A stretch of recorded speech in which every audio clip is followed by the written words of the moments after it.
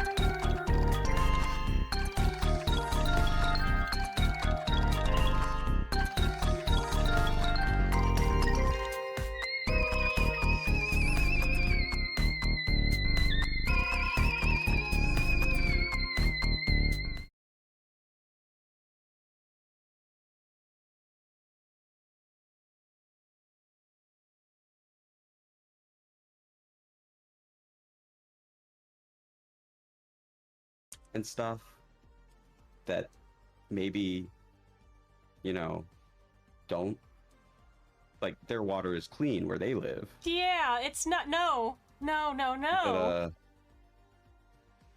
thing you don't want to do for anyone that ever decides to visit Baltimore is you can jump into well, no one's the gonna harbor. fucking stop you. No one's gonna stop you. Orb! Guys, I can ponder my orb!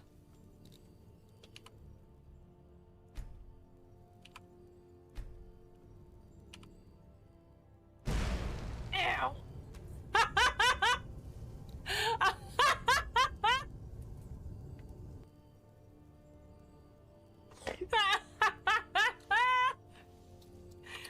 I was unworthy of the orb! 3 charm. Damn, plus 3 charm. Yeah, your charm just To went prove way it. up. It literally doubled. Good, I wasn't very charming. Everybody chooses a song. Say your choice out loud to the rest of the players before clicking. Backcountry. It's the end of the world. Will the fetus be aborted? Hold on, now I'm opening up Amazon Music. Medusa. Okay. Okay, we need Skelly. Bow! I stepped on the fire. Oh, you found a spoon. I like spoons.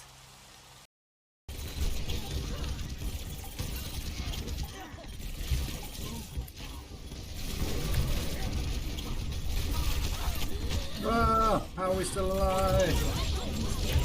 Oh no, not anymore. Can't ban people, not more. So Deaver really doesn't like me. Hell yeah! Did you see that fucking triple? Sorry. Get your own. Don't put your dick in my gun.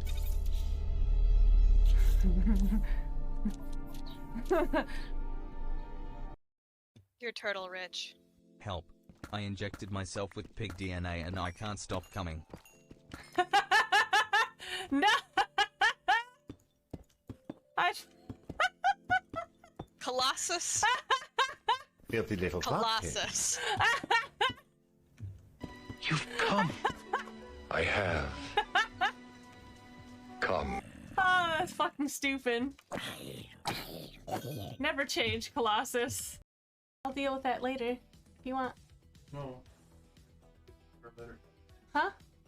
I put a patch on. I'll be fine. Okay. No, I'm just. Okay. Hi, Mochi. You're gonna see the vet today. Yes, you are. Which one of you comes to life? Because it's one of yous. It's fucking one of yous.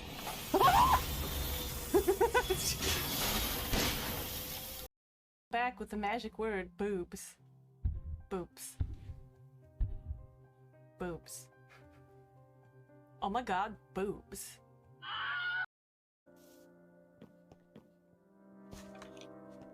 Ooh, I hear you. Where are you? Jesus Christ. Oh my god, that scared the shit out of me. Holy shit. No, the lid. The lid. The lid. The lid. The lid. The lid. The lid. The lid. The lid. The lid. You gotta put your mouth duck face. Good food. Good food. Good food. Good food. I can't talk that far into my. Why is your duck face sideways? What? Because I'm weird. Who hit your duck in the face? Faithfully, Good Princess food.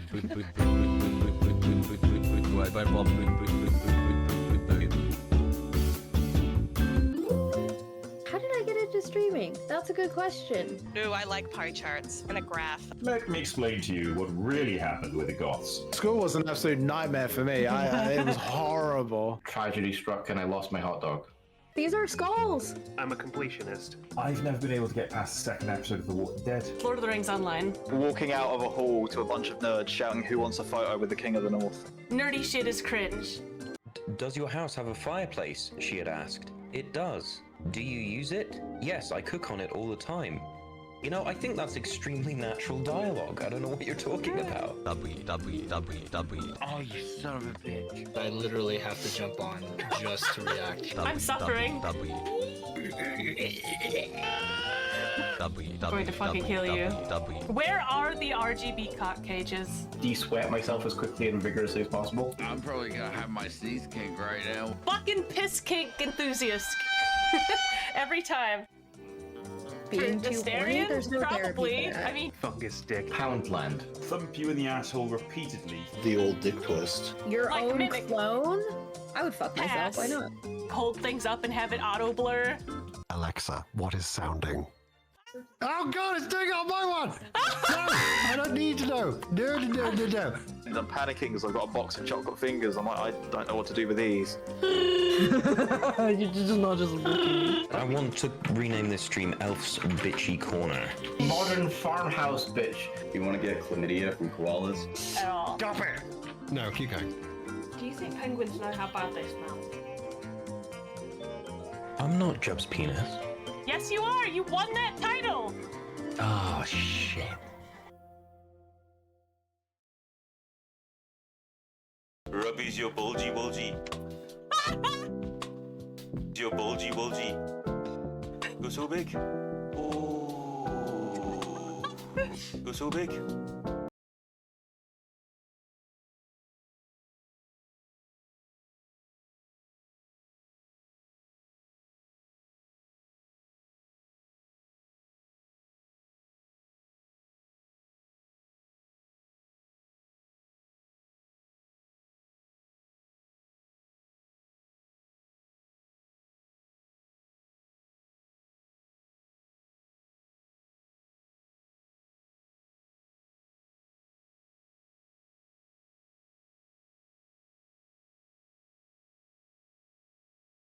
Aw, shit. I thought I timed that right. I'm a fool. Oh, motherfucker, really? Hi, guys. How are you? I am running late because I showered. I'm like, ah, yes, I'll certainly have time for this. Probably. But I did not. Oh my god, I didn't do my eyebrows. Hold on. Hi, Taff. Hi, everyone. Hold on. Let me get Lanius on the line here. Oh, look at that. Are you Lanius is prepared already for the kind here. of I don't death even have you my burn, headphones. little man? Where are my headphones? Hi, Mochi. Not now. I love you. You're in the way. Hi. Always. Hello. Hi, Lanius. Hello. All right, where is your little avatar? I have no There you idea. are. There you are. I found it. It's been 1,000 years. It's been 84 years. Put you over here. I don't know. Right here. Good enough for right now while I am still trying. Let's put on Pokemon Lo-Fi in the background. We're going to do that. Ooh, that sounds like a good idea. Right? BRB cooking the nudes? Hi, everybody. Welcome. I thought I was on time, but I timed everything wrong. So... You did the math. Unfortunately, you're very bad at math. I'm not, though. I mean, you say that. Singular tier. Here it is. Okay. There we go. We got the very beginning of things. Hi, entertain them while I quickly do my eyebrows, because I didn't finish that. I was like, shit! The trailer's done! Shit! I timed it bad! Anyways, let's see who's here. Hi, Tap. Hi, Hokey. Hello, Larku. Hello, Faith. And Lanius has subscribed for 67 months. And JQ is here. I'm here Hi, from the guys. beginning, Hello. motherfucker. All right. Larku, you should know better. This'll Snorlaxes either go don't horrific dance. Or...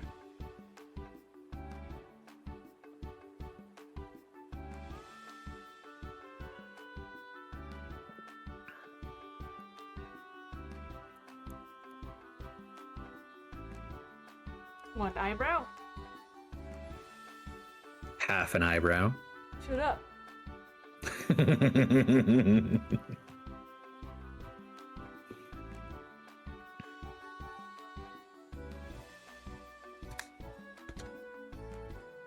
Oh, this mascara is already getting kind of...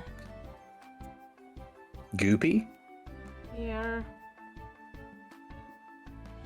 Gonna have to, like, do the thing I didn't bring.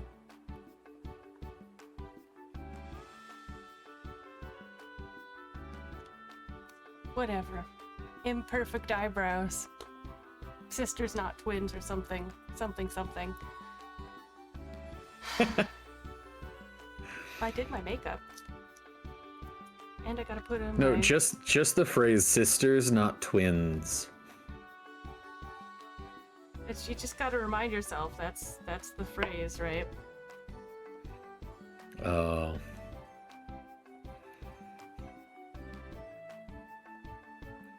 Remember, comparison is the thief of joy. Right.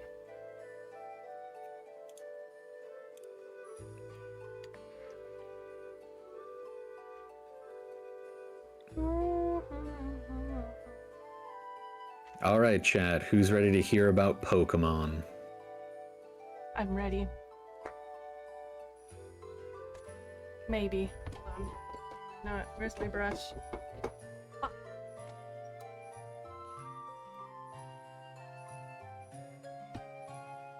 Turning the kettle on, because goddamn. Okay, hold on, Mochi. I have you up momentarily.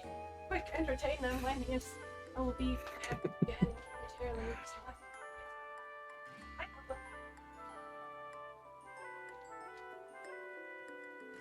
It's pretty solid that Mochi is staying dead center of the camera. Like, they know they're out here. They know they're having fun.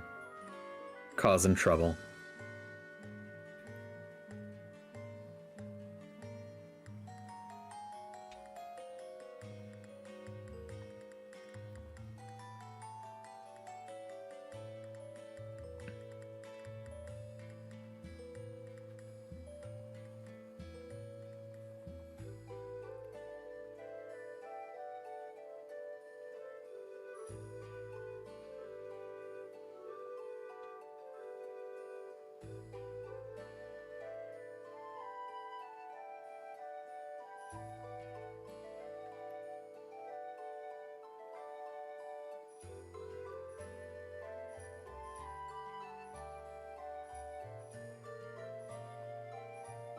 Mochi has no sense of object permanence, therefore they just leave. My hair. Look, I have the recalled Pokeball from, was it McDonald's or Burger King? I don't remember.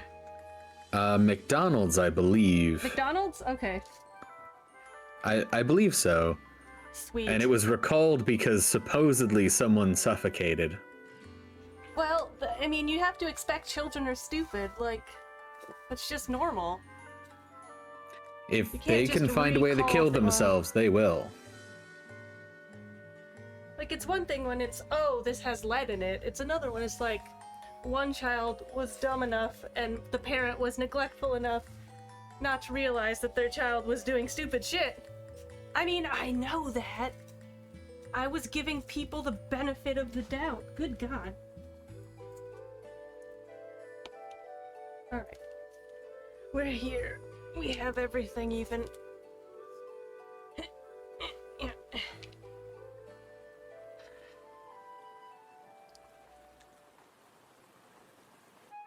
My hair needs to dry faster. I probably should have blow dried it, but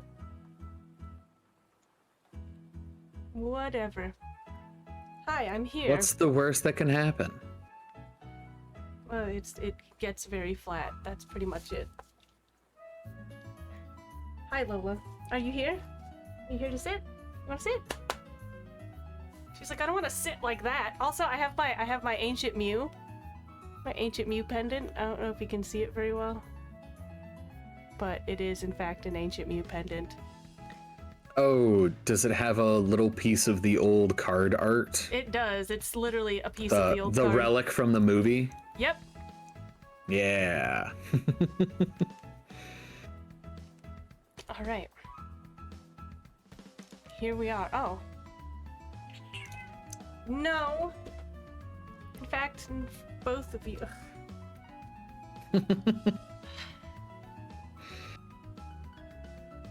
They were about to get, they were literally about to get into a fight. That's what was going on there. All right, let's move you back over to you.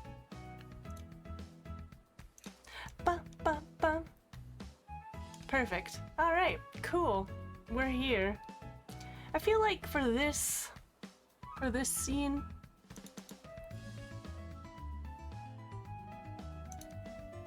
For this scene, what? for this scene, I really need to do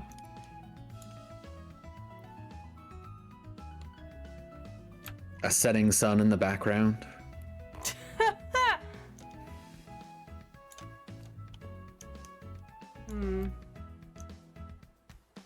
Bum bum bum. All right. It's a little better. What kind of hot beverage are you drinking? None yet, because I haven't poured it. But tea. What kind? That's a decision I must make. Look at my spinny doodle. I need to redo all the wiring in my office, and I don't want to. Like reroute or like rewire the walls? Oh, no, reroute. Okay, okay. I just need to reroute everything, because it's all... I mean, the house needs rewiring. Because yes. we still have knob and tube wiring up in some places. Shh, don't say that too loud. Yeah, I know. They can hear you. They're in the walls. You're right. Peach tea with no milk. Never tried it. Turns out delicious. Oh, for fuck's sake. Hempkin. Your caps lock was on, JQ. Did you know? Did you notice? Anyways, I have an appropriate mug. Well, it's not Pokemon, but like, it's also just a good mug. Because Emberlyn is so cringe. And I'm pretty cringe about Pokemon, so... Yeah. How are you? What do you mean? How can you be cringe about Pokemon? I don't understand. I don't know. I think it's just the person, and I'm pretty cringe overall. So... there's that. Hi, Lola. Are you comfy? She has become Bean. She is in orb mode. Here she is. Are you orb mode? Tiny baby. Tiny, tiny baby. Orb mode kitty. So, would you like to reintroduce yourself to my chat for people who may be new here? I suppose. My name's Lanius Tomes. I am something of a board game engineer in my free time, a literal engineer in my not free time, an all-around nerd. And our forever DM. By choice. It's true. I will always take the opportunity to run a game, even when maybe I shouldn't. I mean, that's fair. What is up, Tiz? Tizzy was the one we were talking Pokemon the other day. Oh. Like, Tizzy was in, and we were like, let's talk about Pokemans. Which was fun. But yeah. We're here to talk about Pokemon because Lanius here is just into lore in general. When it comes to lore, he's interested. Generally speaking. I like it. I like a good story. I like good world building. Says, are there any Pokemon wizards? Are there any Pokemon wizards? I mean, Miss Magius is kind of a Pokemon witch. I know. I was like, my first thought was Miss Magius because she's kind of she's got the witch vibe, but Delphox is also witchy. no, Delphox always hit me as more magician-y, but well, Meowscarada is really magician-y. yeah, Meowscarada's really, really magician-y. I mean, you could make an argument about Jinx too. Jinx is pretty wizardy. Yeah, that's true. But if you're talking about, like, people, I don't think so. People doing magic. I mean, I'm sure there's a streamer out there somewhere that's like, I'm the Pokemon wizard. It's true. But specifically, a Pokemon wizard. Yeah, I don't know off the top of my head. No.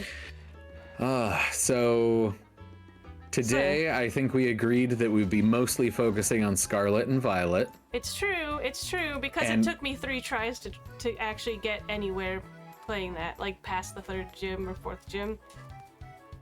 And I have played through the whole thing 3 times. Yes. And like, no, I mean, I've gotten there. I'm nearly finished. I just am at the last bit of like main story for pretty much everything. Because I finished the Team Star stuff. So I guess I'll ask you where you want to start. Do you want to talk Pokemon? Do you want to talk storylines? Or do you want to talk region, like topography and game feel? Ooh, good idea. Okay, so I think we'll pull it back really far first, and we'll just talk about quality of game first, and that will lead us further into everything else, you know what I mean? Because the first time I played, like I said, I thought it was hot garbage. I mostly agree with you. When it was so glitchy when it came out that, like, if you went too quickly through an area, like if you sprinted on your Ride Legendary's back and one too many Pokemon spawned in, the entire game would crash. Oh, I forgot about how bad that was. Good God. I mean, it still gets super laggy for me because, you know, I'm not investing in a Switch 2. But no, like, it has gotten better on Switch. It is still pretty bad. And, like, the frame rates during cutscenes is laughable. Yeah. Agreed. I will say, on Switch 2, there are no frame rate drops whatsoever. The cutscenes are actually pretty smooth. I have had a couple of slowdowns in a couple of areas, but nothing compared to what it is on the Switch. Right. Like, it is crazy. I still stand by they should have just waited for the Switch 2 before releasing Scarlet and Violet. Like, it needed the extra time. It really did. And honestly, okay, so pulling back, this is my opinion when it first came out, was absolute just rubbish, utter, like, not worth it. Even though I liked several of the Pokemon and character designs, you know what I mean? Coming back and replaying it, I can appreciate what they were trying to do, but I still think it's a bad game, like, overall. Like, there's bits of it that are interesting and redeemable, especially when it comes to people who play competitive Pokemon battling. But overall, it just feels like a game that's still in beta. If that makes sense. Like, the most complete area to me were actually the DLCs. Oh, I 100% agree on that. But, like, if you're just looking at base game, like, not everyone's gonna fucking buy, like, shell out, what, $30 for a DLC or something? Yeah, I think it was $30 for both DLCs. So, like, the DLCs are kind of hinting at what the game could have been, in my opinion, but they still weren't quite there. So overall, I would rate it as, like, well, you know, I would rate it as one of the lower tier as far as how good it is as a Pokemon game. Okay. Like, just talking game, like, pure game mechanics and game play and everything else, and, like, coming out as this is something I have bought to play. And Nintendo, especially, I expect a full game. I don't expect them to pull an EA on me. Or like no, and I think that's a very fair critique, because at the end of the day, I do feel like the game isn't finished without Teal Mask and Blueberry Academy, to the point where it's like, this wasn't a $60 Pokemon game. This was a $90 Pokemon game. Agree. 100%. like at the end of the day, like this really was just a $90 Pokemon game that you really just needed to spend that much to get. And as a game overall, I don't think it's worth $90. If that makes sense. Like, if you already have a Switch 2, I could see more of an argument. Maybe. If you don't have a Switch 2 though, no, I don't think this game is worth playing on Switch. I don't. Like, release day of come out, when I was excited about a new Pokemon game in a new region, I think... Incredibly disappointing. Absolutely. Just one of the most, especially after the stellar, like, presentation and, like, really polished feel of Sword and Shield. Even, like, because Sword and Shield base game, without any of the DLCs, is a great game. I agree with you. Yeah, right? Oh, you were gonna say, sorry. No, I was agreeing with you on the fact that Sword and Shield were, in my opinion, quite good.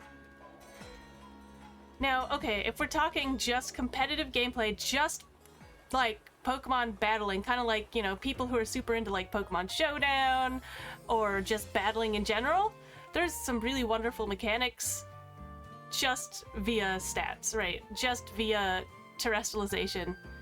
I think it was implemented horribly as far as visuals. This is the dumbest shit I have ever seen. Okay, so getting into gimmicks, I couldn't agree with you more in terms of we've never had a disparity between how terrible the gimmick looks, but how great it is for, like, honestly, just a fun competitive environment. And even like in a PvE playthrough is still quite a bit of fun. Exactly, because like with Blueberry Academy, you kind of have to use it. But at the end of the day, it's also like, and I give my Pokemon a stupid hat. Oh my god. They really, like, I think they could have done that via, like, putting an icon next to the Pokemon's health bar, like via what type it was, and just having them have the crystal effect instead of the stupid hat. Honestly, if it was just the crystal effect, I wouldn't have minded as much. Yeah, I think it would have been fine. Because I understand you don't want to do custom terrestrializations for each and every single Pokemon. That's just not feasible. As cool as it would look, you know what I mean? Oh, yeah, like it's... Well, and you do run into that problem, right? Where... It's the Mega Evolution problem. Yes. Is if you're gonna make custom for every Pokemon, like just the amount of sheer effort it takes on there means that you're never going to completely like it's not worth it in most cases.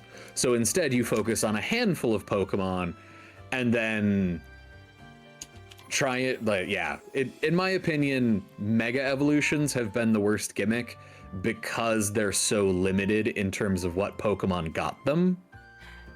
Okay, see, you never made that argument we were talking before, which makes sense. That makes perfect sense to me, I think. Yeah, in my opinion, Mega has been the worst mechanic for that reason, where it's like, hey, only these special 20 Pokemon, yeah. Only these 20 Pokemon, and then moreover, it's like, here's 3 or 4 kinda meh Pokemon that get Mega Evolutions that make them more competitive. Oh, that's really cool. Oh, by the way, here's 10 Pokemon that were already very viable and very competitive, and we've just made them stronger. It was that? And it's like, okay. Oh, never mind. Never mind. Fair. This was stupid. Whereas like Terra, Dynamax, even Z moves to a large degree is very much a nope. You can have any Pokemon utilize these gimmicks. So I feel like in that aspect, they've just been made better. But I do 100% agree with you. Terras look stupid. They just do. They look so bad. The hat, ma'am.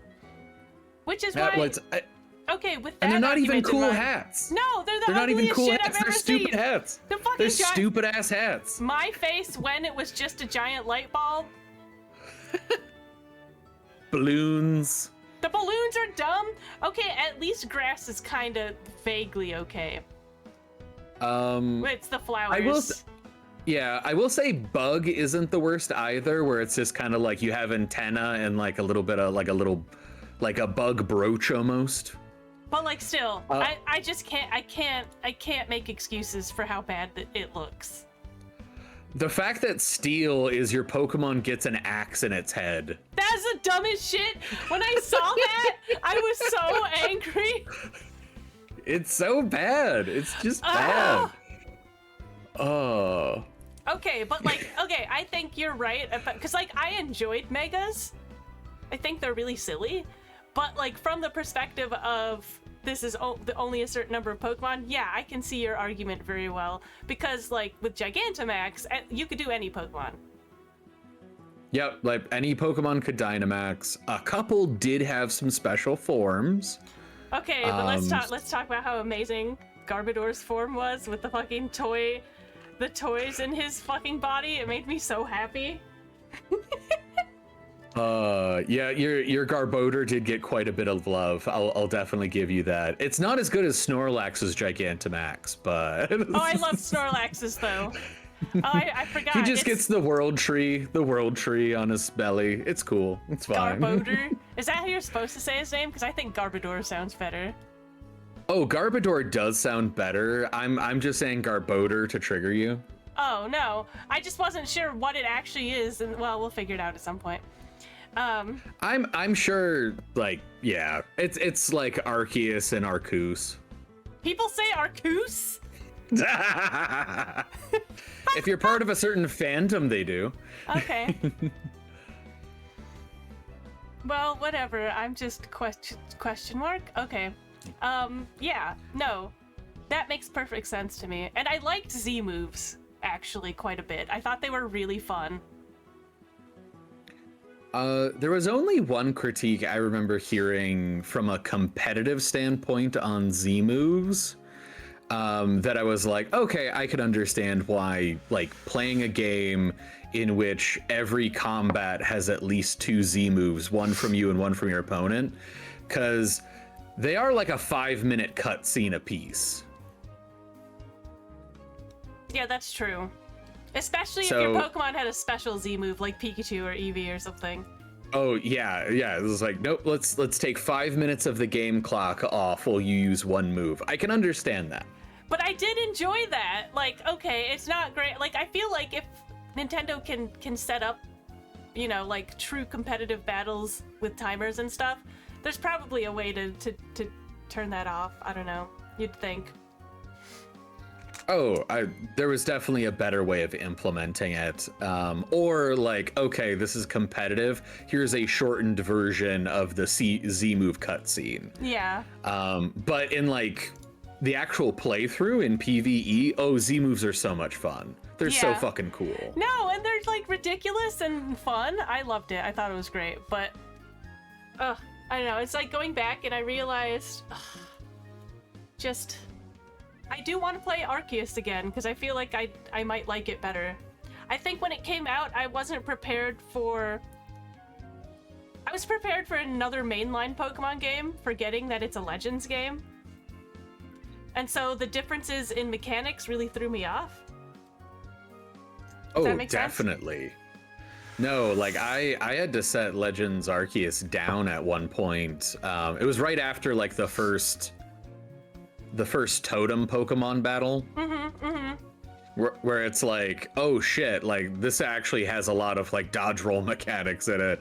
Like this is significantly more stressful than I was anticipating. Right. I think now though, looking at it as this is what they were trying to do, I like that. I don't like that they're trying to turn every game into Breath of the Wild. My biggest complaint about modern games is it seems modern Pokemon games and modern games and like Grandiose is it seems to be trying to get away from turn-based games and I don't understand why. Because it's not appealing to the every gamer. I don't know. Because Well, and I short think there's form, this. I don't know. Well, I think there is this stigma about turn-based games where people are like, well, it's not engaging enough. It doesn't keep my attention long enough. And I'm like, I don't understand you. That's a you problem, Like- and people need to learn how to fucking slow the fuck down. I think that's just from the brain rot of short form content, to be honest. I also blame TikTok. Yes. People need to stop becoming fucking lazy when it comes to things and learn how to be bored. People don't know how to be bored anymore. People can't stop and self-entertain and think and do things, you know what I mean? Like, No, like they... Yeah, you're right. Like they don't. They just don't have the attention span for it anymore. If they're not imbibing content, what are they doing? this is coming from someone with diagnosed, since I was a child, ADHD. Okay? Like, I understand, but you need to understand that, like, the short form social media, like, scroll is literally an addiction. Uninstall TikTok. Your life will get better, I promise. I believe you. I cannot stand... Hi, Bearded. I cannot stand TikTok. Like, I am entertained when I see it, but when I find myself scrolling, I literally have to step back and be like, all right, I've done this for too long, and, like, what could I be doing instead that's actually gonna make me feel better in the long run? I don't know. Oh, absolutely. But here's the catch-22 for me. If I want to be successful as a content creator, I actually have to start engaging in short-form content. Oh yeah, because that's how you're going to get views, which That's is... how I'll get discovered and get views and get people, and it's very frustrating. But yeah, I don't know. Like, in so far as that relating to Pokemon, I think, and the dumbing down of games in a lot of ways. And this is why I think like indie studios have been so important, is they're like, you know, unafraid to do things that might not make money. Like, of course they want to, right? Like, if you're creating something and you want people to see it, of course you want to share it. And of course you want it to not be just like time you've sunk into it without anything back. But like, you know, being unafraid to do more crazy things has always been something. I mean, look at... that's real. What's the one that came out? The one we were talking about, the turn-based one that got a bunch of awards. Oh, Expedition 33. Yeah, Expedition 33. There is part of me that is annoyed in general about Expedition 33 because they still use a lot of like time-based, turn-based things. I don't mind but it's still that. It's still at its core though very much a turn-based game. I feel like the time-based is very like, it's much more engage your brain than it is just button mash. It very much has a rhythm quality to it. Yeah. And I think, yeah, I don't know. Finding the balance between what is healthy and what is just, you know, capitalism crystallized and made into syrup being poured directly into your brain. You know. Yeah, It's try and make the media as addictive as possible, because that's how you get people to buy it. Oh my god, speaking of... Okay, sorry, this is a little bit off topic, but the Enshrouded devs are so cool. Like, I've tweeted, or I've skeeted at them a couple times, because, you know, it's Blue Don't Sky. skeet at strangers. I'm skeeting. Don't skeet at We're strangers. Skeeting.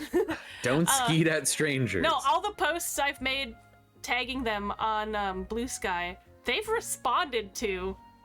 And it's been really cool, because it's like, oh, they are so involved with their community. Because I made a joke, I was like, I didn't think they would reply. I made a post, it was just, manifesting thigh-high boots for Enshrouded's like next update for their cosmetics, because they have a bunch of they basically just have transmog built into the game, so you can find cosmetic outfits and stuff. Oh yeah. And I'm like, they were like, that's an awesome idea, but we can already imagine so many clipping issues. And I was like, yes, I understand. But yeah, anyways, as I was saying, we're back to Pokemon. So I did want to bring this up because we're still doing kind of like the high-end overview. So Scarlet and Violet, when it came out, had a general like review averaging like 2.9 out of 5. That sounds about right. 6 out of 10 on IGN, 72% on Metacritic, and 71 on OpenCritic. To like about 70% of the people were like, this game's fine. Fine. Compared to Sword and Shield, had a 9.3 out of 10 on IGN, only had an 80% on Metacritic, and ended up averaging at about like an 83% enjoyed. So by and large, Sword and Shield was only about 13% more liked than Scarlet and Violet.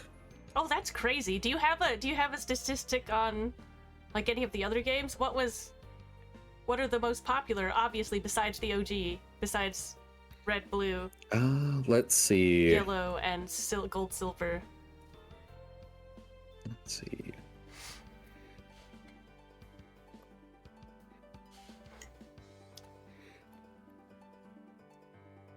Tizzy, exactly. They're just so cool. The devs are really fun, and they do constant like showcases on their YouTube of people's build highlights, and they host like contests, like build contests and whatnot. It's cool. But yeah, I'm curious as to what the highest. I can't find a good list that's using cited sources. Oh, that's fair. Well, we'll figure it out at some point, but it's wild. I don't know. I was gonna say that as far as like game-wise in general, just the game as a game, another reason that I found Scarlet and Violet so disappointing is when we get into like the way the map looks, like exploring the map. I love the ability to explore a map, right? And I love that we can pick up items, but the downgrade of the graphics to basically N64 era with the weird dark filter over it was a choice that I don't think really worked well. Like they have this weird desaturated filter over everything, unless you're using. It is.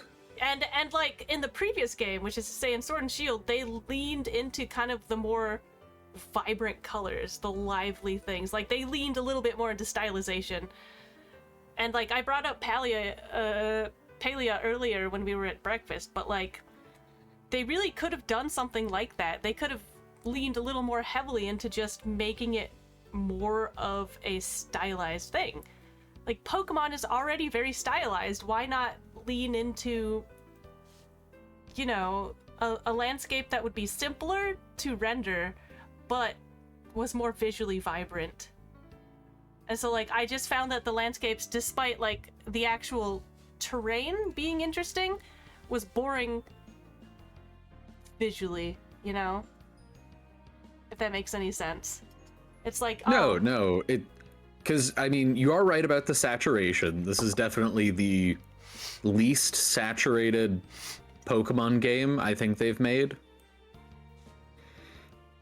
Like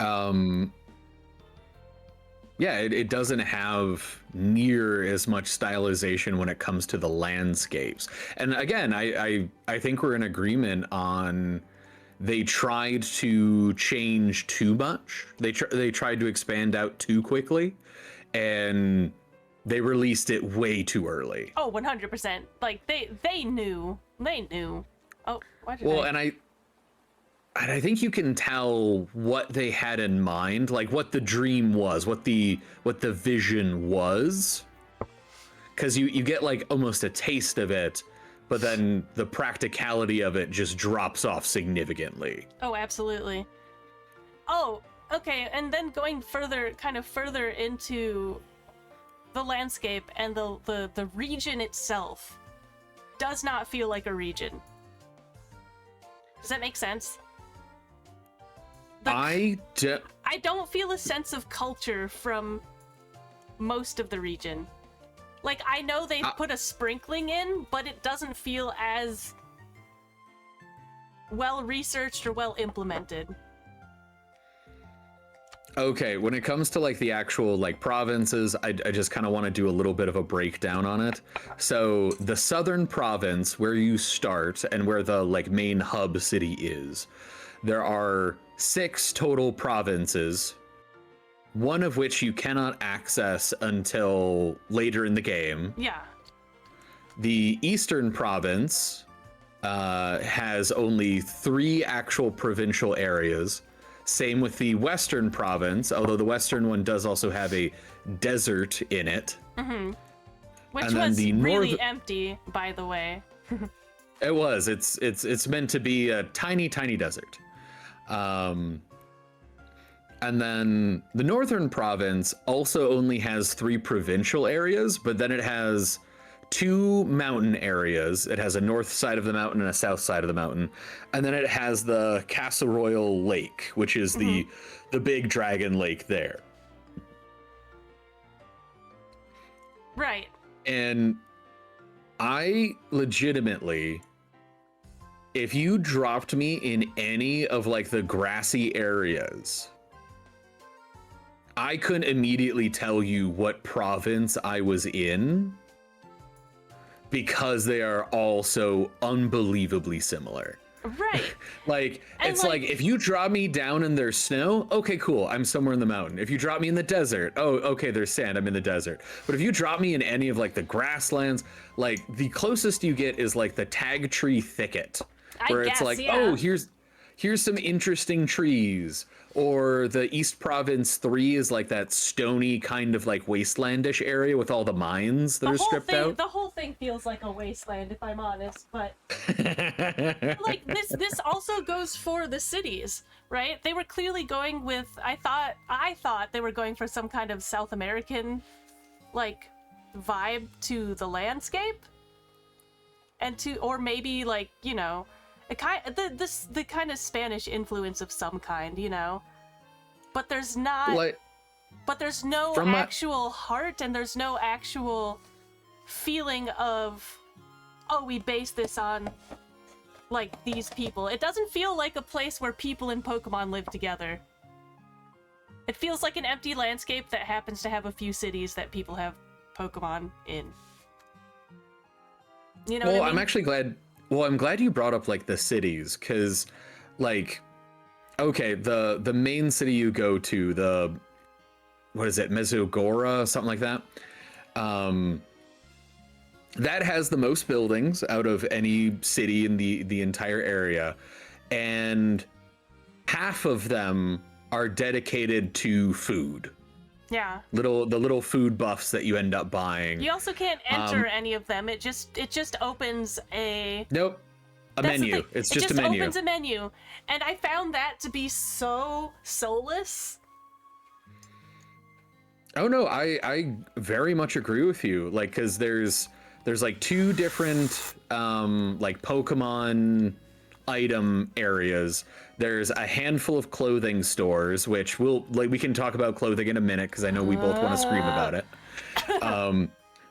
But if you compare like the 20 or so stores in the main area, and then one of the first towns you go to for the like the bug trainer, Cortando, I believe there is only 4 stores, and they're just food stalls. That's it.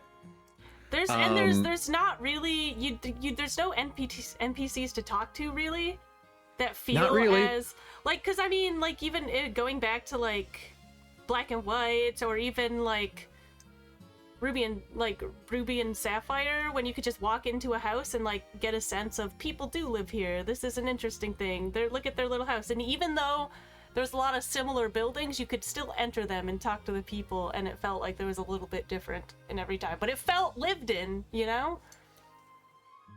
Well, and I'm thinking back to like Alola. Almost every single Pokemon Center that you went into, if you talked to the NPCs in the Pokemon Center, several of them would be like, hey, I've been looking for this Pokemon. Would you happen to have it? Could you show it to me? I have a prize for you if you do. Right. Hey, I'm from this area. Our Meowths look like this. I hear Alolan Meowths look different. Could you show me? And I thought that was fine. You know, I thought that was cute. I liked that. No, it pulls you in. And I think you hit the nail on the head with the fact that you don't really get a lot of NPCs that really pull you into this setting. Question. Answer. Did you go through all of the classrooms? Did you go through all of the class stuff? Yeah. Because I feel like though the teachers were the only ones that they really spent any time on. And even then, I want to say only about half of the teachers felt interesting to me. Agree. No, there's a little bit more time on them, but they still felt fairly... you know? I think the only one who left a big impression on me was the school nurse. Oh, she has a wonderful story for her. Yeah, but like for the most part, it's like, I don't know, forgettable, I guess. And like, as much as I love the designs and some of the like characters, and I like our rival character quite a bit. Oh, Nimona? Nimona, I thought she was really cute, but like, there's not enough to any of the characters. Or many of the characters. I do feel some of them have some, because like Arvin's was really good. Okay, so we're starting to get into characters now. Yes. So I think we can just start talking about like full into characters. So overall in characters, you technically have 3 quote rivals. Yeah. One for each of the main storylines, not including the DLC. In the DLC, you get a couple more. We get slightly better characters, Philo. They definitely have more personality, but yeah. So you get Nimona, you get Penny, and you get Arvin. Arvin. Yeah, Arvin. So of those 3, I do feel like Nimona has the least personality. She does. Like, she's really cute, but she definitely does not have much personality, unfortunately. No, her personality is really just, I want a Pokemon battle, and you're a strong trainer, so I want to Pokemon battle you. I mean, I like that she's very focused on one thing, but you're right in that she doesn't get enough. The only screen time she has is, I'm so excited you're doing well in your battles, but you don't really get to know much about her as a person other than she sure do battle. Oh, like, absolutely. They could have talked about her family a little, or like something she got to do, something else besides I am battle. Well, and not only that, something that I really appreciated about Nimona was, if you look back at like previous rivals, there was originally kind of like the I'm a little shit, I'm gonna be annoying to you, smell you later rival. Like that was your rival for like the first 5 gens. Yeah. Blue, silver, like that was just your rival. Like that was the archetype. It was really only blue, silver. Who else? We didn't really have many other rivals that were quite like that. No, because wait, BD. Oh yeah, you had BD and Gladion. Gladion. Yep, Gladion. Because the rest of them were all pretty chill. No, Gen 3's was a bit of a spaz. Oh, were they? Spaz is not the same thing as being a shithead, but I get it. Yeah. Yeah, no, he was shitty to you, but the excuse was he's a spaz. But no, so that was pretty typical. But then with like Alola was kind of like the start of like, oh hey, your rival is like kind of your friend with Hop. Or no, not Hop, How. Well, no, I mean Black and White had that too, and so did Diamond with Wally. I thought. Was Wally really your rival? He was a rival, yeah. Was he? Mm-hmm. Yeah. And Black and But White, yeah, you so had you 3 rivals, from what I remember. Yeah, but kind of at the end of the day, though, you had that dichotomy between like overly friendly, like picks what's weak kind of against you, and then like that like overly competitive. Nimona was an interesting blend between the two, where she kept wanting you to get better. She celebrated your wins because it was like, you're learning, you're getting better at this. I want to encourage you to keep getting better because that's more fun for me. I did like that. Like, I appreciated that about her character, honestly. Like, that's really what I liked about her, but at the end of the day, I didn't have anything to really dislike about her because she did not have much of a character. Exactly.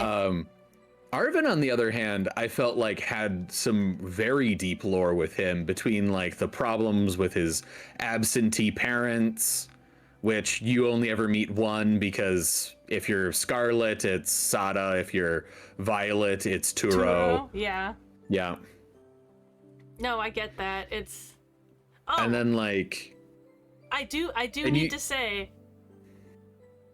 The one thing, my one reason to point out that anyone should play X and Y is that it is like one of your rivals, because you have 3 of them, is Shauna, and she's really cute, and like there's a scene where you're watching fireworks on a bridge, and it is the gayest shit I have ever fucking seen in my entire... I was like, I mean, I guess maybe they were thinking the default player was male, but like the lesbian romance here is so intense. Like, it's so cute. Anyways, yeah.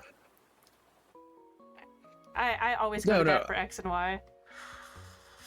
No, no, that's fair. That's fair. But yeah, I mean, okay, if we are going to talk about it, the Scarlet and Violet does have artistic gay dads. It does. And at least one toxic lesbian pair. And like so many lesbians in general, just overall. Oh, yeah. Like there's so many lesbians in that game. Like Penny is definitely a lesbian. I always thought Penny would be ace, but that's just me. No, I mean, there's like what's her name with the suspenders? Does she have suspenders? Oh, no. the Elite Four, Rika. Yeah, Rika. Yeah, the Rika of lesbian? the Elite Four. Yep, very much. The most lesbian. I'm just like, wow, they're really coming for the lesbians with this character. I mean, even Champion Geeta has some cool. definite lesbian vibes. Yeah. Or at least like, you know, she doms people kind of vibes. Like, look at her, she's great. Like, but yeah. Okay. So like, speaking of characters, we got to talk about my girl Iono.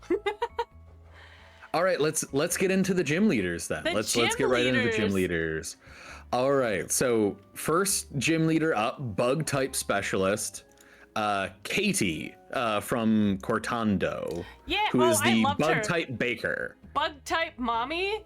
I loved her, and I really wanted more about her character other than haha I run this bakery and also fight me, because they try to give these moments where you get to meet them, but we never get to talk to them again.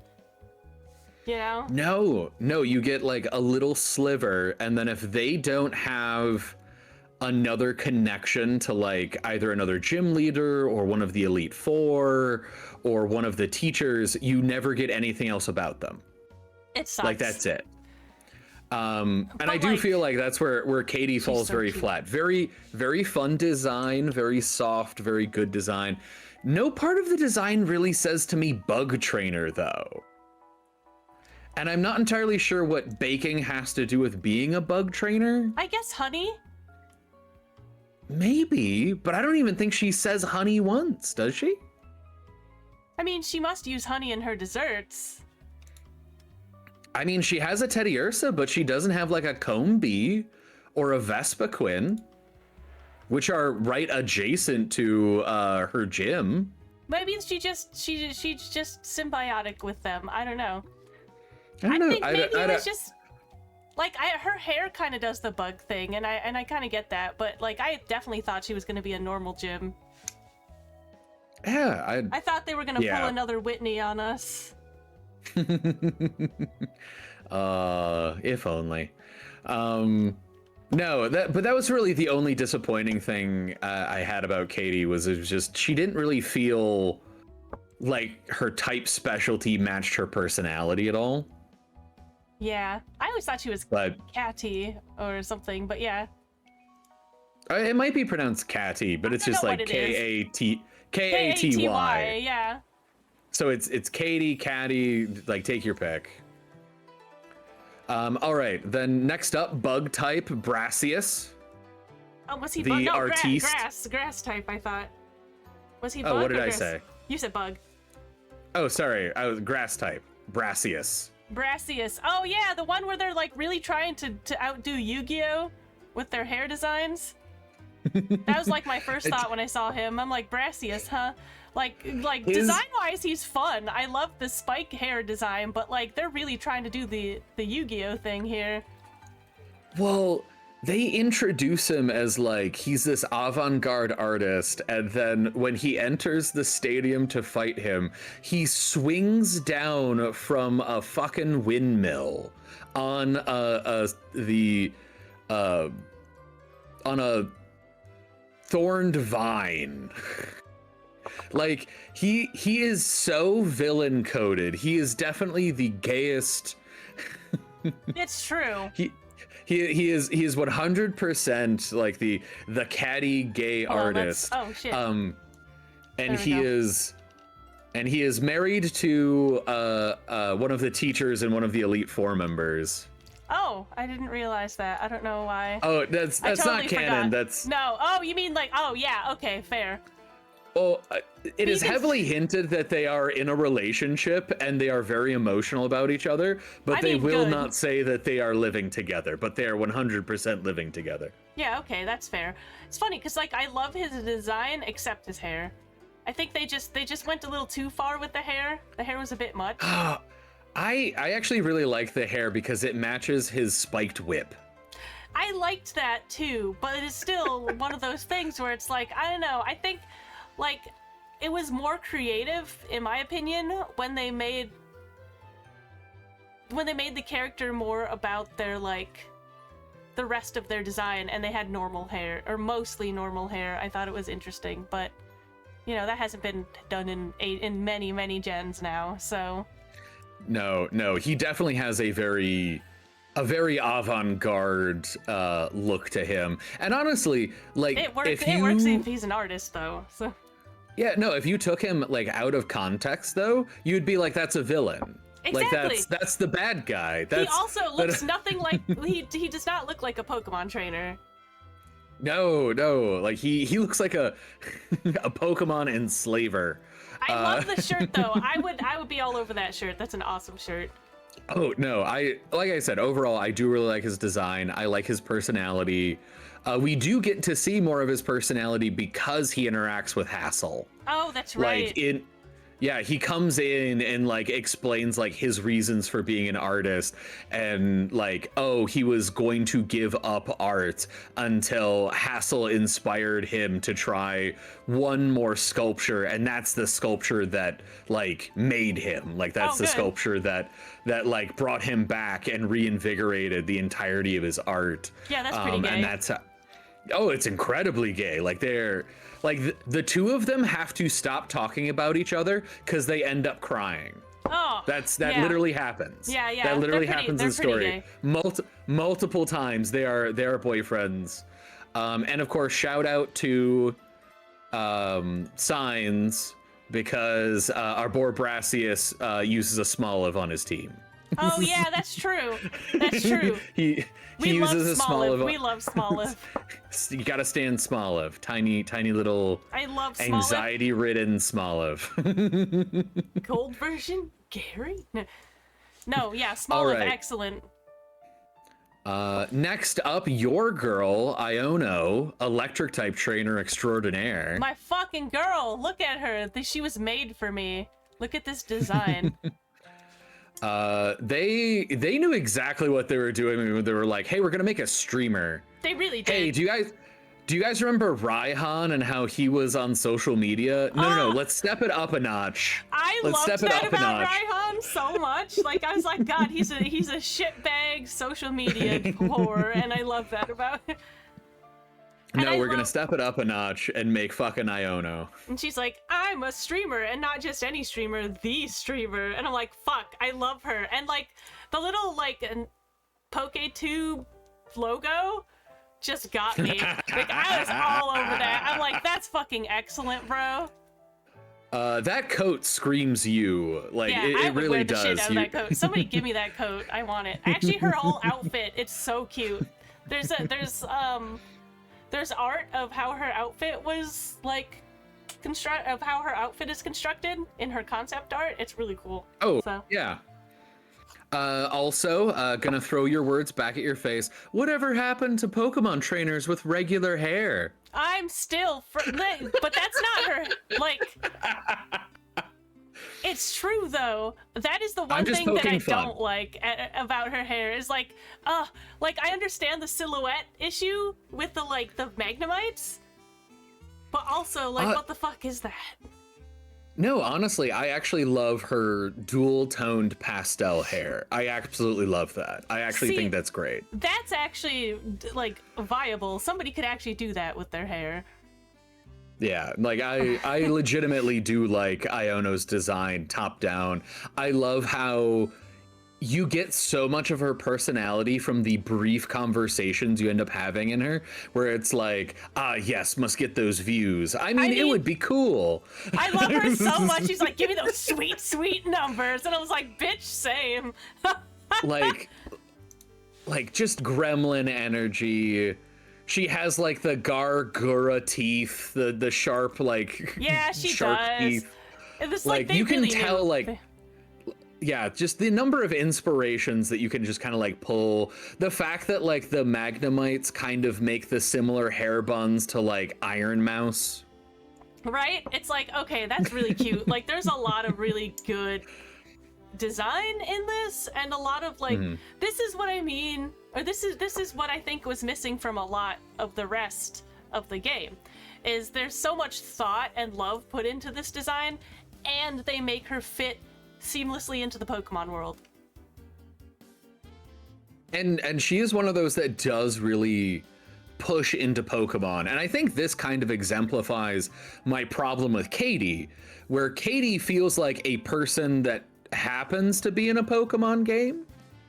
Yeah. Which is like, I'm a baker. Oh, by the way, I also train bug Pokemon. Like, it was like that feels so tacked on. Whereas in like Iono, it's like, oh god, every part of her screams electric trainer. Yes. And I love how many electric trainers are like this. Like any of the female electric trainers are all kind of like this in some way. And all of the male electric trainers aren't. Like Volkner's just kind of chill. Volkner, half of his team isn't even electric. I know. He's just like, yeah, whatever. Fuck this shit. I'm good. He's just a dude with a coat and blonde hair, and they were like, do you want to be the electric gym leader? And he's like, cool. I mean, look at Morty. I love, like, Morty was such a great, like, gym leader design, because you're like, what the fuck does he train? And then he comes out with ghost types, you're like, fuck! Oh yeah, where it's just like, oh, he looks so plain and boring. And it's just like, I'm haunted, motherfucker. It's good. But yeah, I don't know. It's, the whole, like, fitting into the Pokemon world vibe. Like, this is what I mean by the rest of the game needed more of this. If you live in a world with Pokemon, everything is going to be Pokemon.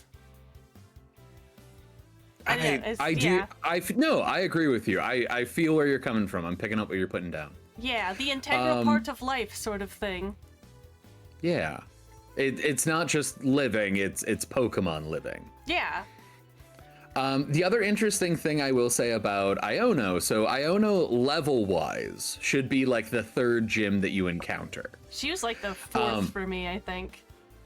Well, that's the interesting thing. She's also the first gym leader that has 4 Pokemon. Oh, yeah. But the next 2 gym leaders, level-wise, go back to using 3 Pokemon.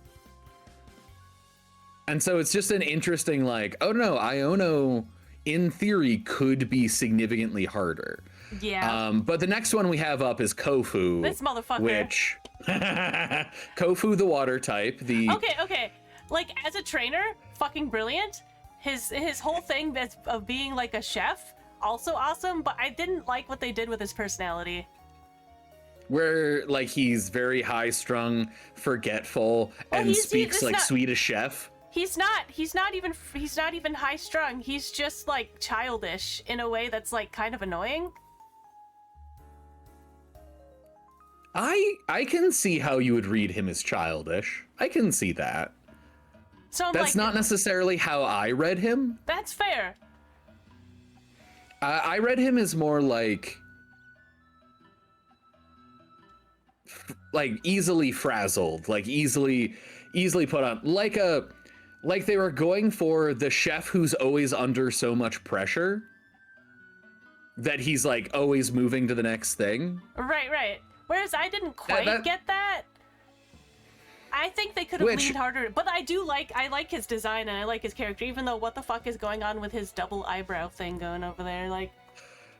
Just because he has 200% more eyebrow than you do, don't be jealous. Don't be hateful. He's straight up. If you colored his skin the kind of teal blue and his hair fucking red, that's just Nux the Friendless.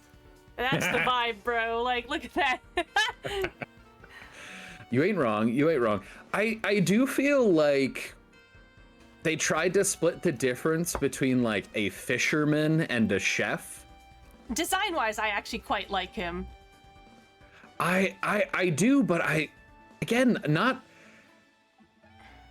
He's missing Pokemon accessories though, in a way that makes it like, oh, of course, Pokemon. If you were to show me his design and I didn't know his like general story, I would not guess that he was a chef. Absolutely not. I thought he was a fisherman on my first run. And that's where I'm saying, like, I think there's that clash between, and kind of how we had 2 very different reads of his personality. I think that's also indicative of they didn't flush out his personality enough to the point where it can be horribly misread. But like in so a number far, of directions. Right? Wait, okay, so we've gone through Brassius. Kofu is our 4th one. Okay, we've gone to Brassius. We have Kofu, Iono, and Katie. Katie. Do I still have Iono up? I do. Alright.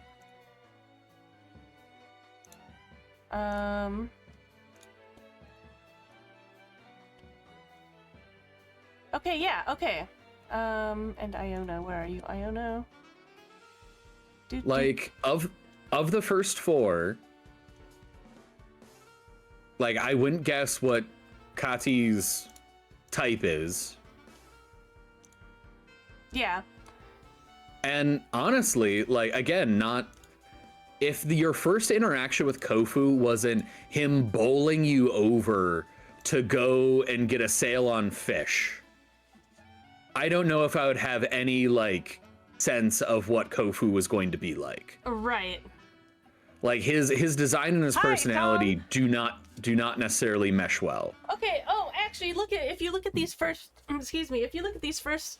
4, you can see what I mean by them not feeling like Pokemon trainers, really? Like, this could be in any random JRPG. Hell, she could be in Palia. Yeah, this is like a chef in a JRPG, right? Like, or a baker, basically. And you see this, and this is just a villain, right? This is some villain guy in some In whatever. another JRPG. In another JRPG. You look at this, and this is like the funny side character. The funny, like, you know, you get all of the Barrett haha moments. Or like a oh no, he is the local fishmonger. Yeah. That sends you on a fishing quest. Exactly. In my opinion, this is the only character who looks like a Pokemon trainer. I agree with you. In these four. And like, on the one hand, I like that they gave them different jobs, but I think as trainers and gym leaders, there should really be some indication of that as well. Or at least a stronger indication of it than practically nothing. Exactly. And this is just from my standpoint as a character design, like, person. Who you know, who just really likes fucking designing cool characters or whatever. Hold on, we're gonna... However, next up, we do have the best gym leader that they've ever designed ever. Larry. You're correct. So, I was going to bring that up next, because this is also... That is the next gym leader, Larry. Because he is also, like, an outlier in a lot of ways, right? You don't know what this is. Like, who is this guy? He's just a guy. But this is purposeful, though. Exactly, like, and this is 1000%. No, who's going to be our normal type gym leader? A completely average salary man.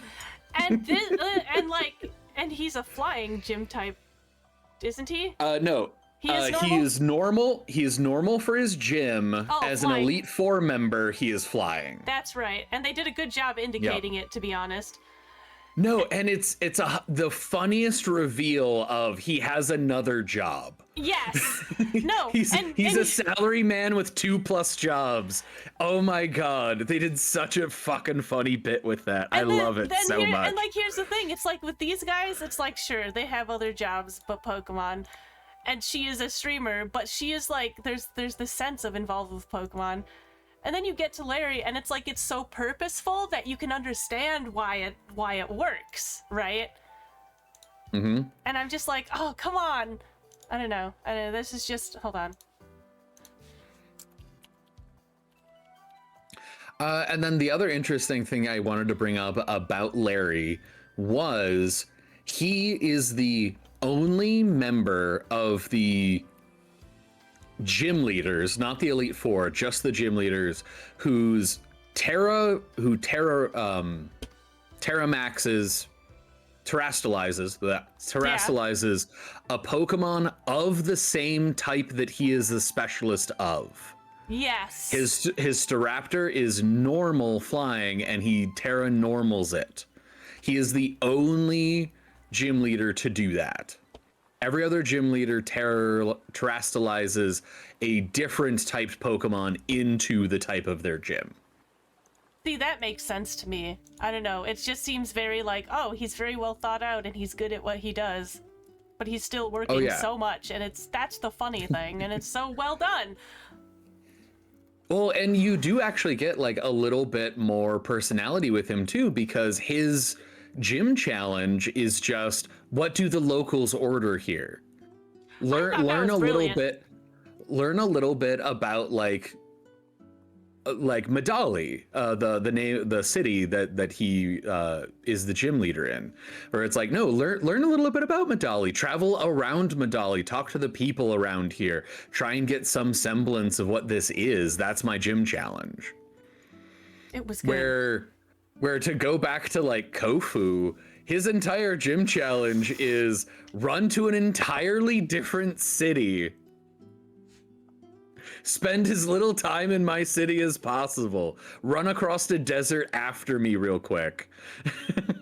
and then come back to my city just to fight me, and then you can leave again. It was dumb. It was just, ugh. No, but Larry was a stroke of brilliance. Larry is fantastic. And then I think this one is going to throw you a little bit of a curveball. Okay. But the next gym leader in like ascending level order is Rhyme in Montenevra, the ghost type gym leader. Okay, real talk. She was a brilliant design. I loved Rhyme. I also love Rhyme. Rhyme is also the sister of one of the professors. Yes. So you do get a little bit more background lore on her. She is also your double battle. Like, this is your double battle gym leader. Like, hell yeah. Fuck yeah, we love double battles here. Yep, and honestly, her gym challenge is just, hey, here are double battles. This is your introduction to double battles. This is what we're going to be doing here. And then yeah, the rapping and rhyming bit and like her entire character design is a lot of fun. It's a lot of fun. And I feel like she still somehow fits better as a trainer. Like, you can tell she would be a trainer more than the others. Or more than the first three, you know what I mean? Here's my tiniest critique, and I really do mean it as the tiniest of tiny critiques. Right. So she is a ghost type trainer. She is a rapper and performer as a ghost type trainer, and her name is Rhyme with just an R, or like RY. So her name is a pun off of her being a rapper. But Rhyme also means ice, and she's not an ice type trainer. Oh, that's funny. So to me, like, this was so close to being a slam dunk in terms of multi-level design. If Rhyme was the ice type trainer and also the rapper about Rhyme, you would have had like triple stacked layers of meaning, which would have been so fucking good. That being said, I still just really like her overall design. I think her name still works just fine. The hair thing she did was great. You know, like, you know, yeah. She's a ghost trainer with her color palette. And like the kind of like her microphone looks like a Pokemon. You know what I mean? It's got the vibes. It's got the vibes. Like, she's still like, oh yeah, of course. She also must store like 5 different microphones because she drops the mic after every other sentence. So honestly, I love that about her. No, she is quite good. And of course she uses you know, your baby doll, Toxtricity. I love Toxtricity, my baby. He's such a good boy. Your toxic baby boy.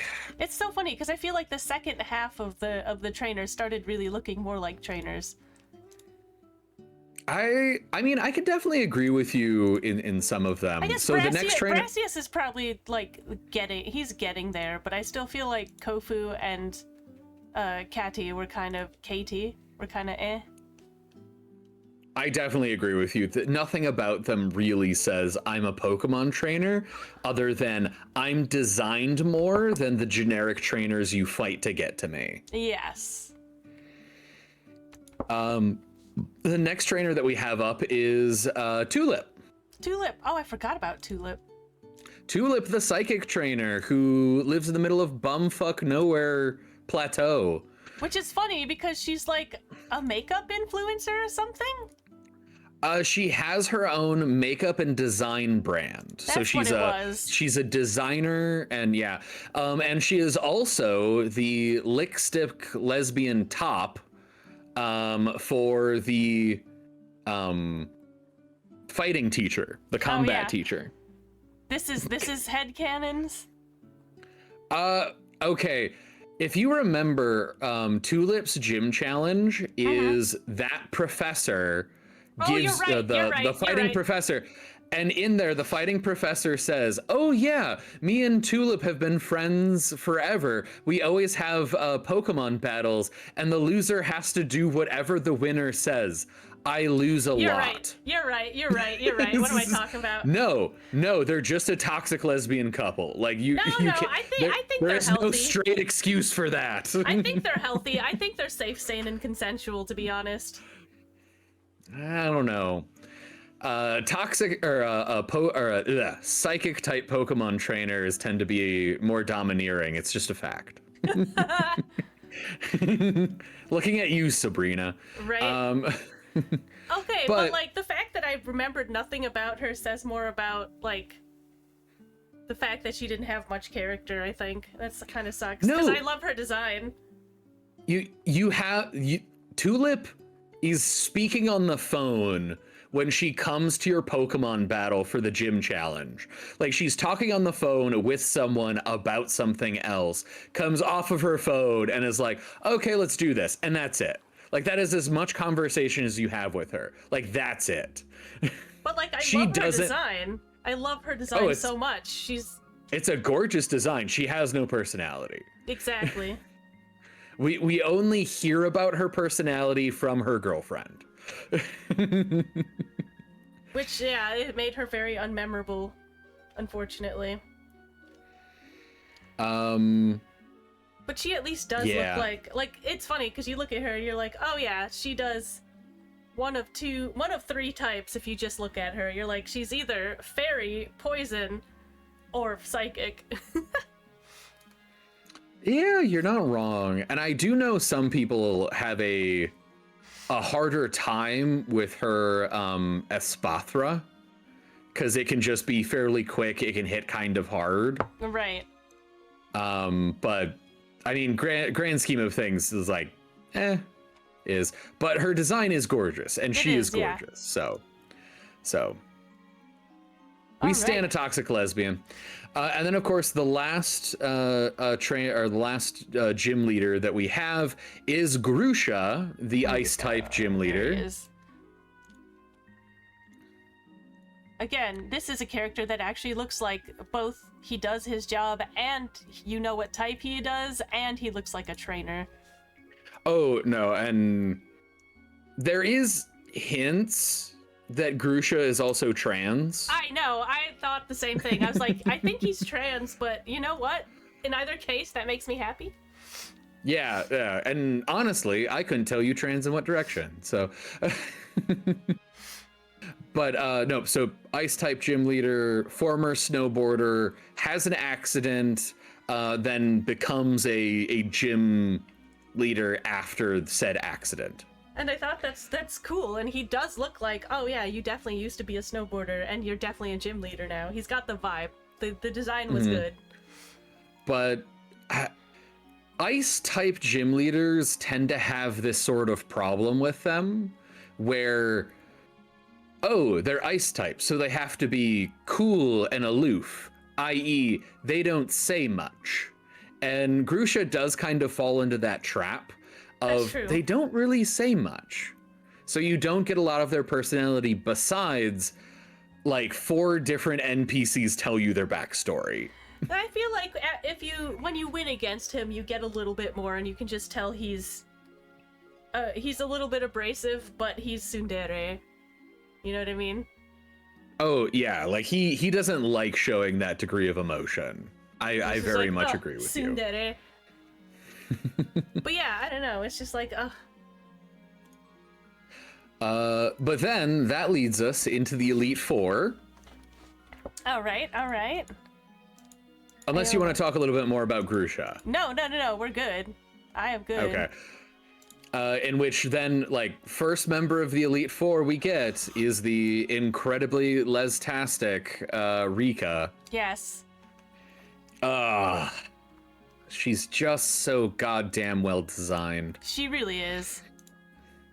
I saw her and I was like, wow, he's cool. And I was like, that's a woman. Even better. I will say... They definitely designed her off of Tarakazuka. Oh, yes. I 100% agree with that. I will say, though, like, going back to what we were talking about with, like, Iono and, like, Larry... what type would you actually think Rika was? Like, probably normal or dragon when you look at her. She doesn't look like a ground type specialist. Not really. She doesn't. But I do have to give props for making her ace Clodsire. Yeah. Because Clodsire's awesome. Clodsire is an awesome Pokemon. Yeah, I mean, She it's also like, uses Donphan, one of my old school favorites. So, like, I can't, like, harp on her too much. Right. But that is as close to, like, real critique that I have of hers is, like, again, we get someone who is very much an office type. You can tell this person is largely in charge of making sure shit runs properly. Right. I mean, like, I think it's a little more excusable for the Elite Four. You know what I mean? Does that make sense? I don't know, because if you look back at like Gen 1 Elite Four, Bruno is a shirtless brute of a That's fighting true. type trainer. You have How do you spell elite? Agatha, who is an old witch using ghost types. That's true. Hold on. Like you definitely could make some assumptions off of like old Elite Four members. Well, not okay. That's fair. Maybe not with Lorelei. Lorelei, yeah, she's a little bit more generic. She ends up falling into that Agatha. ice type trainer trap. Agatha, though, like she. Lance. Oh, look at the witchy Agatha. All right. Lance okay. at the end of the day is just a bird keeper pretending to be a dragon type trainer. It's fine. Yeah, He they uses did. all fly. Oh. They did used to go full. Wait, Karen does it. That's right. I forgot about her. I don't Or her know, dark but types. Karen is a dark type, and that's her thing. She surprises you into, ahaha, I'm a dark type trainer. Yeah, that's true. Okay. Anyways, we're That, going and back. I mean, dark type is evil, and women are evil according to Pokemon. So, but anyway, yeah, but that's literally like the only critique I have about like Rika is just nothing about her really screams ground type trainer. All right, but her design is so good. It is just a really good design. Excuse me. Then we have Poppy, our Steel type Elite Four member. Yes. Who I feel like I don't think there is a character that is more divided in how the fandom sees them than Poppy. I think she's adorable. I like because her a you- lot. You either love Poppy because tiny, adorable child is a big Steel type Elite Four member, That's not or a you child. hate. That's not a child. That is a Lalafell masquerading as a child. She's canonically 11. No, I know. That is a Lalafell masquerading as a child. That's not. but like, yeah, then you get the other people who are like, it's just a child. Why is a child an Elite Four member? This is stupid. And it's like, calm down. This is a Pokemon game. And some people have like a connection with Pokemon. That's been established from the very beginning. Mm-hmm. And shout out to Poppy's ace being Tinkaton. Yes. Also a best. tiny little menace. So good. I love Tinkaton so much. Also a tiny, tiny little menace. And honestly, I do think like the design. You know, Excuse she's me. definitely Steel. The design intent behind Poppy is a purposeful juxtaposition where you anticipate a Steel type trainer to be a big, burly, defensive individual, and then it's a tiny, soft child. And you're just like, look at that sweet little doll child. Like, oh my god. Your Steel types are absolute terrifying. menace. Yeah. The absolute menace. good design. No. It's a good trope to lean into. Kind of like the lolly that is super strong in an anime. Right? Or the you know. No, like Amy and her Pico hammer in Sonic. Like, it's a fun trope. It's good to lean into. I'm not gonna complain about Poppy. Then next up, we got our boy Larry again. Yeah, the boy trainer Larry. so nice you have to fight him twice. He's awesome. We love Larry. We do, and honestly, like, I do want to give a little bit of extra props here. So he goes from being a normal type trainer to being a flying type trainer for his Elite Four membership. Mm-hmm. He still uses his Staraptor, that is his ace, in his gym battle. But then he also has the most diverse team that you end up fighting other than like the championship and end game like matches, where it's like grass flying, electric flying, dragon flying, normal flying, and then fighting and flying with his Flamigo, who ends up being his ace. Yes. Just like hands down, just very interesting. And again, it's that the first fight was okay, he's the normal type, he's a normal guy. Well, and then it's like, nope. It's brilliant too because he's got the cloud design on his tie, and then the wind, the almost wind. The windswept hair. hair, yes, yeah. yes. It's so subtle but so well done. It's just oh, it is. It really is. Oh, we could gush about Larry for an hour. Yeah, because he's amazing. We love Larry. Okay. But then next up is Hassel, who I have mentioned before. He is a professor. Yeah. He is the husband to Brassius. Obviously. Yep, he is also the art teacher, and he is our dragon type trainer for this. And honestly, I do like his overall design. The subtleness of the dragon side of it is interesting to me. Yeah, it's definitely there. His hair is reminiscent of Drampa. Oh my god, you're right. Oh my god, you're fucking right.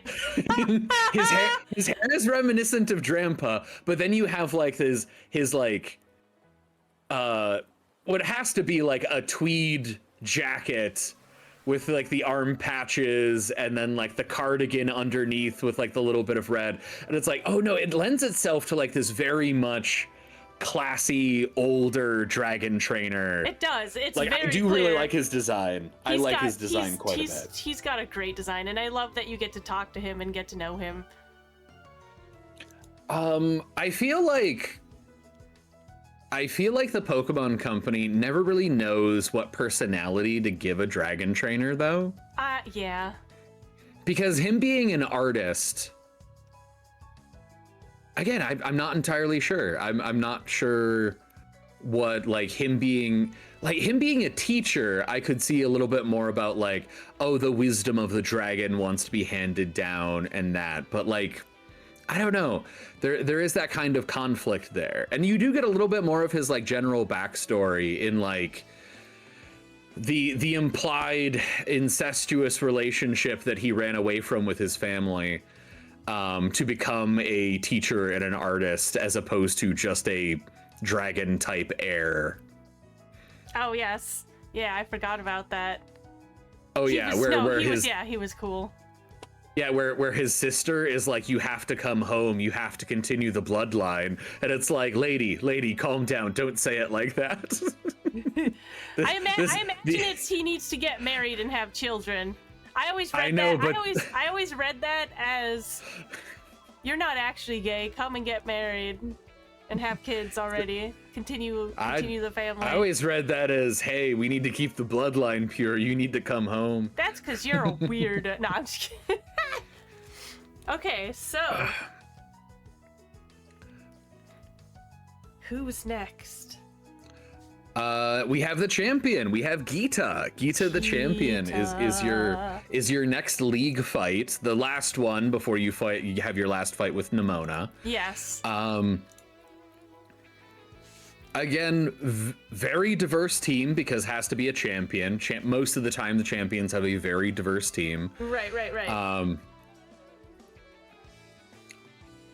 Honestly, like, so Gita ends up with a Terra Rock type. And the reason Gita ends up with a Terra Rock type is because each of the Elite Four members uses a Terra type of one of the Titans. That's right. So you have, ground, steel, flying, dragon, and then the last one remaining is rock. So Gita uses the rock Terra type onto Glamora. Glamora's a cool Pokemon. I liked that Pokemon quite a bit. Glamora is an incredibly interesting Pokemon. The actual like fight is a little bit lackluster in my opinion. They could have made it a little bit more interesting. I do want to give credit where credit is due. Gita's team uses 4 new Pokemon on it. 4 Pokemon from Paldea. That's pretty, yeah. Which is very solid because especially in like previous games, a lot of the times the champions wouldn't necessarily use a majority team from the new region. They would use like maybe 1, maybe 2, but then they would use a lot of older staples. Like even looking back at Sword and Shield, who was the ace of Leon? Charizard. Oh, yeah. Where it's like, dude, you he's a Gen 1er. He's like us. Let's go. I think that's why I enjoyed him greatly. I will say Gita's design is heavily ruled by her hair. She has a massive mane of hair. Yeah. And I always enjoyed, Like, I don't know, I really always enjoyed her character design in general. Well, and her personality is this sort of almost motherly figure to Nimona. And also like you could see Nimona having like almost inherited this love of battle from Gita. Yeah.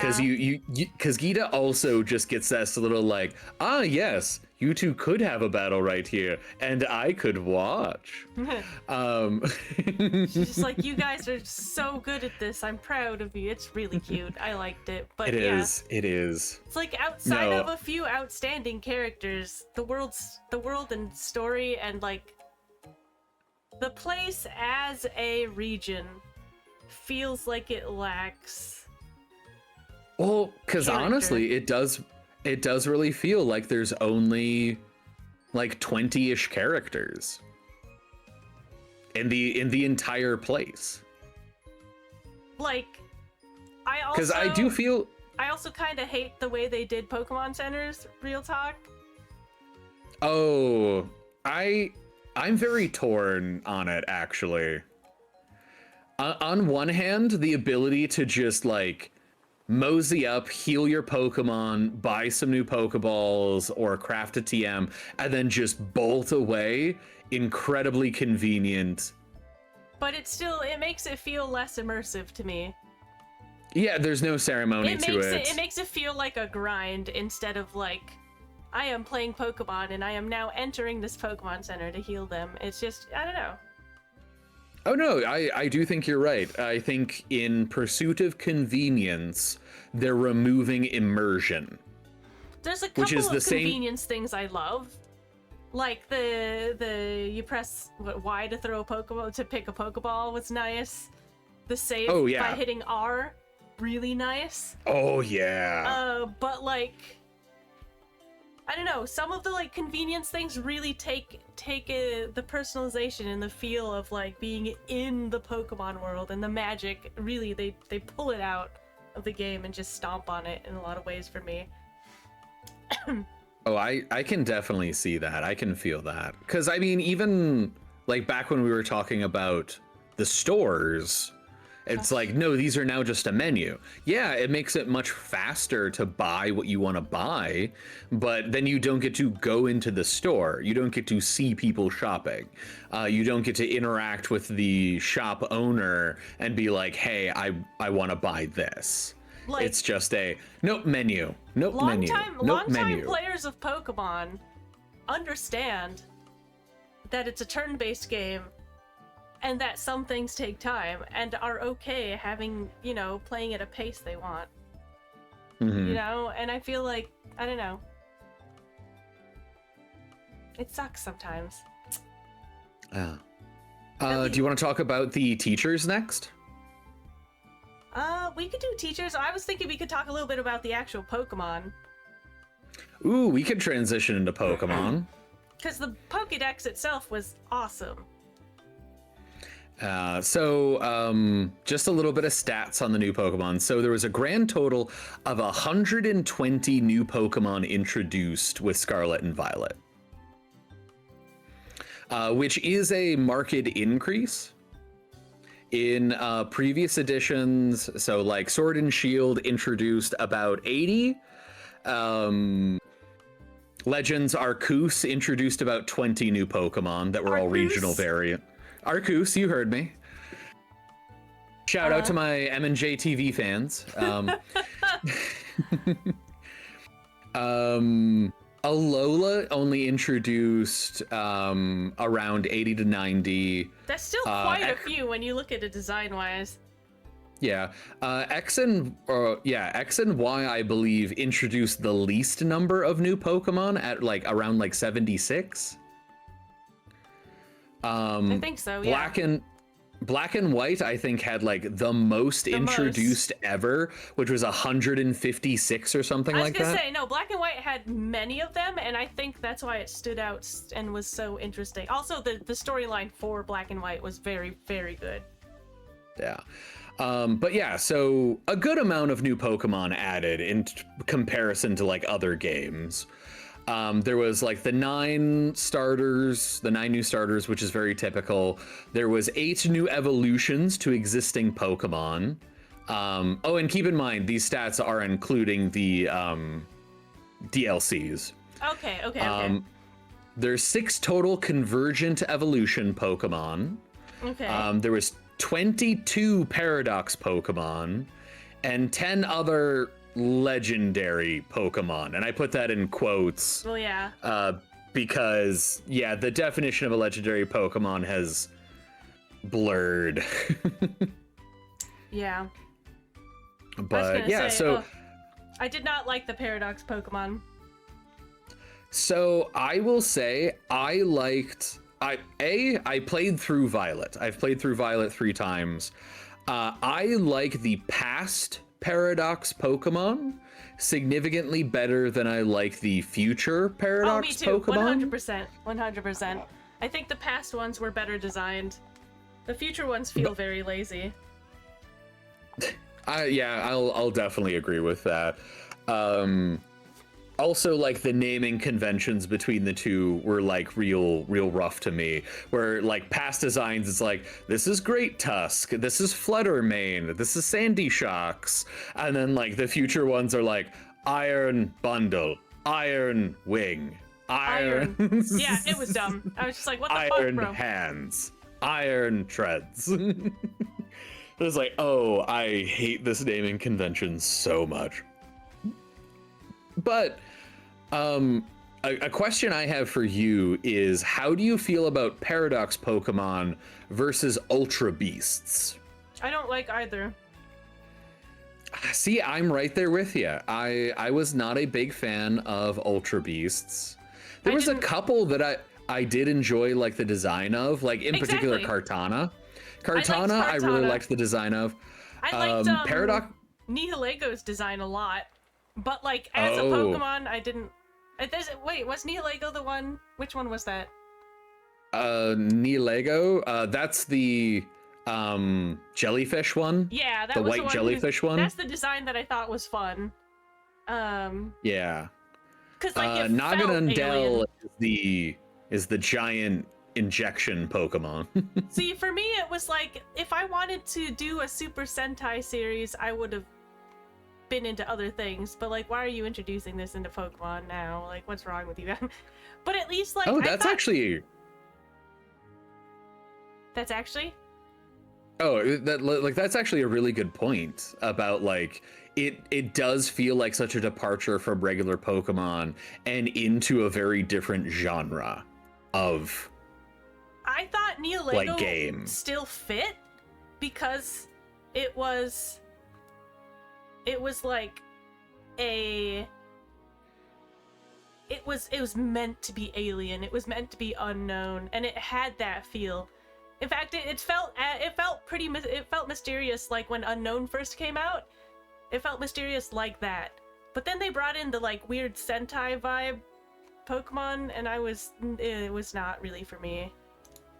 Yeah, between What is it? Okay, the fiery clown one, Stakataka, Celesteela. There was just a lot that weren't very good. Staka, yeah. They were just, I don't know, it's just a Sentai series villains. You're not wrong. That's a very good description of them, and honestly, that's also a pretty good description of the Paradox Pokemon too. the one that I thought was a fun design was Circuitry. Oh, Circuitry. I did really like Circuitry. I don't like it, but like if I had to consider one of them as a Pokemon, like it probably wouldn't have been Circuitry. I guess Poipole was probably. See, Poipole into Naganundel. Those are the only two that really seem like Pokemon to me.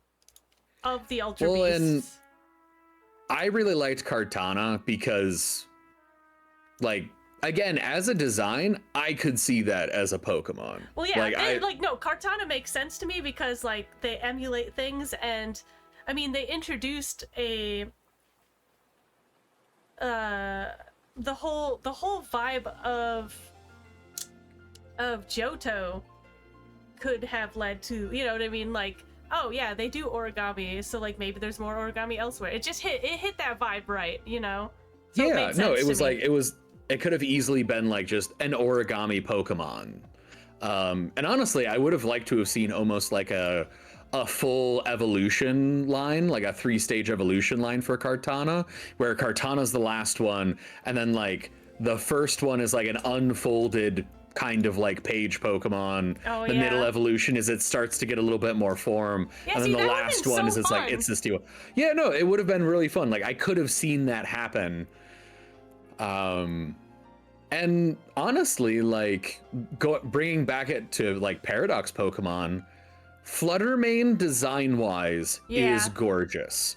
Like competitively, a monster, an absolute monster. I think Paradox and Legendaries and Pseudo-Legendaries should not be allowed in competitive. That's the current format, actually.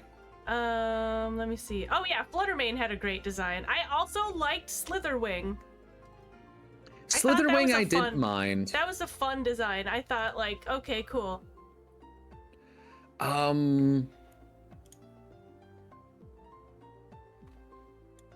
was... But yeah, all of the iron Pokemon look so fucking stupid. Bro, none of them looked good. I will say there was a couple that I didn't mind. Iron Hands, I actually did not mind at all.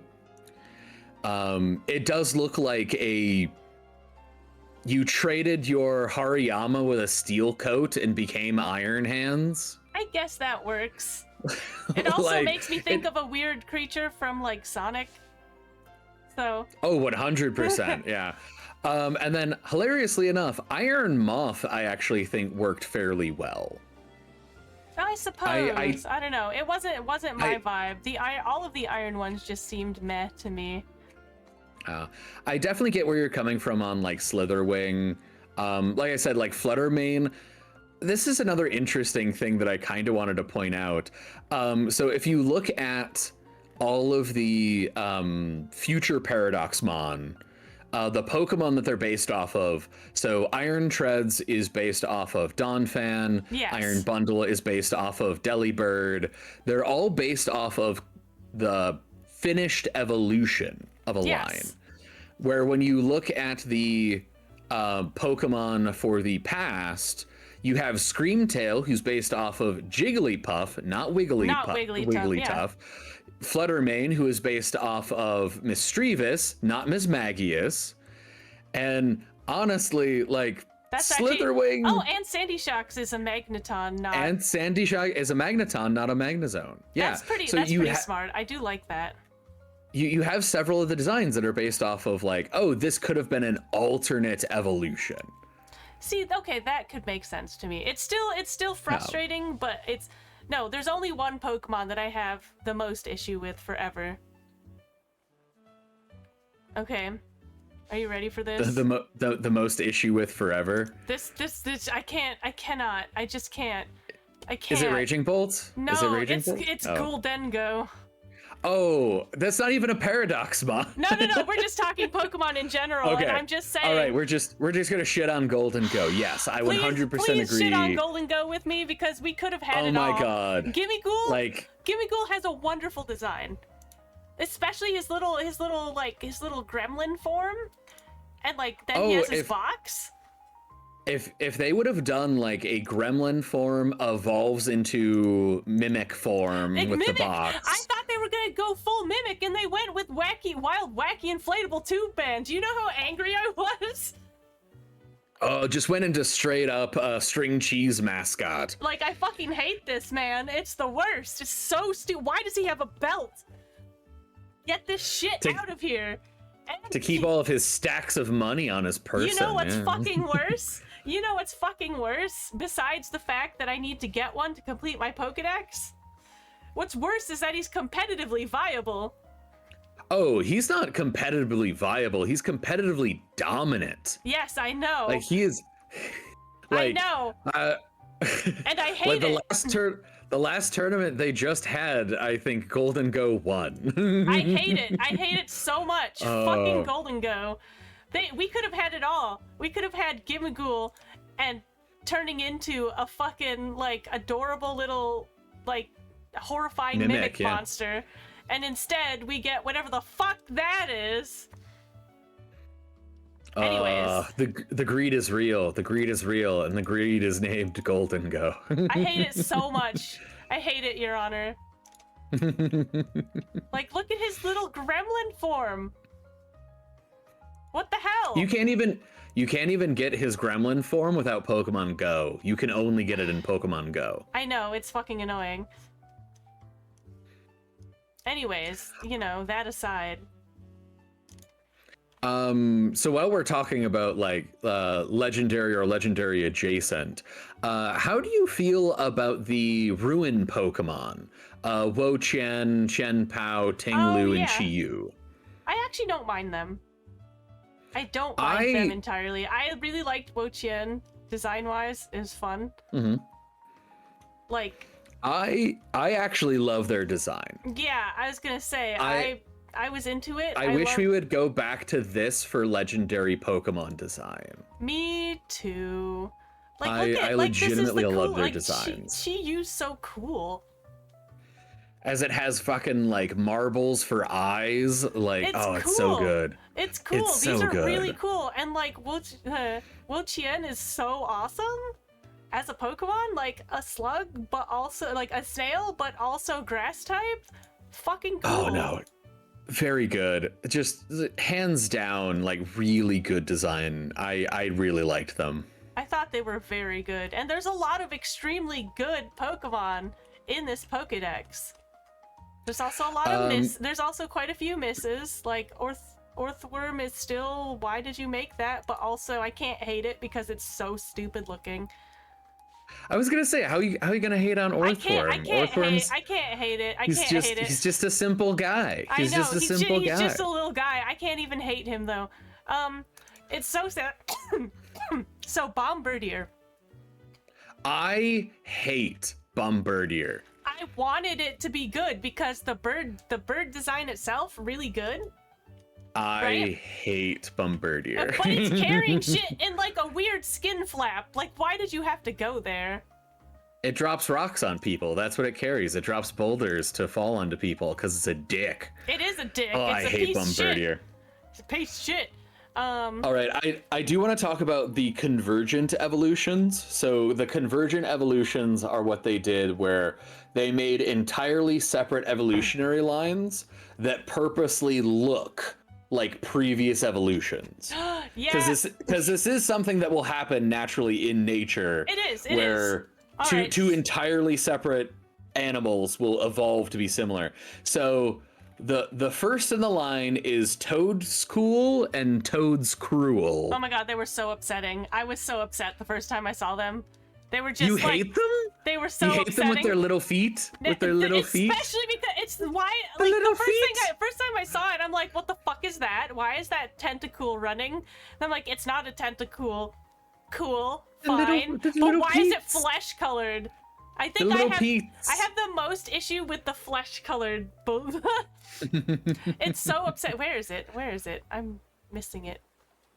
They're after Bramblegast. They're a little ways up. Oh my god. There it is. I like Toad's Cruel though, But Toadcool is so upsetting because of its coloration.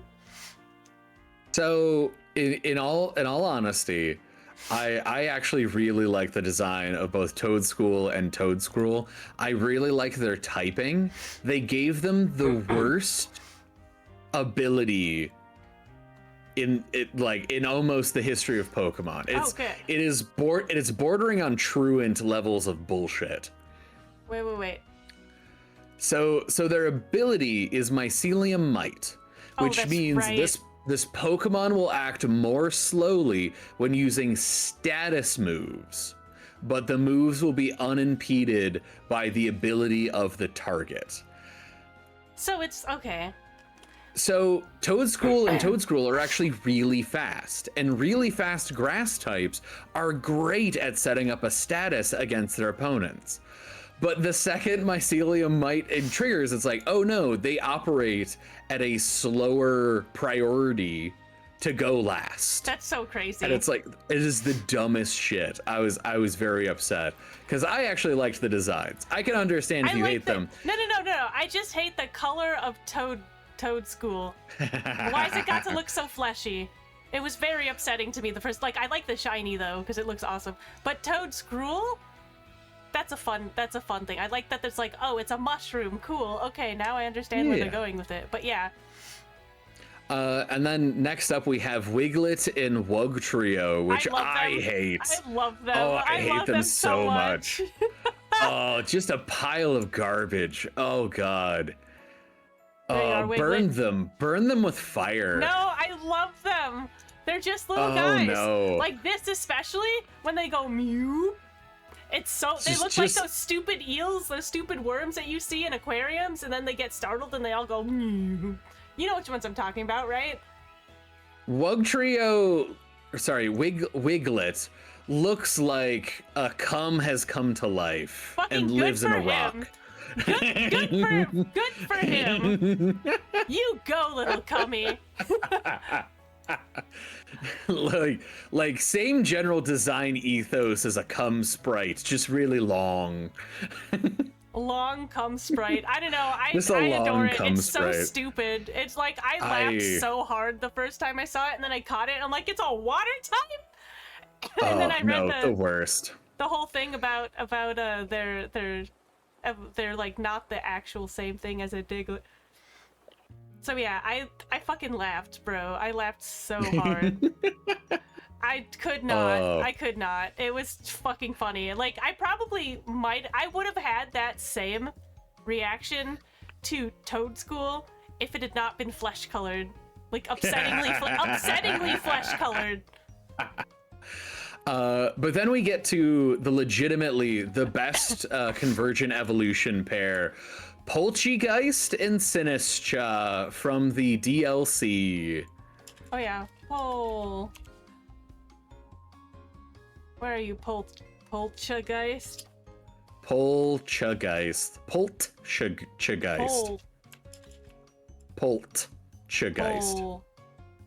Is it not included? Maybe it doesn't include the DLC. Oh, do you not have the DLC in your list? No. This is just scroll up to the very top.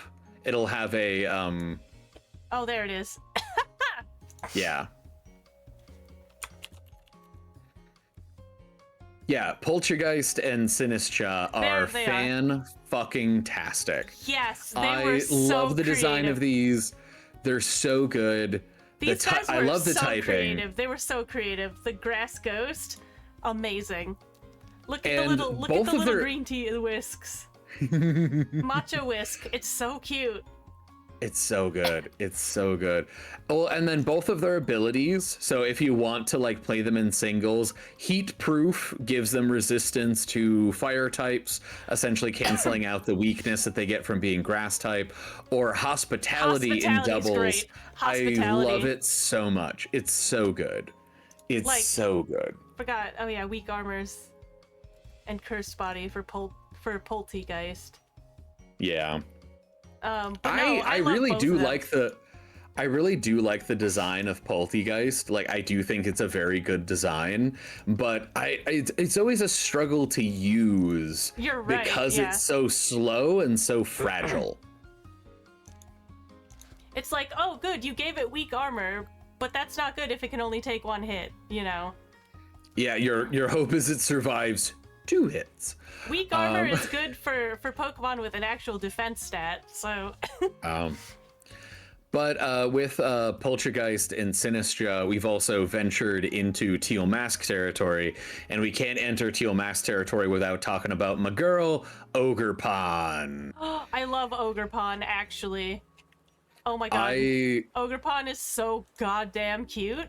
And I love that the Loyal 3 were based on the legend of Momotaro, yeah.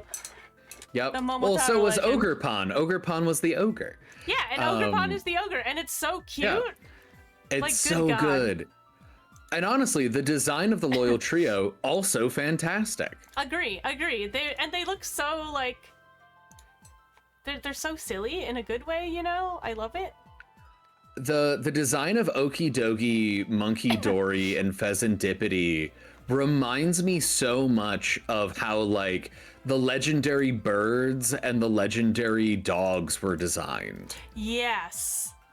Like, it's that. like...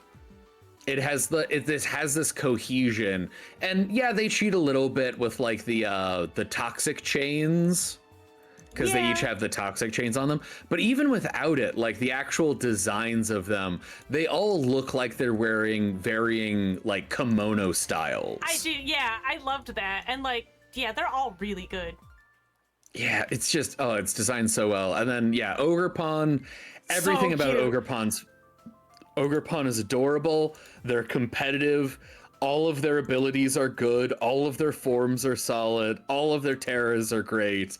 Just everything Like, about Ogerpon so is cute. aces. And the okay, Just like aces. hands down, the eye design for Ogerpon, so peak. The cute eyes, like that's so fucking cute. And like the little leaves looking like sandals. Oh, it's so good. It's such a good Yep. design. Question mark, exclamation point. Just everything about Ogerpon is just so good. Like, You're right. yes, You're right, and you should say it. This is peak Pokemon design, and you can't argue with me. It's unarguable. It's just so good. You can't. It's good. It's very good. But yeah. Oh. Going back to the base game for a bit. Base game? Back to the base game. Well, just to shout out a couple more like really just well designed. I think one that most people gravitated very heavily towards because it was advertised quite a bit. The Armor Rouge and Cerule Edge. Oh yeah, Cerule Edge was my bead. Oh yeah, like just both of them very good designs. In terms of like a branching evolution off of Charcadet, just very solid. Like just, yeah, they knew exactly what they were doing. The designer on them cooked. They really did. I know there was like a small critique of they look like Mega Man villains, and it's like, that's a compliment, you bitch. I know, I thought they were very cute, and I loved Cerule Edge just as a little guy. Just a little guy. Like just a little Ogerpon guy. and Cerule Edge could be friends. They're just little, they're cute. Oh yeah. But I was all about Cerule Edge. I was like, oh, look at that ghost fire. That looks so badass. So fucking cool. Like, I loved that design. I don't know. And it's so sad because, like I said, a lot of the Paldea Pokédex had such well-designed Pokemon. It did. I feel like that was one of the things that really excelled. And I want to say that's one of the reasons why the Paldea competitive scene has been so prolific, is because the Pokemon introduced are amazing. It's just the game itself that has a lot of problems. Exactly. But if you're just in it for like the competitive environment, you don't really give two shits about that, no, do you? Okay, Garganacl's design was really entertaining, but like sad because I really loved Knackley. You know what I mean? Oh. So like the convergence and the end of the line being of Knackley being, you know, Garganackle was like, aw. Like, I loved that first form, and I really hoped that they had stuck with like salt crystals in a rock, the vibe, instead of doing the full salt takeover. You know what I mean? Oh, okay. I can see where you're coming from on that. I was like, did you just want him to keep having an afro? Was that where it went wrong? Or? I like the salt in a rock, so I wanted slightly more rock. Instead of just being mostly the geometric salt. You know what I mean? Because I thought we had enough geometry when we got what's this the stone Pokemon, the ghost stone, or the ghost rock type. There isn't a ghost rock type, it's ghost ground. Ghost ground. Are you thinking of Runerigus? Is that what I'm thinking of? Well, because you're not thinking of the Stonehenge Pokemon, are you? Oh, I am, yeah. Wait, that one's not Ghost, is it? Because that's not Ghost, that's just Rock. That's Stonejourner. Stonejourner, which I thought was fun. Yeah, Stonejourner. Stonejourner. Yeah, sorry, Stonejourner. Because it's on a sojourn, because it walks around. Yeah. It's like, I thought that was cute. That was so clever and creative. Yeah. And I love, and like Knackley by itself, extremely creative, very fun, so punny. You know what I mean? Like, that's great. I agree with you. I did really like them leaning into a different mineral for rock, because we've gotten a lot of like general stone or like diamond or gem. So like it being salt, I thought was like very unique. Okay, I love Carbink though forever. I'm not hating on Carbink. No. I know you weren't hating. I was just thinking, oh yeah, rock types. Yeah, we love Carbink here. Yeah, rock types. Rellor and Rabska. Huh? What was that? Mabostiff? I was gonna say Mabostiff. Mabostiff was a cutie pie. First seeing like Mastiff, I was like meh. But playing through Arvin's storyline, I'm just like, Mabostiff. Yeah, I was with you too. I wasn't big on the design until I played through that. Oh, I remember seeing Varoom and Reveroom, not being sure, but then like the typing kind of nailed it for me. You know? Oh, with the poison steel? Yeah, I'm like, okay, I know what you're going for now, and it does kind of hit. I like it. It is a fairly interesting one. Also, very briefly, I need to take a wicked piss, so I will be right back, and chat, you can unless you need to wicked piss. I could probably use a bathroom break as well and to freshen up some tea. All right. We're gonna pause briefly, and I'll put the ads on. So I'm gonna pee. Be right back. BRB. BRB. It's fucking gone. Good. It's better to drink piss than energy drinks. I'm a little piss baby. A pee-pee boy. I'm vitamin P deficient. I'm a thirsty little flower. You have to water me with your pee.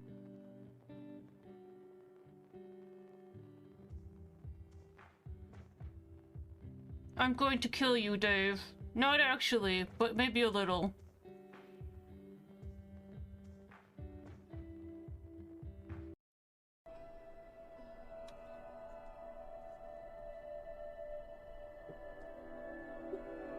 I'm back.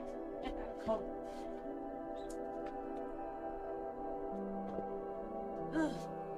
Yeah.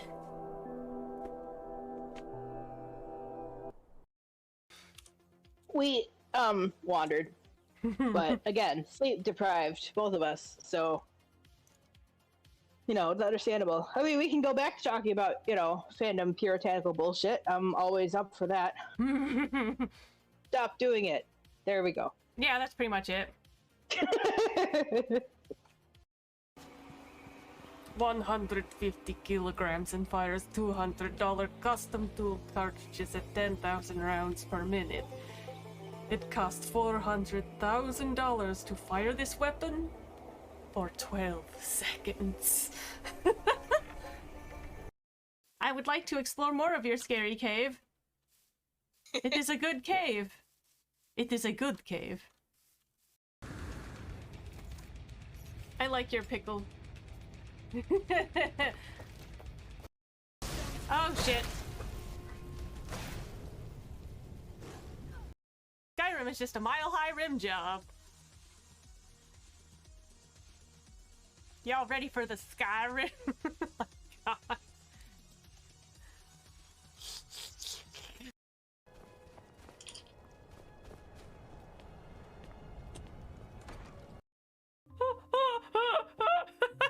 So that equals able to talk about it, right? They just go. I man, talk about it when I'm and ready for it. therefore I know about it. And if you try to tell me that I don't know about it, What's I'm just that gonna be improvement, like, Precious? "What the fuck are you talking about?" God. I'm neurotypical. I'm gonna get really insulted when you say that. That's the 5. Yeah, this is the top level. Yeah, of course you don't regret it, Keith, you son of a bitch. I wouldn't put that in my mouth unless someone donated a fucking kidney. They're gonna have to keep donating 50s to get there, so... Kidney! And I'm not doing a whole spoonful because You've had worse in your mouth. Some of their names I remember. The difference is teeth makes them stop if you use them, not spice. I am a mutated freak. And I'm here to be friends with you. Fuck out of my face. What the fuck is this? Oh shit.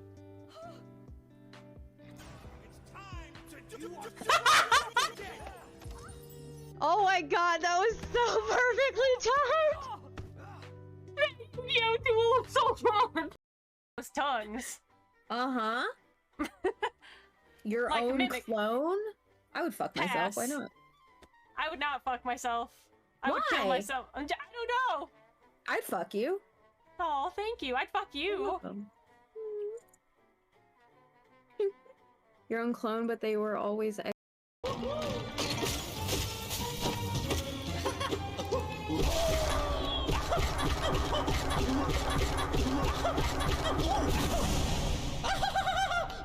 you! Fuck you!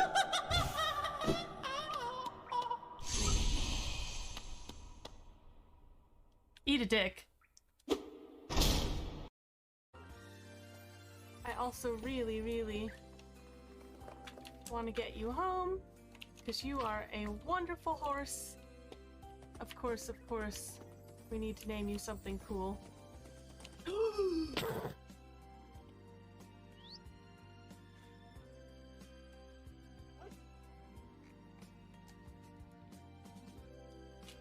Oh! Thanks. Can I have my tablet back?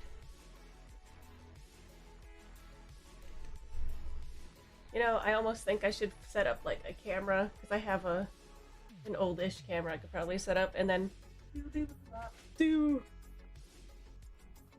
like traditional type art as well.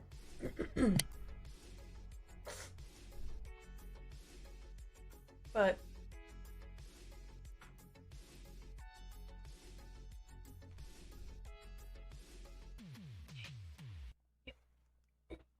she's so comfortable.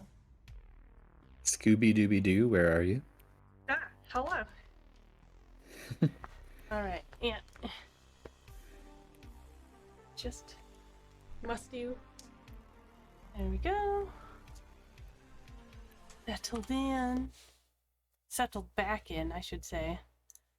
Mm. I'm here. We're here. We're back. And I got a tiny snack. Anyways, where were we? I mean, we were going through various Pokemon. No, that's true. I forgot what was the last one mentioned. Knackley. I do have. Was it Knackley? Oh, Reveroom. I know you talked about Reveroom. Well, what were you going to say? I was going to bring up just the goodest small boy, Smoliv. Yes. We love Smoliv. Yeah. Which Smoliv is one of those Pokemon that is like, this is such good design, and then the rest of the evolution line, you're like, this didn't go in the direction I was anticipating. I actually kind of like its evolutions, but I get it. Like, I don't think the evolutions are bad. I don't want to say that. And like, Arboliva is a very gorgeous design. Like, I don't think that's bad in any way. It's just very much I did not think Dancer is where this was going. Yeah, it's like, I don't know what I expected vibes. But it wasn't this. Fido and Dushbun. Oh yeah, they were this? Yep, they were this generation. For some reason, I thought they were in Sword and Shield. Nope. Oh, we could touch on the Pikachu clone, Pawmi, Pawmo, and Pawmot. I like their design. I wish they were better. I can't fucking tell them apart. Nobody can. Like, in the overworld, like, it is like, that looks small enough. I think that's a Pawmi. Oh Yeah, no, that was like a Pawmo. You just God gotta fucking go by damn it. like size, and it's I really. was like, oh god. And I do think that is because like the design wise, it's like this is a little bit bigger and standing on its back legs. This is a little bit bigger still, standing on its back legs with a slightly more amount of hair. I feel like that line is one of the worst designed in terms of an actual evolution line. Oh, agree. It's like the designs are so, like the differences are so small. They were It's just like, extremely unremarkable, you know. it's like, oh, we had one design for a Pokemon and we decided to split it into 3 to pad our Pokemon numbers. Sorry, now I gotta look. Oh.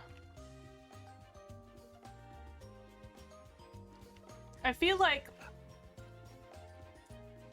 Tarantula and Nimble, the first evolutions were fine. The second fell into the same issue as the Ultra Beast, in my opinion. Oh, I agree. Like, the Spidops and Low Kicks make zero fucking sense to me. I will give Nimble into Low Kicks a little bit more credit because it keeps like some of that design aspect, but like Spidops, what the fuck did you do to Tarantula? Like, it doesn't keep like the big giant ball of web. It just gets fucking huge. Yeah, it's very strange and doesn't, I don't know. Like, the only thing that really ties them together is it's like, Don't take oh, that out of hey, context. Hi, Marco. we're both fighters in the same color scheme. It was a very kind of like, where are you going with this? I forgot Fido was this gen. I thought it was last gen. It just like, it would fit so well into Sword and Shield, so I was like, oh yeah, I forgot. Yeah. Oh, I do love Bramblin and Bramblegast. I can understand the complaint that, again, this could have just been one Pokemon. Like, Bramblegast could have just been Bramblegast. That's true, Like, but I love it. I do love the design concept. I really enjoyed the design. Okay, what else are we looking at here briefly? Oh, I do want to bring up the, we already talked about how Tinkatun is fantastic. Yes. But I do want to bring up that the Tinkatink to Tinkatuff to Tinkatun, they keep that same hammer. You can see it in the art for Tinka-Tuff, and then you can still see it in the hammer for Tinka-Ton. Like, it is the same weapon continuously being built up. It is very good. It keeps getting bigger. Yeah, that was brilliant design.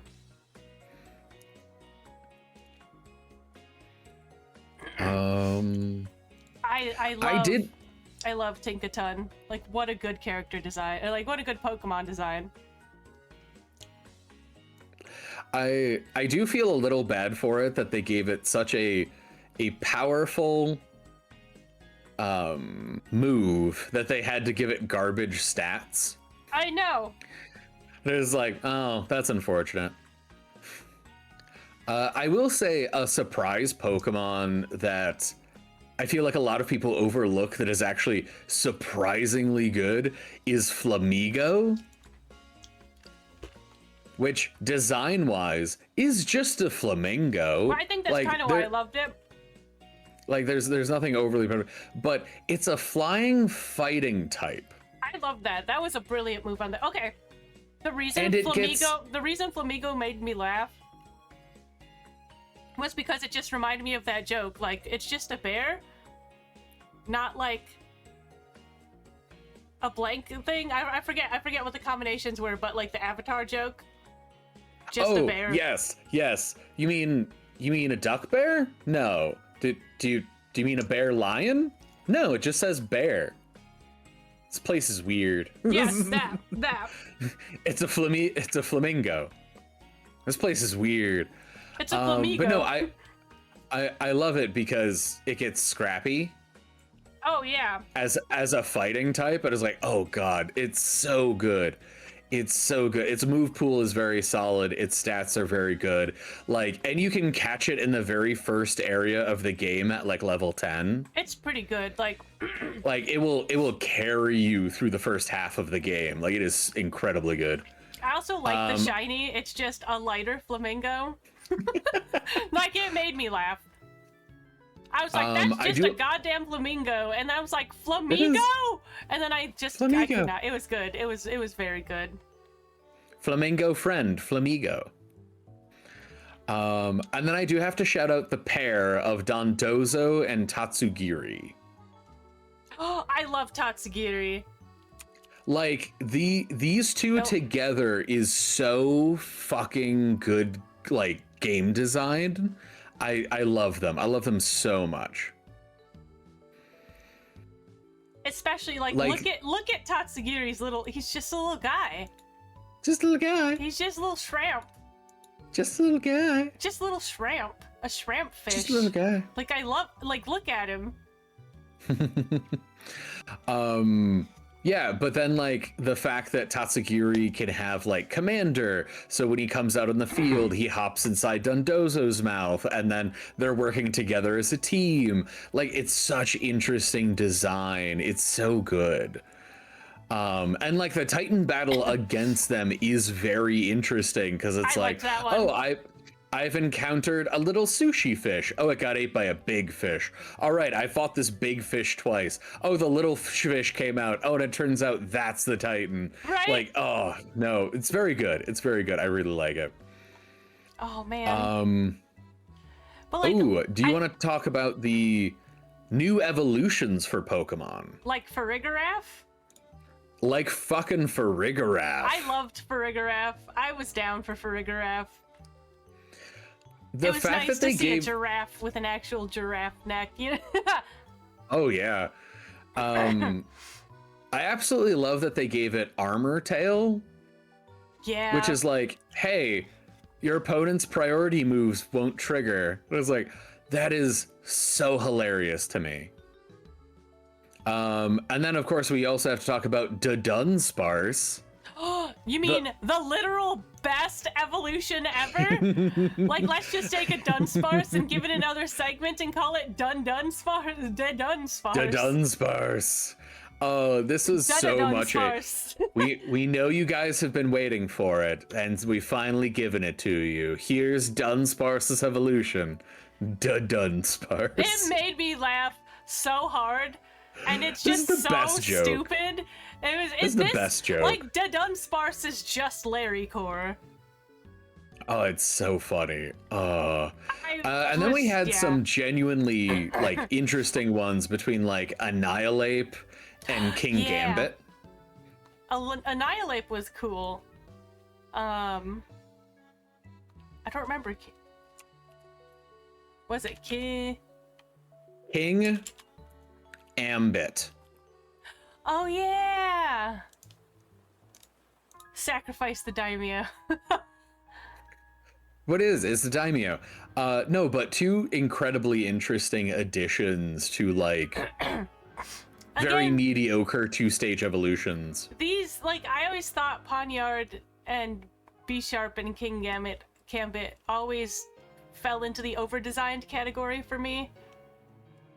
Oh, I can see that critique. Yeah, I 100% can see that critique. It's like, oh man, I like what they were going for, but they like really over-designed it in a lot of ways, you know what I mean? No, I can give you that. I think that's a fair critique. My problem with them was I always wanted to use a Poniard because of its typing, but it evolves so late into Bisharp, and Bisharp just isn't that good. And then they announced King Gambit, and I'm like, oh, maybe this is the opportunity. And it's like, oh yeah, King Gambit's great for a post-game run through, because that's about all you're going to be able to fight with it by the time you're able to evolve it with its convoluted evolution method. At least Annihilate, like, you can have for like the second half of a playthrough. Yeah, Annihilate was really cool. I thought that was a really good, like, I don't know. I love the fighting ghost typing. Like, it is such an interesting typing. Yeah, I agree. I'm trying to find if I remember correctly, the only other Pokemon that gets it is Marshadow, which was a mythic from Alola. I kind of want to like a replay true Alola now. mythic. Like, you can only get this with a code. I forgot about that. Oh, I did really like Squawkabilly. I hate Squawkabilly. Squawkabilly's shit. No, not to use, but it entertained me in the same way that back in the day it was like, oh, this is kind of our non-evolution bird, you know? I mean, now that Farfetch'd has an evolution, but you know what I mean. I was entertained. So I legitimately don't like Squawkabilly because of the lore of the location. So in Paldea, Squawkabillys are used for the flying taxi instead of Corviknights. And the entire reason that they give for it is that, oh yeah, if we had too many Corviknights flying around, then the Tinkatons would come and fight them. So instead of protecting them running taxi duty, they just let them be out in the wild to be hunted by Tinkaton. And it's like, that doesn't make any goddamn sense. Also, Squawkabilly is so, like, small. Okay, well, whatever. It's literally like a flock of them lead I know. It's stupid. I don't like it. It's Corviknight dumb. Taxi was very cool. And like it will always be very cool to me. So much more interesting. Oh, okay, so the starters. Okay, let's talk about the starters. All right, where did you fall on the hatred of Meowscarada standing on 2 feet? I actually didn't mind it. I was sad, but I also, I've just come to expect it because I've been let down so many times. So I'm like, you know what? As long as it looks kind of cool once it evolves, I guess I'll be fine. When people were first concerned about Sprigatito possibly standing up, there was an artist that I follow named Karina, Dilphosaur on Tumblr. And is this Drawfee's Karina?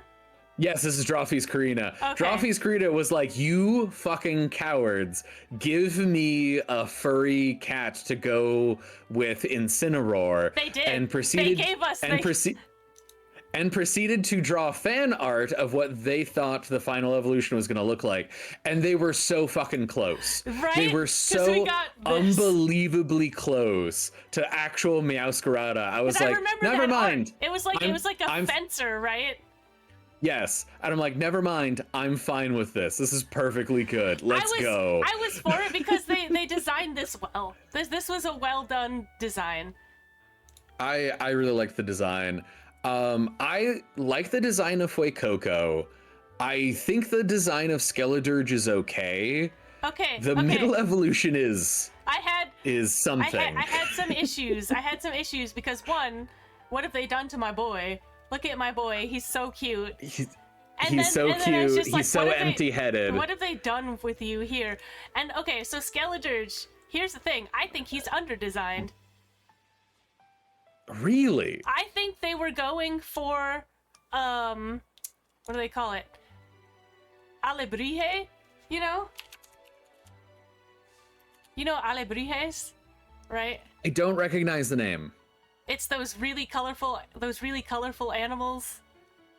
They're like painted. They're very like. Oh, they're Mexican, you know. Oh, I know what you're talking about. I think they were going for this, and they didn't go hard enough. And I think I did not get that. That was my main issue. Is they like, and he has too many angles. Like, initially, it would have been really cool if they were kind of going for like the both, because he's ghost type too. So like, if they're going with a combo of Alebrije and kind of the Sugar Skull vibe. I definitely got more Sugar Skull. But I think they didn't. They under-designed it in that case, or in both cases. I can see where you're coming from in that aspect. Like, I do think the Fuecoco line does a bad job of how to say this. It does a bad job of informing you what you're going to get by the final evolution. Yes, because I was very upset with what I got. At least I know if I have a cat that starts on 4 legs, I know that the end result is going to be something standing, and I do like that Meowscarada and oh my god, what's Incineroar? No, Fennekin's final. Oh, Delphox. Delphox, like they would be like a thief duo. It would be super fun. You know what I mean? No, and I do think that was I do think that's a weakness of the Fuecoco line, is that looking at Fuecoco is very much a look at this boy, head empty, and a member of the Can Bite squad with Gibble and Totodile. See, that's the thing. I've already had a character that had an amazing like kind of crocodile alligator aesthetic with Totodile. Yeah. And then like for alligator was so solid, and then we got Skeledirge, which is like you both over and under designed Skeledirge, and Crocolar is just an abomination of nature. I was gonna say, Crocolar is just real fucking awkward. Like, even for a middle evolution, they're just fucking awkward. And then, like, the Quaxley line, I feel like does a really good job of being like, nope, this is a duck, they're about style. Quaxwell, this is a little bit bigger of a duck, they're about style. Quackquavel, this is the biggest duck, they are the most style. My only issue with Quackquavel is the feet. I hate the feet so much. They look so, like, fucking weird. I do think they look better in motion, like when it's doing its 2-step idle animation. But you are right, like just looking at it in a still picture, it's like, what the fuck's going on there? Why'd they give it tree frog feet, bro? Like, tell me this. Why did they give it tree frog feet? Because its hidden ability is Moxie. That means nothing. I'm still mad about it. I did like Oinkalone a lot, and it took me a little bit to come around to Lechonk, because I'm like, why does it have like eye boogers? I'm the opposite, actually. When I first saw Lechonk, I'm like, I actually really like this Pokemon. And then I saw Oinkalone, and I'm like, why has its eye boogers grown into mascara? No, see, I'm like, oh, let's go. It's got mascara. So I guess that the first one was just cute eyelashes. Also, why is the male form emo and the female form a mean girl? Like, You know what? Good for them. What is up with this evolutionary line? Oh my god, it just occurred to me, you're right. Female form does just have a Karen haircut. The female form wants to see your manager while they're at the butcher shop. I liked emo. I liked the emo one. Oh. I did end up catching, I think it was a shiny female on my last playthrough.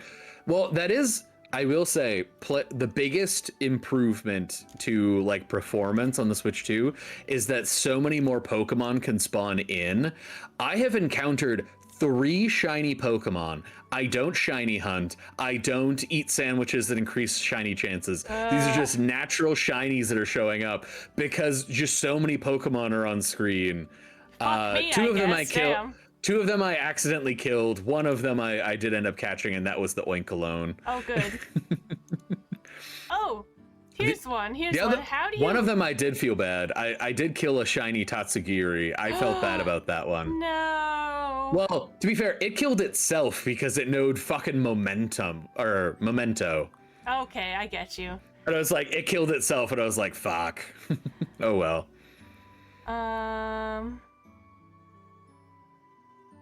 I will also bring up. I was trying to think. I was trying to think of how you change the Vivillon patterns, but you can temporarily change the form that appears in your game for Scatterbug, Spupa, and Vivillon caught within 24 hours by sending a postcard from the respective region, from Pokemon Go to Pokemon Scarlet and Violet. Oh. So that's how you get the other patterns. I did wonder. Anyways, you were saying. That is a lot of effort. Yeah. No, I was just gonna bring up Tandemouse and Mousehold. And how broken they are. How fucking amazing they are. No, I love them. They're really cute. They're really cute. They're good. They're compatibly viable. Like, they're everything I wanted, like, Minccino to be. You're right. Like, they're just so fucking good. And ridiculous. yes, as a Snorlax main, if you will, any like particularly good normal types that aren't just like an animal that have something slightly more interesting about them. I know the slightly more interesting thing about Mousehold is there's 4 of them, but or 3, depending on which one you caught. True. You could have the 3 version, which is 1 in 100 chance or something like that. Oh, it's significantly rarer. I thought, is the 3 one the more? I thought the 4 one was more rare for some reason. Nope, the 3 one is the more rare one. The family of 4 is the regular one. Okay. Oh, that's funny. The only child syndrome one is the rare. Well, yeah, because they lost one. Oh, no! Okay, like what else are we looking at? Kitakami. Oh, right. Okay, so Dipplin. Dipplin made me giggle. Dipplin is kind of interesting, but still not interesting enough to use. Oh, no, I wouldn't use it, but I'm entertained by it, you know? And, like, they then try and tempt you more with, like, Hydrapple after the fact, and it's like, I don't... Guys, just... It's not enough. Yeah, we're looking through. I will say Archaludon, the evolution of Duraludon from Sword and Shield. Oh, yeah. The bridge Pokemon. Yeah. Pretty interesting design. Like, I was actually pretty happy seeing Archaludon. I was like, oh, this is interesting and weird enough. Oh, we're on the wrong Pokedex. But oh yes. yeah, that's in the blueberry. Yeah, Yep. blueberry. Okay, I do. We can shift away from individual Pokemon for a minute. I just want to talk about how much more fun the gameplay was in Blueberry Academy versus regular Paldea. Yeah, it felt like Blueberry Academy was supposed to be the actual game. Like, it was so much fun to just do double battles. Like Double they battles are the introduced best. Like hands they down. introduce it with a double battle, and then they were like, yeah, everybody here double battles. Be prepared. And then you get like people using like a little bit like watered down competitive strategies of like, oh no, I have a flying Pokemon and a Pokemon that knows Earthquake, so I can double hit your Pokemon without hitting mine. Or actual support moves on their like sweeper or attacker. It makes or more Trick fun. Room. A fucking Trick Room, God. Oh, it's so good. Oh, it's so good. And I had so much fun.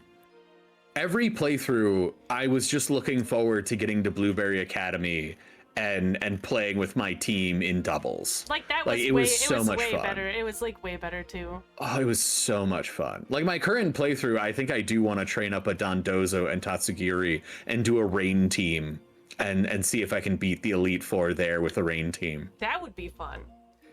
But yeah, I don't know. It's just like there's a lot that I like, but there's more that I'm disappointed in, I think, at the end of the day. I agree with you. I think there is definitely a lot to be disappointed in, and the fact that there is so much, the fact that you can still like so much in it, and you can see how it could have been better, and see what could have been, like what maybe the design was supposed to be. Just it's all that more kind of like heartbreaking. Yes, because it's like this is my same vibe with, like, you know, Dragon Age 2 and Inquisition and everything like that. There's a lot I like about it. I still played it, but would I recommend other people play? Meh. Yeah. Like, because I'm a huge fan, so of course I wanted to give it a go. I was very excited when it was first announced, but Oh, absolutely. I did not feel that same excitement for when the ZA was announced. Rightly so, it seems. Yeah. Like we had mentioned, Game Freak learning if I can talk today, good lord, learning the wrong lessons from Legends Arceus, like just Arceus. not grasping a hold of the appropriate lessons. Right, and it's just the lack of stylization, the like, I don't know. There's no it feels like in Paldea there's no strong foundation of a culture this is supposed to be based on. And it's supposed to be Spanish, like Spain Spanish. Like that's where they openly said what like the inspiration came from, which is why they have like Lechonk and Oinkalone and Smoliv, because olives are huge. Yeah. But like it does not like feel like there's any actual like. Well, and I did want to touch on this because I do agree with you, and I feel like it's because of two reasons. Reason number one, because your way of interacting with the game is as a student of an academy. This entire area is just, hey, the academy is doing something. Yes. Like, it's just, this is a school. At the end of the day, you're still just like a school student going to a school. And this is an entire area just built around that school. And then part B, you have the Great Crater of Paldea, which takes up 1/8 of the map. Yeah. And it's like, it is the literal center of Paldea. It is literally a blank spot that you can't go to. And then when you do manage to go to, doesn't fill in any part of the map. Just while you're visiting, you're just in an entirely separate area. It's so dumb, like honestly. Like an individual dungeon. That is it.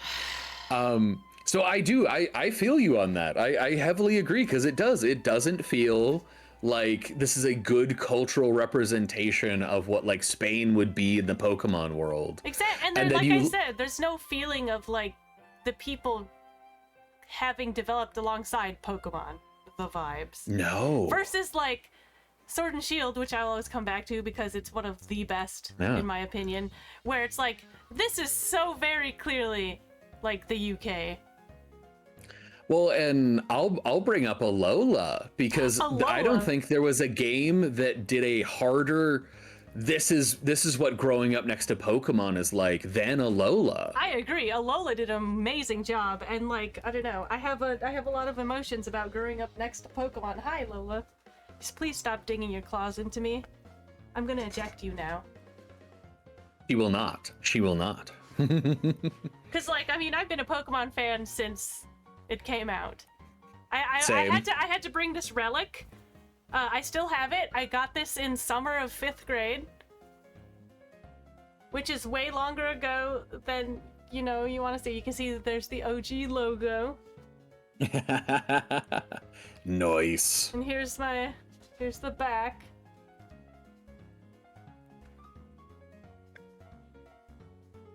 Like, and I still have classic. it. Yeah, the classic. An absolute classic. So like, it just kind of sucks that, like, I understand. I try to approach any Pokemon game I play with. Yes, the Pokemon Company knows that adults spend lots of money on Pokemon, but also primarily the game was created for children, and so I keep that in mind whenever I play. But this last one was so goddamn lazy. Honestly, like it really. Like it wasn't even built for children this last time. It was just built to product. It was built as, you know, product. You're right. Yeah, it was just, nope, we just need to get something out, and this is what they turned out. And it kind of, it sucks. It really does. It's incredibly sad. Ugh. And this is as somebody who played, you know, who has now played it. Like I said, it took me 3 tries. Well, and so there is some hope because for the first time in 30-ish years, Pokemon has not released one of their main titles 3 years after the previous generation. Thank goodness. I'm okay waiting. Don't they know? It's like, I can wait. I can fucking wait. Take the time, please. Please take the time. And I heavily agree. This year would have been the year that Gen 10 was supposed to drop, and they were straight up like, nope, we're not even mentioning Gen 10. We're mentioning ZA. We're talking about Pokemon Champions, which is going to be their competitive game now. Champions sounds awesome. I saw that and went, that is perfect. They finally decided to jump on what they could have jumped on ages ago if they had paid attention to the fact that Pokemon Showdown is so popular. Well, I mean, just they could have easily remade Pokemon Coliseum or Pokemon Stadium. Oh god, Like- that was another note I made. In the last, and this is still also for, unfortunately, also Sword and Shield falls into this. I still think Pokemon Stadium had better Pokemon animations. Oh, Stadium and Stadium 2? Absolutely. Yes. The animations of the actual Pokemon were way better than they were than they were in, you know. And I'm hoping that with making the dedicated battle game Pokemon Champions, we can go back to that, where nope, the entirety of this game is just battles. That's the only thing we need to worry about animating. That's the only thing we need to worry about working is, nope, how good can we make these battles look? Hi. And yeah, that was just, it was a thing. It was like, come on, you need. And I'm still gonna be salty about this, mostly because it's like, it was the most obvious with Raichu. Because it was one of my favorite animations for Raichu using Surf, was that he would hop on his tail. He would hop on the end of his tail. Yep. Which they Pikachu eventually would whip did. out a surfboard. Pikachu would just straight up whip out a surfboard, which was hilarious. But like they did, Yep, just I feel crap out a surfboard. Okay, the funniest thing ever though was that one Doug Trio who could use Fly. I think it was a Stadium special. Was that a Doug Trio or? Oh no, it was a glitch. It was a that was a glitch glitch. to get Diglett to use Fly. Yes. That was funny. No, but there was also the Dodrio as well who flew. Yeah, Because he's a bird, you could he's get a bird any. Pokemon. But like it would just sit there and like in the air and be like, I'm like, what are you flying with? Your fucking feet? Like, it was still funny as hell, though. No, you could technically do the glitch with any Pokemon, because I've seen it done with Snorlax as well. Oh god, that's funny. Where it's like, Snorlax, use fly. Oh god. Oh god! Girl, what? I mean, one of the things I'm glad they unlocked is that Pikachu could just use Surf. After Alola, they were like, yeah, you can just teach your Pikachu Surf now, or your Raichu Surf. It's like, it's learned it enough. It's about fucking time. Anyways, Alola Raichu, they stole my OC. How rude.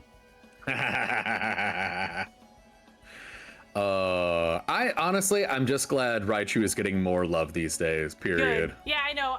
Like, as much as I'm mad about ZA, my boy gets 2 megas, so good for him, finally. However, I'm still mad because we could have had it all. Gestures at Gorochu.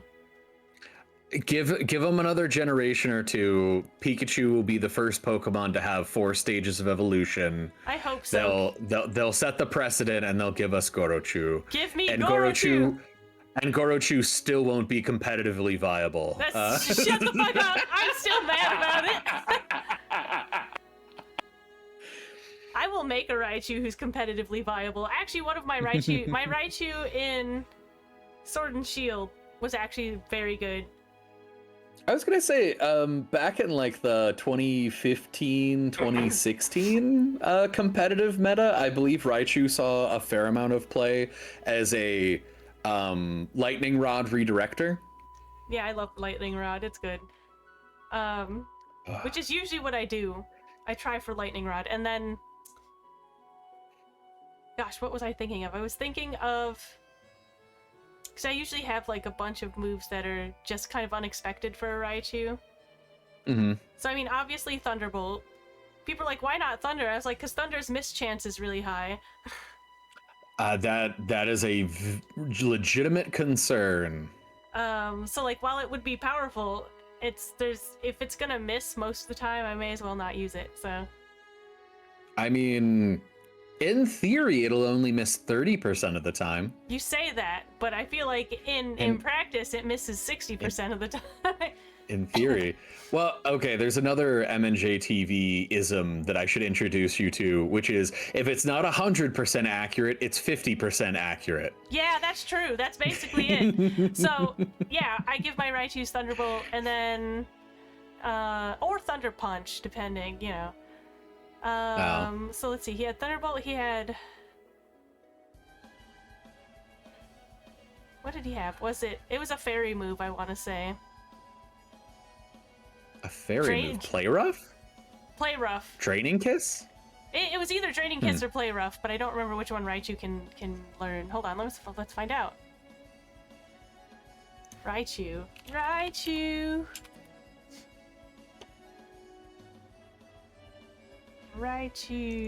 Here you go. Number 26, my boy Raichu. And we're going...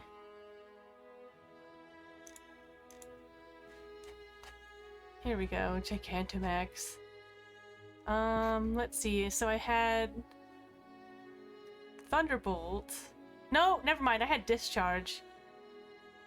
Oh. I think. Because I also had... I have a Lantern with Volt Absorb. Yeah. And another electric type with Lightning Rod. So if I use Discharge, it was really good. I feel like there's definitely a fairy move I taught it. Let's take a look. We're gonna take a look. I mean, I could just... No, I'd have to get up again. Oh, I think it was... Volt Switch was one, Draining Kiss was one. Okay. And...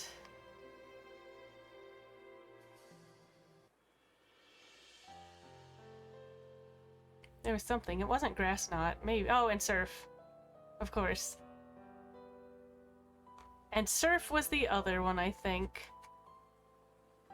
I might have had two Raichus, but I don't know. I also just really loved my Garbodor because he had Drain Punch, Pain Split, But he also had weak armor. Oh. And I want to say toxic was the other one, or one of no, poison jab. Oh, okay. So poison jab, drain punch. What did I just say? Pain split.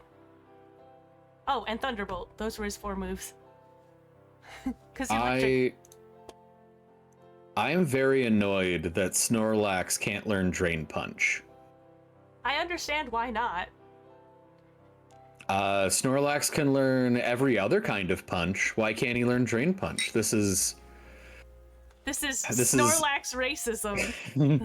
This is Snorlax racism. This is clearly bullshit. This is anti-Snorlax propaganda. This is fatphobic. This is fat phobia that he can't learn Drain Punch. I mean, he would be way too strong. I feel like he would be way too strong. No, he's still slow, and he wouldn't get stabbed from it. He could in the current meta if he had fighting. I heard anti-Snorlax propaganda. I'm here. So yeah, I don't know. Wait, you're here as in your home, or you're still at work, aren't you? Jail. Yes. How dare they be this rude to Snorlax? But yeah, no. I mean, I get it because Snorlax has such a high health pool, and with leftovers and thick fat. Like, I mean, grand scheme of things, Snorlax probably still wouldn't see play even if he did have Drain Punch. Drain Punch, just because. You say that. I mean, but maybe that one guy who won with Pachirisu will come back and be like, "I'm using a Dark Horse Pokemon." Sajin Park, and yes, Sajin Park would still use quite a few. Has still been using quite a few interesting teams. Good. However, Sejun is kind of transitioned to the card game, and he's just been murdering at the card game. Oh God! So he hasn't actually been participating in the VGC all that much. He's actually been participating in the TCG. Oh, terrifying! Okay. Yeah, pretty funny. That is funny. But no, there's better, like, faster, bulkier attackers that have like more options, like Iron Hands, like Komo-o. Yeah. Yeah, I don't see it being probable. Not that it couldn't be done, just I doubt that it would end up seeing a ton of play. Most people wouldn't, unless they found the perfect thing, did all the IV training, and you'd have to have like the perfect storm of combination. No, and I mean grand scheme, you would still probably try to do like a belly drum Snorlax with a hospitality Sinistra to help him regain HP after the fact, and then you would go into here's Drain Punch, etc. Snorlax does not get scrappy though, so you'd still have to heavily worry about ghost types or ghost terras in today's meta. That's true. Honestly, it would just be a quality of life improvement for me because I love doing a playthrough with Snorlax. Well, yes, because Snorlax is great. Like, honestly, awesome. what a wonderful Pokemon. I did want to get your opinion on the Team Star bosses. I really liked them. I was thinking you might, just because of the conversations we were having earlier about feeling like you're in the Pokemon universe. They feel like Pokemon trainers. and B, like identifying with your type specialty. And like I thought they were great. They were fun. And the storyline was fun. I do. Does anybody care about Scarlet and Violet spoilers at this point? Chat? You've had 4 years. Still. It hasn't really been 4 years.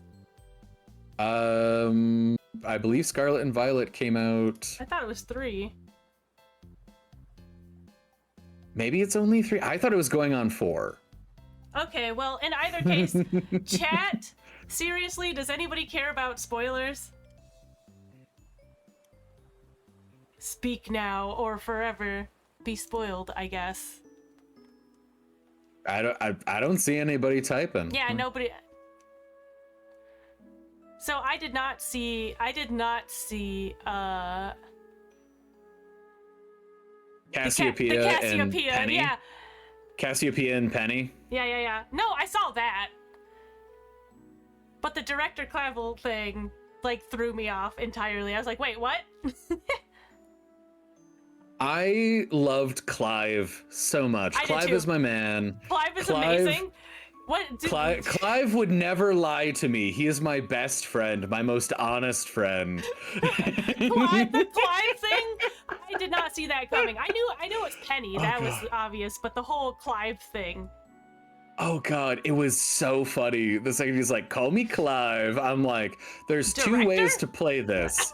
There's two ways to play this, and the funnier one is to believe him wholeheartedly." You're right. You're right. It was, oh god, it was my favorite part about the entire storyline is just pretending Clive is your friend. This is like so fucking funny. My favorite. Oh god. My favorite interaction. Ooh. Yum. Okay, cool. Fantastic. I am happy to know. Elote. Locally available.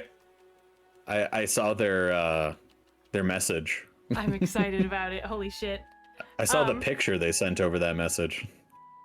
No, what was I saying? Your favorite part about it. We were talking about Clive. Clive? Oh, Yeah, my favorite discussion you can have with him when he's being the director, TM, is what does Chugi mean? Chugi! What does Chugi mean? I was like, girl, please, I barely know what Chugi means. I'm not gonna lie. First playthrough, I just Googled what Chugi meant because I had no idea. I was like, I want to get this answer right. Let me just Google Chugi real quick. Okay, never once heard that word before playing Scarlet and Violet. Oh, I've heard it a few times because the internet sure do be the internet. And the kids always use the word Chugi like it's bad. Though I think do they not use it anymore? Is that a word they use anymore? Are the children? What are the kids saying now? Well, the problem is lingo goes too quickly. Are they still saying skibbity? Yes, but in a more literal sense. Like skibbity, from my understanding, skibbity was originally like used in a variety of. What the fuck is 6-7?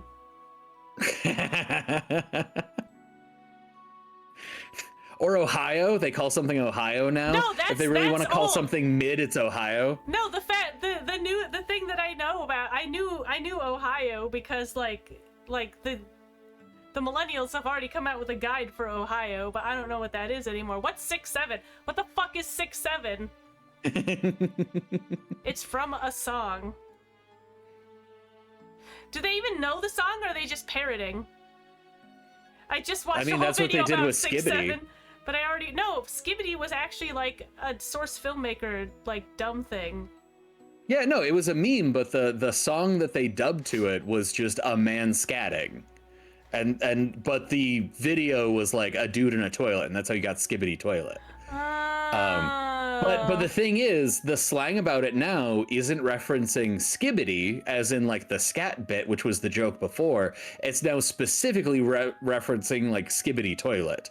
So they'll do they won't just say skibbity, they'll specifically say like skibbity toilet riz. And it's like the riz between skibbity toilet and the toilet that skibbity toilet is trying to romance.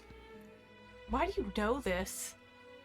I'm Too Old for This by Jesse Cox. It's his new. Oh, thank God. Okay, I'm like, you never know shit like this. What the hell? No. Jesse Cox has a shout out to Jesse Cox. He has a new YouTube channel called I'm Too Old for This, where he reacts to Gen Z shit. And it is fantastic, hilarious. Yes, the emotes.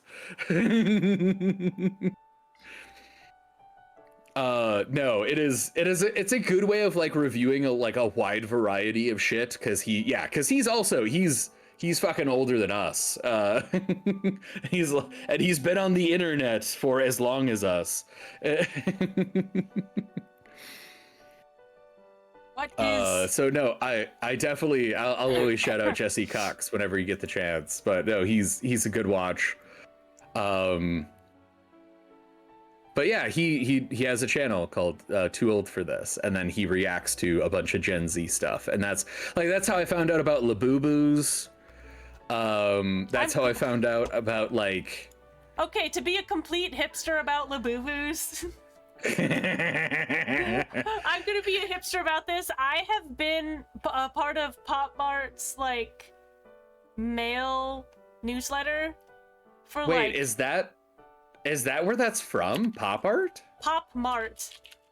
Pop Mart? They do small artist like blind box toy stuff. Okay. And But they started it? No, one of the artists had their stuff up. Like, have you seen Pop Mart stuff? They do like art stuff, and it's really cool. I love like all the stuff. But I remember when Labubu's like came out, and I remember because like that artist does a book series called The Monsters, and Labubu is like one of the characters from it. Which is what the series is from, and I thought that was super cute because it looks like a Maurice Sendak. Here's my Labubu. Look at him. He looks like where the wild things are, but cuter. I legitimately, the first time I saw them, I was like, is this a weird where the wild things are plush thing? I legitimately thought like that's kind of what it was, and then like So- I learned and was immediately proven wrong. So one of the years that I went to Anime Expo with Tegan, which is like 8 years ago now or something, whatever, we went to like an art show where they do the minifigs type stuff like that for the blind boxes, and I found out that this is Pop Mart. Actually, I can just send it to you as but here, let me show you guys on here. So Pop Mart just does a bunch of really cool like minifigs. They've gotten very popular now, especially with the rise of like, Labubus. well, not just Labubus, but kind of like Koreaboo stuff and like, you know, Asiaboo stuff being more popular, you know. But like honestly, I'm really glad that this guy's stuff took off because he was a small creator. And I think that's pretty cool that he's done this. But yeah, the Labubu collection. But yeah, there's a bunch of artists who make like all these cool little like art toys basically. And some of the ones that I really like as far as blind boxes, these guys like these ones, the Azura ones. There you go. We have to click the learn more, but like look at how cute they are. And there's usually like blind box stuff. Yeah, see, like there's the artists who tend to like design and create them. Often I think they sculpt them, but I think these days maybe more people are using the 3D modeling software and like printing them as the first run and then saying that they might be. But yeah, there's a lot of like, I mean, honestly, yeah, very cheapy. There's a lot of artists who do that kind of stuff, and I was really into them, but like they're always a little bit expensive. So because they're short run artist things most of the time, unless they take off. So yeah, I was just excited that this is my Labubu. His name is Better Soren. He needs like a little earring or something, and I really do enjoy the number of people who make little outfits and stuff for their Labubus, because like it involves like being creative, sewing and doing stuff like that. Like obviously there's going to be 1,000,001 trend hoppers, but there's a lot of people who ended up getting really creative. Anyways, yeah, that's not Pokemon, but whatever. What is a Fanrants without a tangent? You're right. You are right. You are 100% right. I really want to play. I want to play one of the Pokemon like fan-made games. Oh, like Radical Red or. Yeah. something. Or like one of like the drastically different ones, like the fusion one. Oh my god, fusion looks horrifying. I know, it looks fucking terrifying.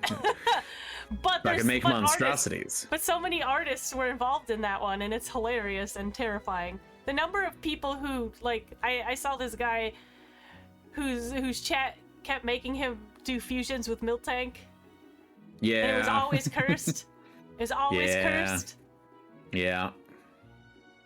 Also, you know, Capcom just released Zooms of Carl and Alcina, and I'm upset. There's a Lady Dimitrescu, like, little plush now, and a Carl tiny plush, and I'm like, ooh. I want them. Also, how much time do you need before your game? Oh, I got until 4 here. And then I need to get stuff ready and go get food before game. Okay, so okay. I still got time. But yeah, I don't know. It's like, I'm glad that we spent a lot of the time talking about the positives of Scarlet and Violet, despite, you know... Well, I think you and I do agree that, like, a 7 out of 10 is really what, like, it was. Oh, I didn't think it was I didn't think it was that high.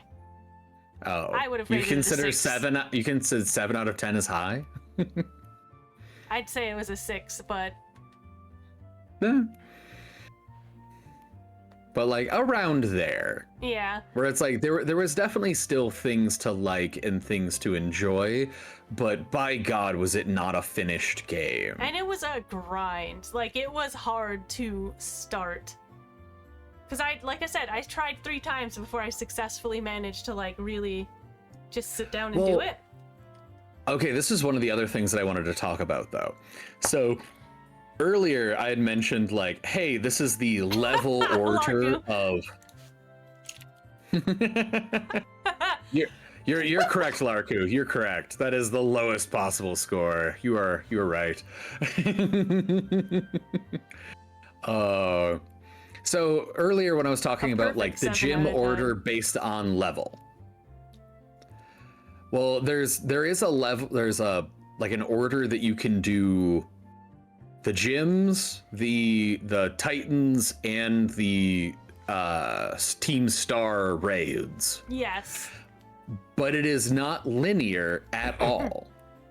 It's quite literally like you do the Bug Gym first, then you do the Rock Titan, then you do the Grass Gym, then you do the Flying Titan, then you do the Dark... Yeah, I definitely didn't do it any that way. Yeah, then you do the Dark Gym, or the Dark fight. Then you do the Electric Gym. Then you go back and you do the Fire Raid. Yeah, and we did none of that. We did not do... They should have made it linear. They should have just made it linear. And that, I think, was the main failing of the game. It instead, like, it is so back and forth and so, like, convoluted. And, like, I get, like, the Ghost Gym, in terms of, like, the gym order, is, like, 5 out of 8. It is the physical furthest from where you start, but it is 5 out of 8 in terms of level. And it's, like, Ghost Gym, Ground Titan, Psychic Gym, back up to Ice Gym. Then it's like Fairy, Team Star, Dragon Titan, and then the last thing you should do before you start doing like the Elite Four is like the Fighting Team Star raid. Like it's very convoluted, but I will tell you, it is a much more fun experience to follow that ascension. But that So should have I been 100% that really should have been built into the game. No, and that's why I'm agreeing with you. It's like, no, if you curate this, you make it so much more fun, but you have to go through the effort to fucking curate it. And that was the that's issue, stupid. right? Like, they And made that's it stupid. too open, and they made it frustrating at times. Like, it wasn't fun until I was able to get past all of these very artificial feeling roadblocks. You know what I mean? I do know what you mean, yeah. Hello, Jareth. How are you? Like, because everything was kind of stymied by what movements your Korai or Miraidon could do. Right? So then you were limited. You were always limited by, like, where could you go? You can still hit most places. You do have to take, like, roundabout routes to get there. And honestly, another thing that I did... But the roads aren't very well marked is the thing. Oh, no, they're not. They're not. But one of the things that I did on my playthrough that made it significantly more enjoyable was not riding Miraidon to where I needed to go. Yeah, that's true. Like, literally just walking on foot from city to city, battling the Pokemon, capturing the ones, trying to fill out some of the decks. Like, that was like, so much... Do you mean, like, the original games? What a shock. Yeah.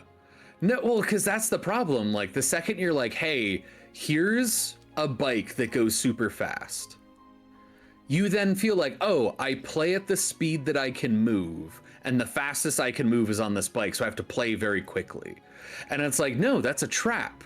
It is so much more fun to take your time going from city to city. And then, like, oh yeah, when I need to backtrack to get something, like there's fast travel available, or yeah, you need to jump to something, so then you pull out your ride Pokemon. Exactly, exactly. And it's like, again, the artificial roadblocks are what really made that. It's like, you gave us a game and gave us no direction, while giving us too much direction, you know?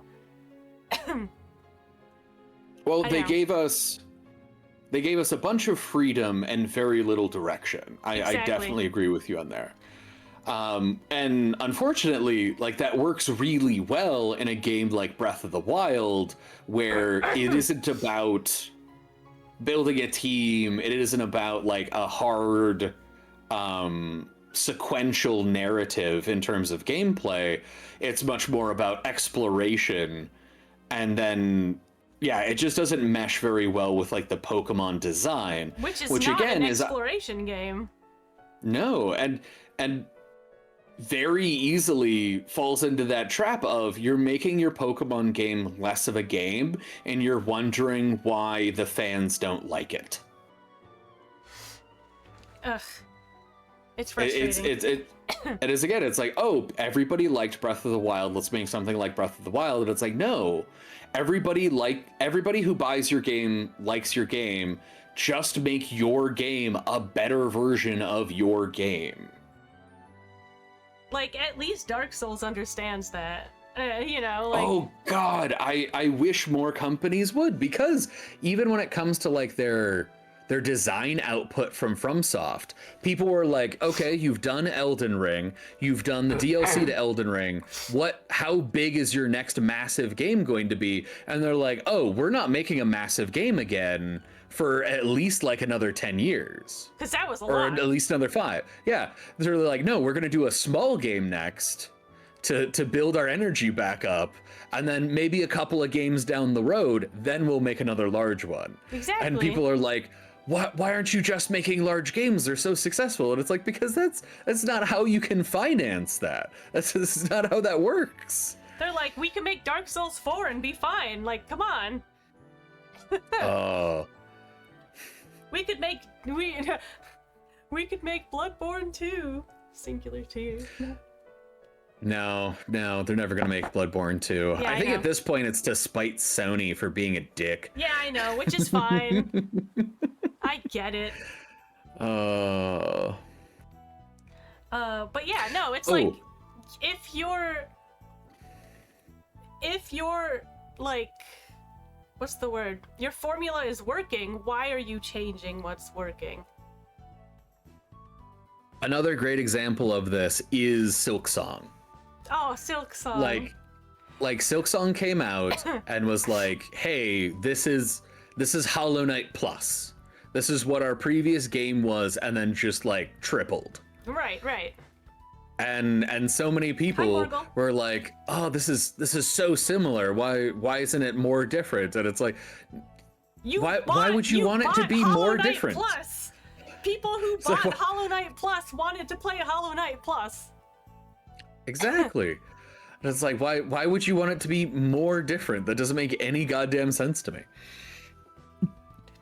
Oh, I did want to circle back to Pokemon, Okay. just because I wanted to point this out. Also part of like the Team Star fights. Yes. When you fight Clive, at the end, one of the interesting things, so it's obvious that he uses the starter that wasn't picked by you or Nimona, but it's also important to note that he also changes out his fire type and his grass type. Oh yeah. If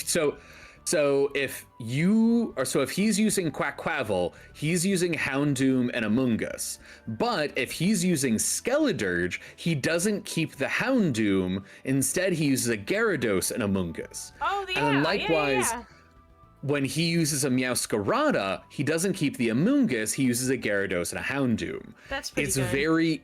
like they keep that water, fire, grass core no matter which starter he has to complement his starter. Sorry, my cat is being adorable. You're so cute. You're so fluffy. But yes, I actually really liked that. Yeah, like I said, there's quite a bit that they do right.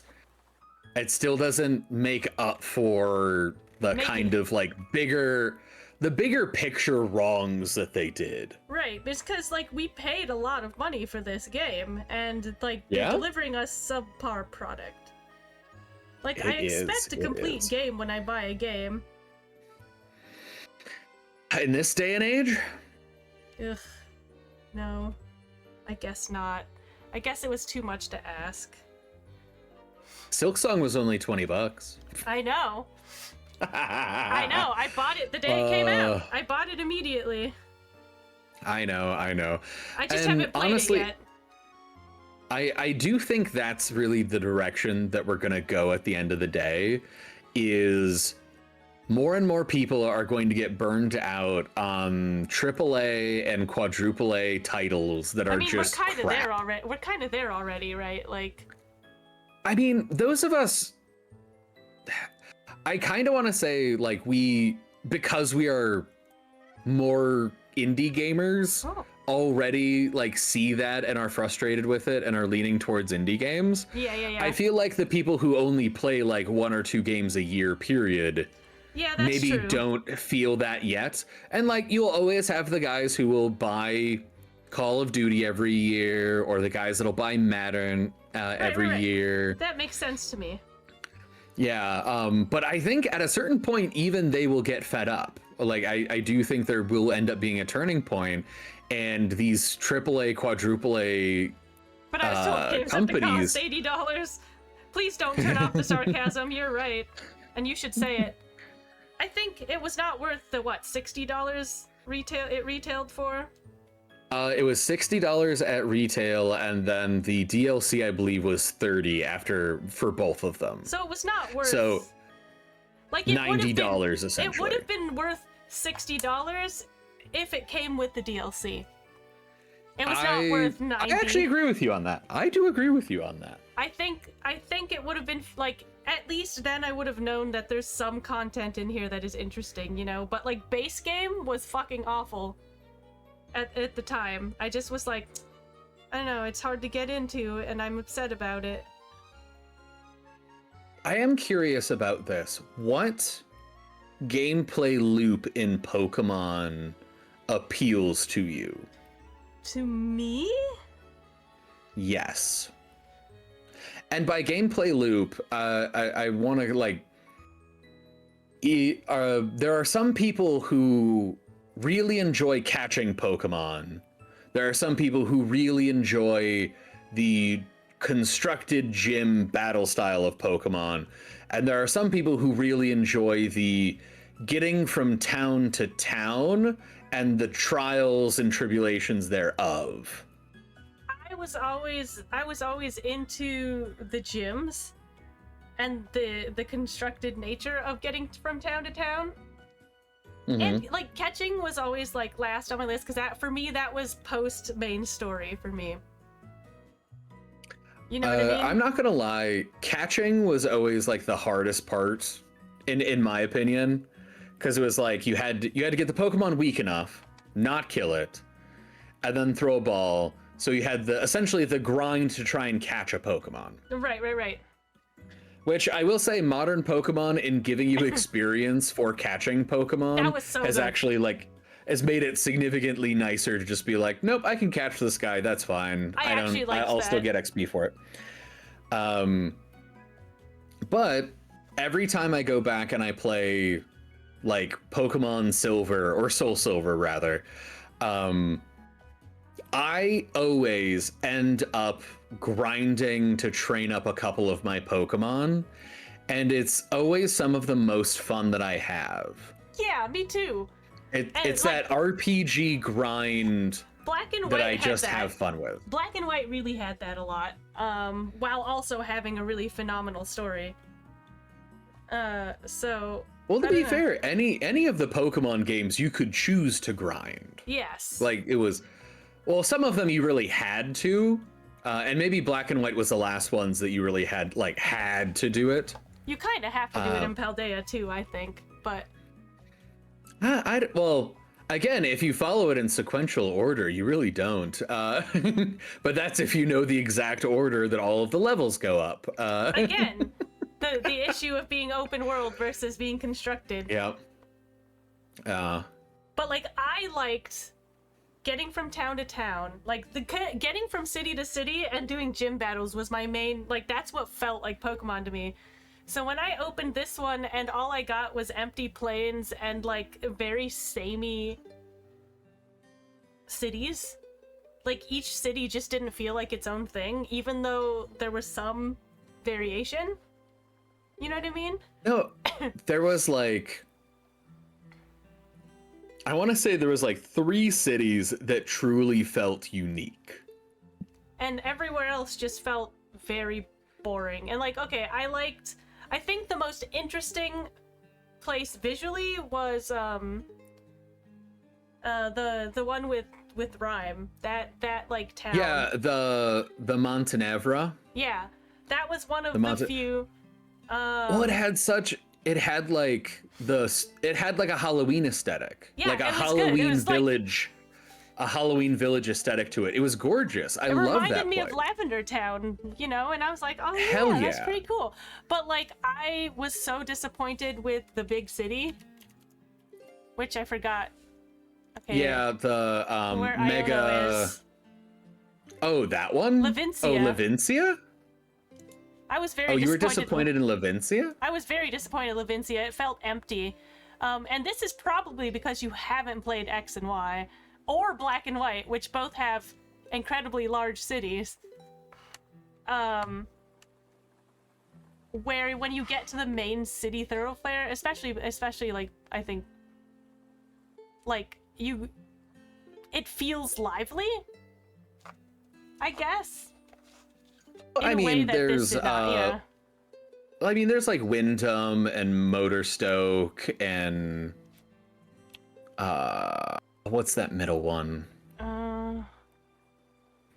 But no, several of the cities in like Sword and Shield were very full. But yeah, it felt alive. But no, it was Black and White. Yeah. Sky Arrow Bridge.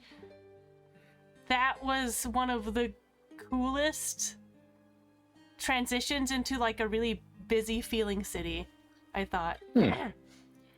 But like X and Y had that too. X and Y had a moment where you get into the city and it feels very lively. There's lots of people working. It feels like there's a hustle and bustle that is very, very absent in Lavincia. Well, I do think that's one of the big downsides of how they structured the cities, in that, oh, the one with the academy is the biggest city, because then every single other place you go to is a podunk town by comparison. But it doesn't. But even where we are for school doesn't feel like a big city because it still feels empty.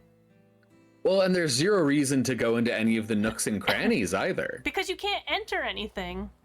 No, there's no real reason to explore. Any of the items found on the ground are minuscule. I think like the best item is just off of one of the thoroughfares. You can get the Soothe Bell, but like that's it. Like there isn't a real reason to go off of the beaten path and explore the big city. There's no incentive to. Okay, hold on. Let me see if I can find.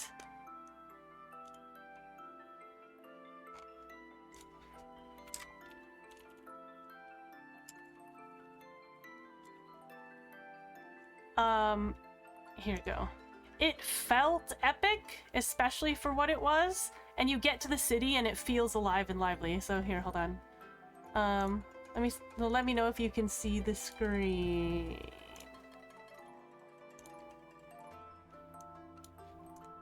Can you see the screen? Oh wait, shit. Hold on. Yeah. Okay, cool. Yeah. So this is black and white, and when I got to this, I was so impressed.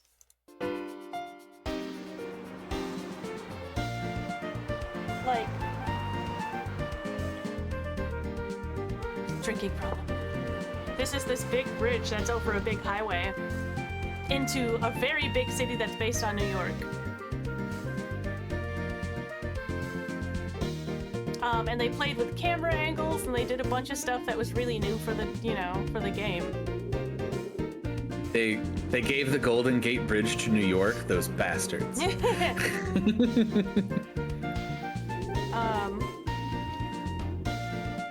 But like you get into now, the is this city... a cutscene, or are you actively moving your You are character? walking. Okay, so you are actively moving your character as it goes. You actively move your character, and then you get into the actual city itself, and it feels lively and fun, So it doesn't show the whole thing, but you see what I'm getting at. Kind of, I imagine. No, I can.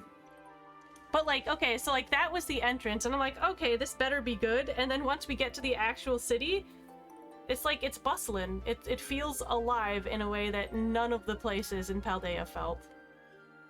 I will say, Switch 2 definitely has more people, but again, that's not a it's not a good argument that, hey, this thing should have launched 3 years later than it did. Yeah. It's like, well, then it Because really again, should have just launched with the Switch 2. Whoops. That's really what I'm saying, because the next time I come over, I'll bring my Switch 2. I will show you what the towns and cities are populated with. So there's no more people waving like... No. Like, there's still some people waving, but it's no longer, like, stop-motion marionettes. And there's, like, significantly more people and Pokemon walking around cities. I agree, Signs. Like, it was like, I liked completing decks, but that was my relaxing end game. I've beat the Elite Four and the Champion vibes. Also, I think it was X and Y that did the Friend Safari, which was one of my favorite mechanics. I loved it. I thought it was really good. I mean, that sounds about right, but I don't know. Go, man. Or like once at well, you're not really a battler. You just kind of like collecting, which is fine. That's why you made Demetrius with Lumi and I made Bo. Bo was like, oh. But yeah, I don't know. I just have a lot of opinions about Pokemon TM. Oh no, I definitely do as well. Oh, you were great at Snap. I did not have the patience to play Pokemon Snap, to be honest. Oh, Pokemon Snap was so much fun. I really love Pokemon Snap because you get to see like the 3D Pokemon like in the environment, like how they interact, how they move around. Like that was always the appeal, at least for me, of Pokemon Snap. Well, I never had a copy of it was my main thing, so I didn't get to get attached. And honestly, even like new Snap was pretty fucking good. I heard it was great, and I thought I had a copy, but I don't know. I might have given like it... they made it a little bit more like breakneck pace, but It's just fun. Felt more like, you know, a Pokemon world. Yeah, you mean where we all live? Yeah. In a Pokemon world? But yeah, is that vibe. I don't know. The frustration, man. I love Pokemon, and I'm so sad that the direction seems to be diving headfirst into the Garbodor. Well, Gigantamax Garbodor. I do love Garbodor, though. It is such a cute little guy. Did you see my Trubbish back there? I stand by. I like Trubbish's design. I don't like Garbodor's design.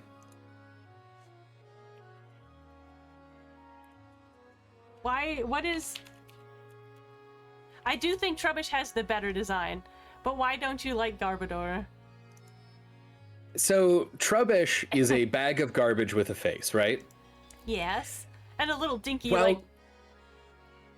Yeah, like a little dinky smile and it's like very cute, what have you. Like, it's like very... But like, Garbodor is a mash of shapes and a variety of weird colors. Like, I think the Gigantamax Garbodor solves part of my problem, where you can tell what garbage makes it up. Like like the Gigantamax, it's still a pile of garbage, whereas the regular version is really just a pile of misconstrued shapes that are supposed to be stylized garbage. Okay, that's I don't know. funny. It's like, but no, it's like commit to it being garbage. And I feel like regular Garbodor does not commit to it actually being garbage. It goes from being a garbage bag to being like, maybe a garbage? I don't know, he still looks like a garbage to me, but I get you. I understand what you're saying.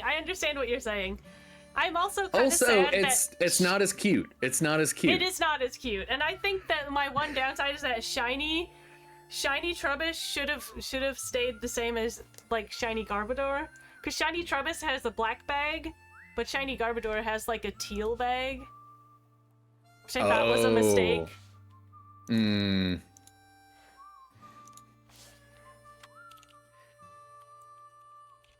Like, but I would still kill for shiny, for the Ditto Trubbish plush.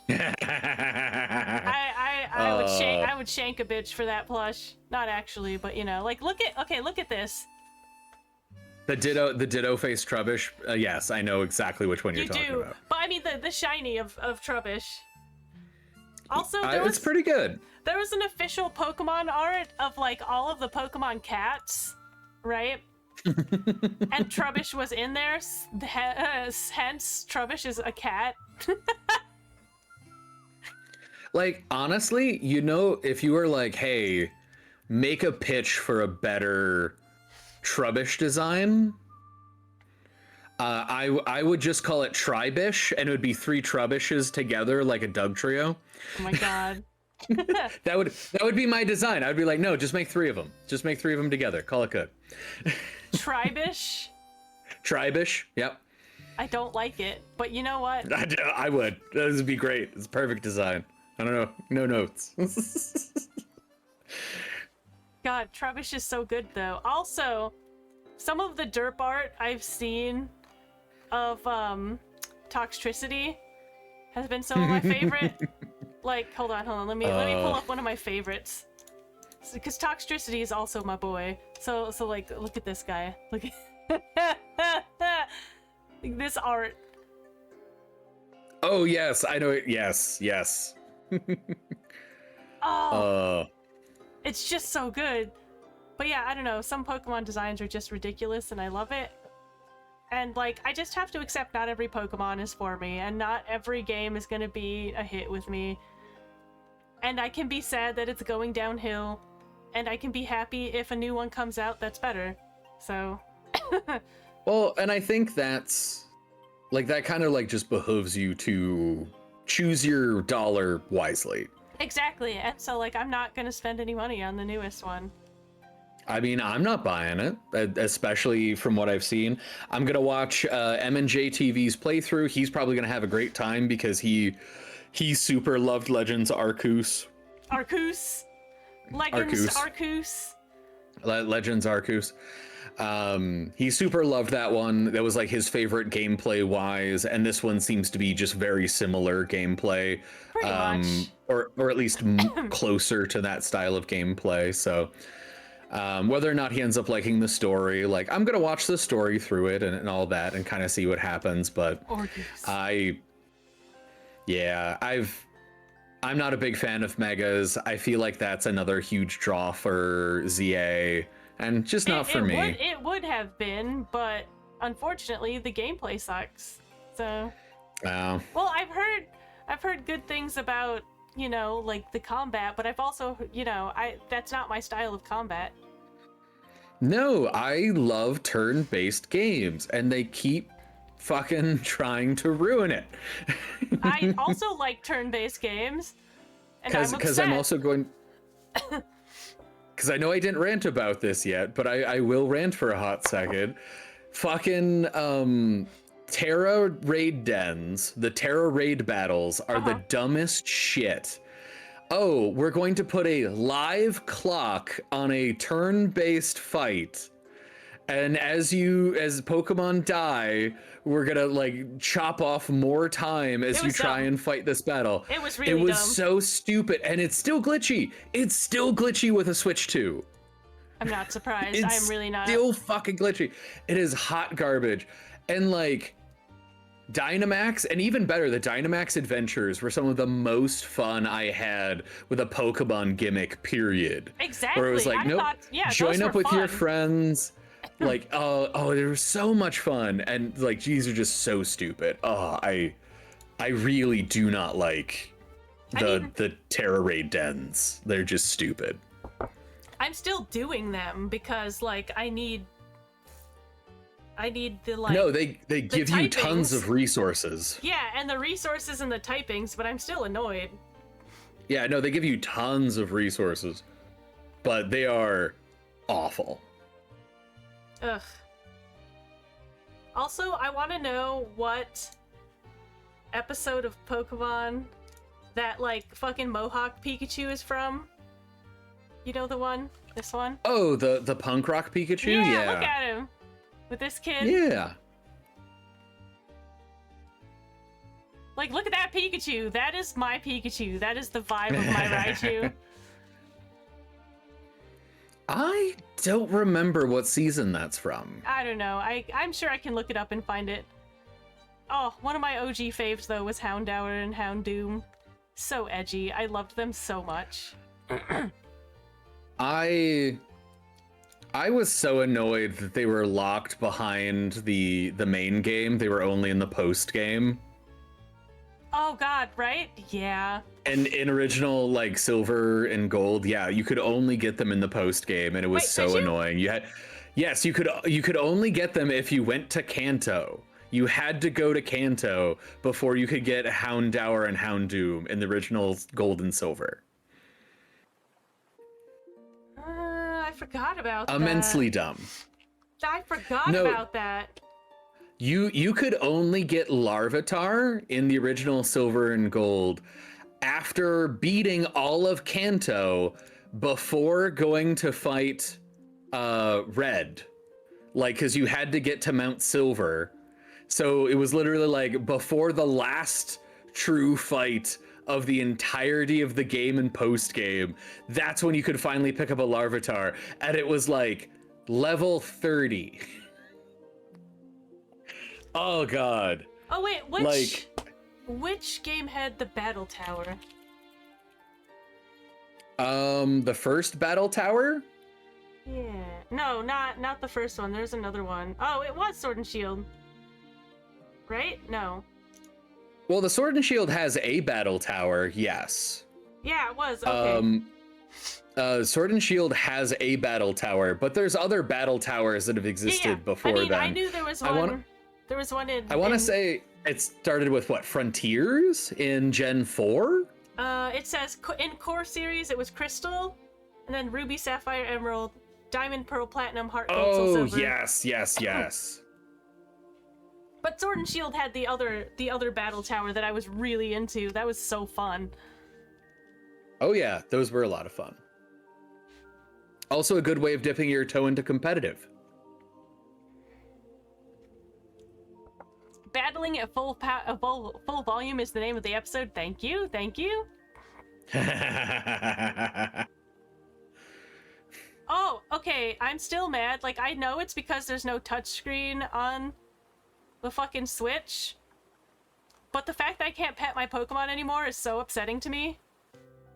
Oh, yes. Pokemon Refresh from Alola was so good. I'm still was mad so about good. it. I want to be able to pet my Pokemon and to, like, give them little scrubby baths and then feed them little poffins like it was the best. Why did they take that away from me? Ah! I felt like a true bond with my Pokemon, especially when it was like, Pepper hung on because he loves you, and I'm like, oh! Oh yeah. Oh! Oh no, you're paralyzed. Here, let me fix that for you real quick. Oh, Like, are you did it- poisoned? Here, let me fix that for you real quick. Like, it didn't happen in competitive, obviously. That was the thing that just No. didn't happen. But, like, it was sweet when it happened in game. It's like, Well, your and more so, it Pokemon was fought, and immersive. they broke through their pain to do this thing, and I was like, why'd they take that out? Did they take that out of Paldea? No, it's still in there. You just Okay. don't love your Pokemon anymore. Clearly, I don't love my Pokemon anymore. No, it is still in there. Your Pokemon can, like, oh, they toughed it out so you wouldn't cry, or they shed this off. It's so for cute. I think It's they so- did, but it generates much slower. That's what I thought, because I'm like, I have several No, Pokemon that have evolved with friendship, and they certainly have, so... Yeah, no, it definitely, it's much slow. Well, because it is a different mechanic than friendship. Yeah. It is a separate mechanic It is. than friendship. It is. It's tracked separately at the very least. But yeah, it's still there. You can still have it happen, but no, you have to, like, feed your Pokemon a bunch of stuff. Like, it's not built in as a system like it was in, like, Alola, or hell, even Galar. You still had, like, oh, we throw out a picnic for sleeping in the camp and making curry. I hate making sandwiches in fucking too. Scarlet and Violet. It's It is a curry- hot making garbage curry was system. Fun. Making curry was fun. Making fucking sandwiches is absolute bullshit. It's ass. Just the drop controls it. for Just it drop, are just ass. yeah, at this point, I literally just drop all the ingredients and pretend that it did the thing. It never looks appetizing. It's so stupid. Also, the eating animation is dumb. Yeah. It's lazy. It's still lazy. I'm gonna be mad Agreed. about. I'm mad about it. Well, and I think that is something that we didn't really touch on, but, like, all of the smaller mini games for Scarlet and Violet, or parallel games in Scarlet and Violet, just are not good. Like, they're just not. The only one that was okay was the Ogre Pond one, the dash.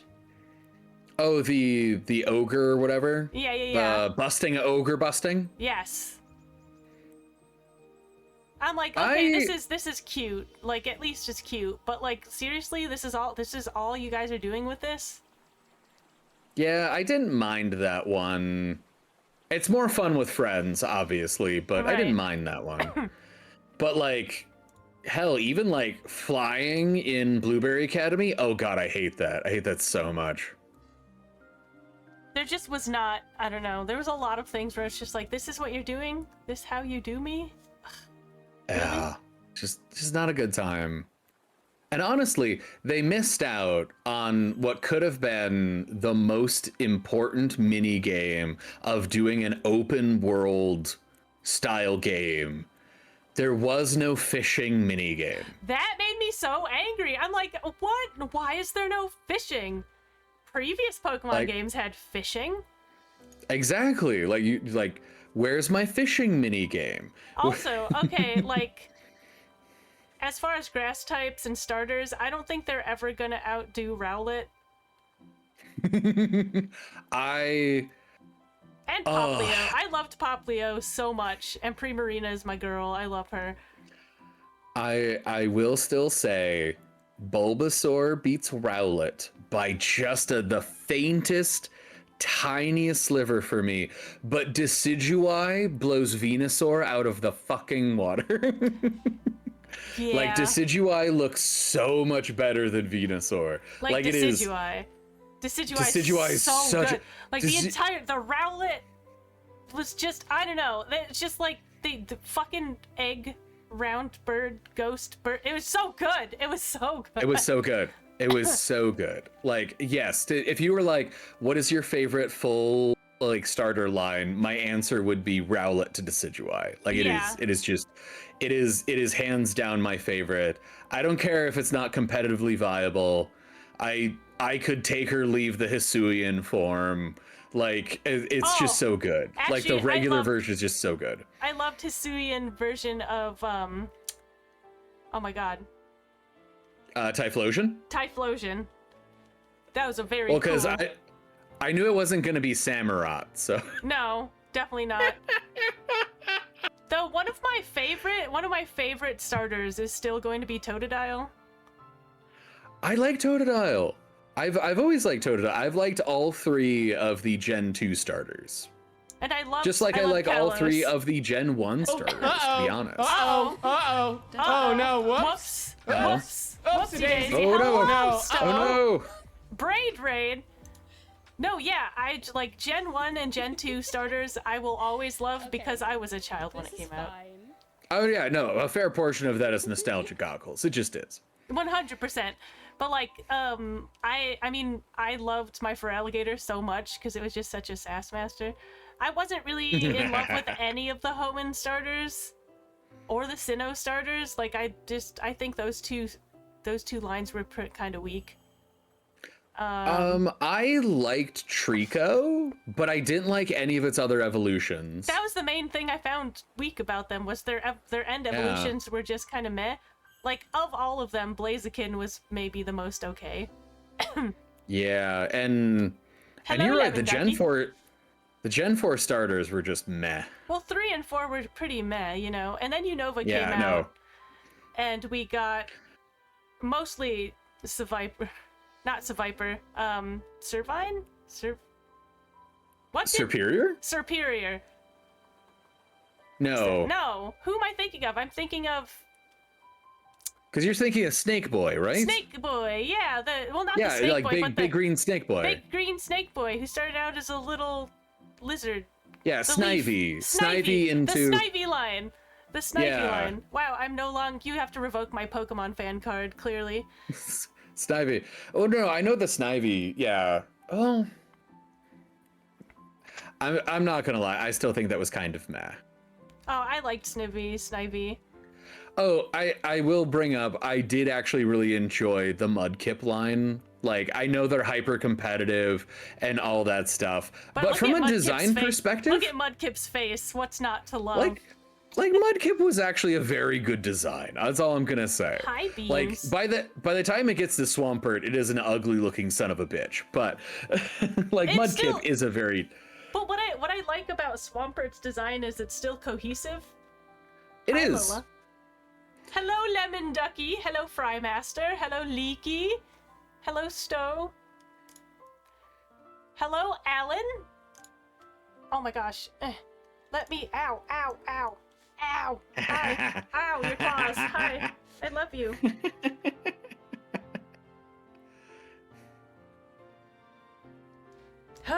People are gonna think I self-harm because your claws are always in me.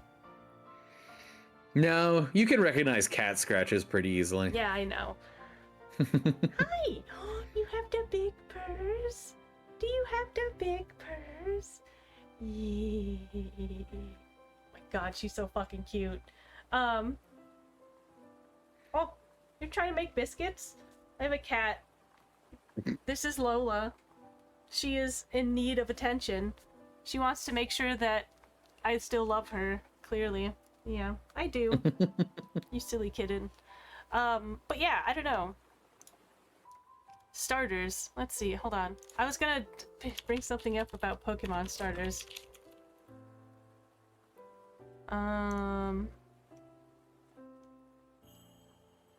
Hi. Do you need something? Did you ever try to call your cats with a... They wouldn't listen anyways. My cats are little shits. Oh right, of course the Eevee and Pikachu. But I liked Chespin, I just didn't like Chespin's final evolution. Fennekin was just aces. I loved Fennekin. I mean, I know I'm in the minority on this, but like, I didn't really like the Froakie line. I also did not like. I didn't really like the Froakie line either. And I know people suck Greninja's dick, but like, I just don't think it's that good. It's also not very cohesive to me because you have like the warrior Chestnut, you have the wizard Delphox, and then you have the ninja? I get you. Like, it's supposed to be like the rogue, like I get that, but it's just like, thanks. Like Western, Eastern. It was a little like, okay. And it was in the French? Yes.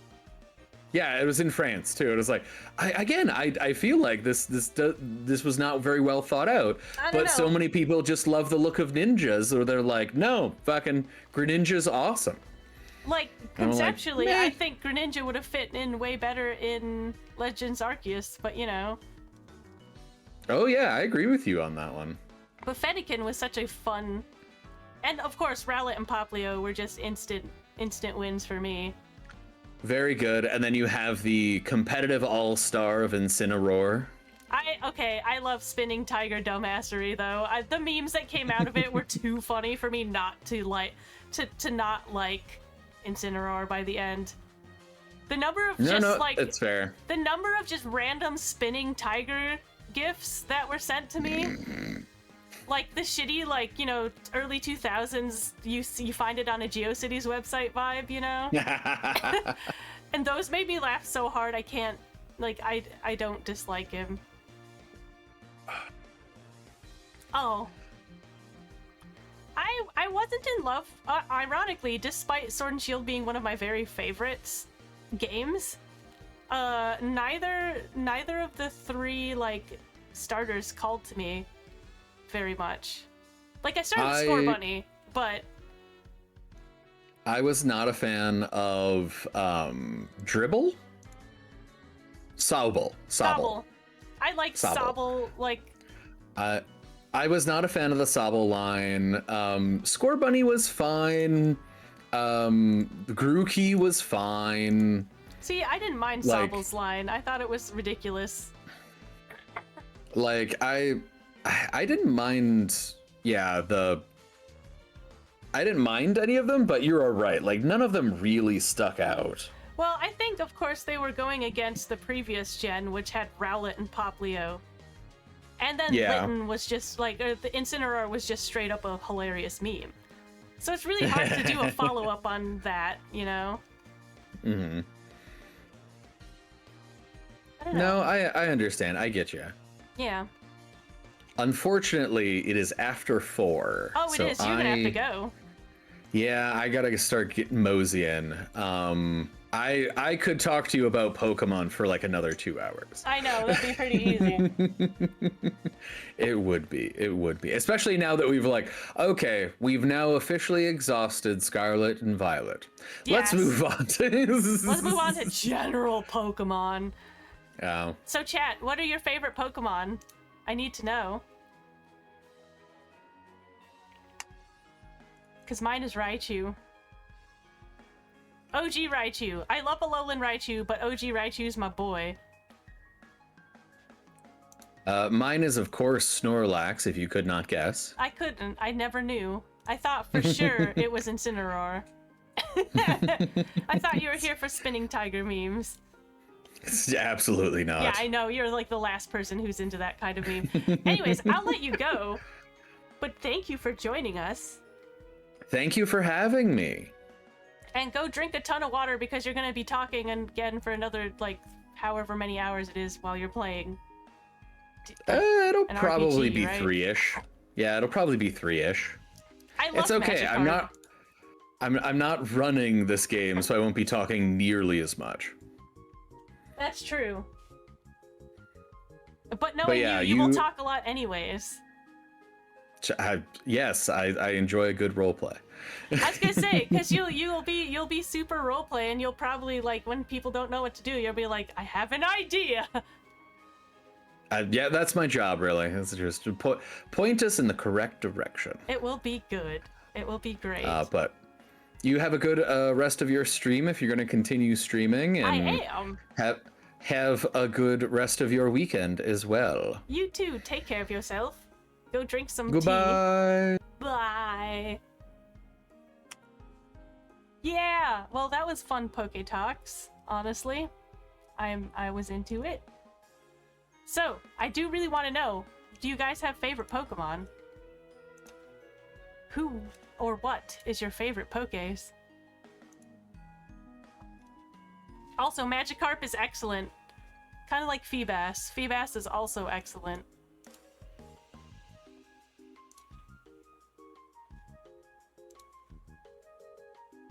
Yeah? No? Maybe?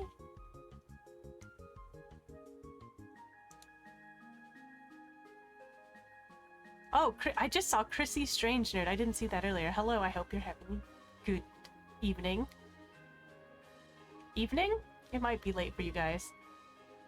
But yeah, my favorites, because I have several. I obviously love Trubbish. I love Raichu. Bidoof is just fucking hilarious, so of course I love it.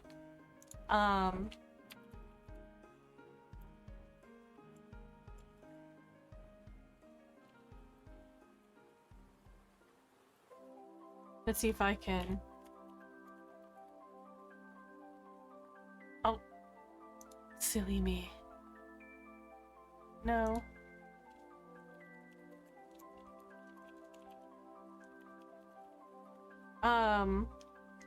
A lot... I thought Toxtricity is up there. A lot of fairy types are kind of, like, edging their way up there just because design-wise I love them.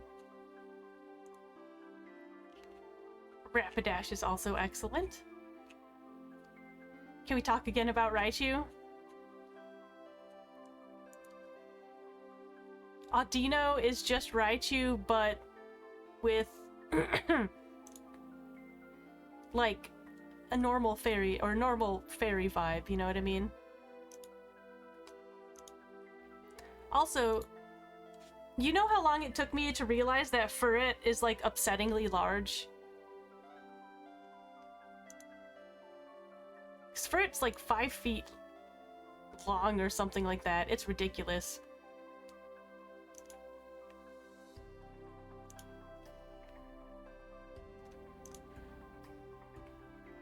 Upsettingly long! Yes! Hold on. Okay, let me see. Let's check Bulbapedia real quick. Oh no, it's taller than me! It's 5'11".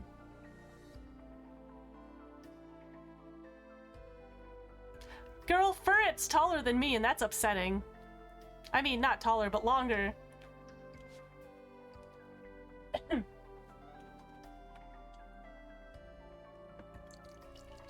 Wow, that is more than mildly upsetting. Why is Furret so big? What if you got a life-size Furret plush? Somebody out there has one. Hi, Lola.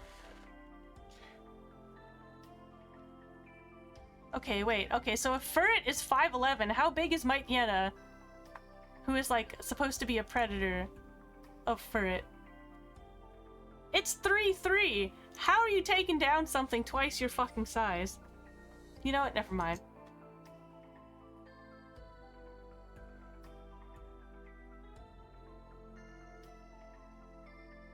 Why?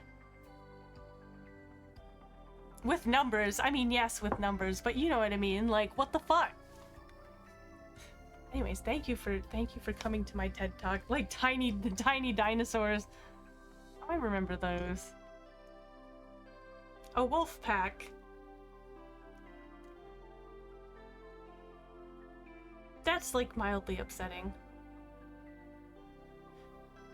This is still too hot and I want to drink it. I hope I'm not catching a cold.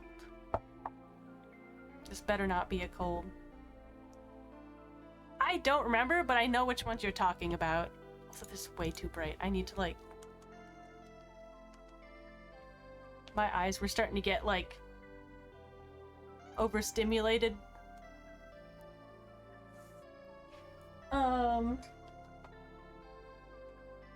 Anyways, I need honey in this because my throat's a little dry.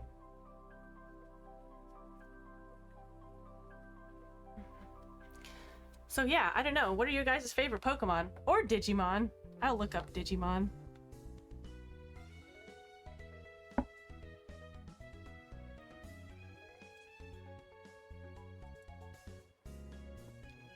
I'm putting like whatever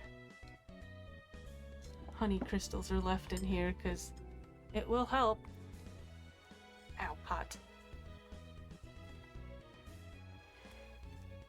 Did you ever play? I did.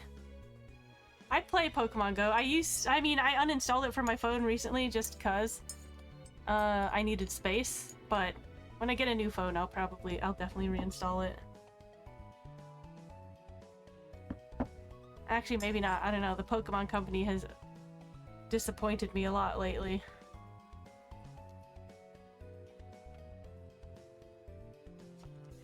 So, you know, I don't know, I have a lot of feels.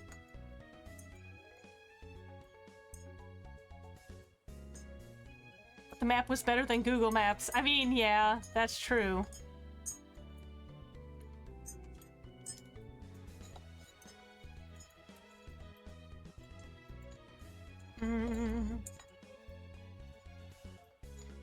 Angelmon, for no particular reason. Is it because her tits are kind of out? Is that the reason? Was she your step on me mommy vibes?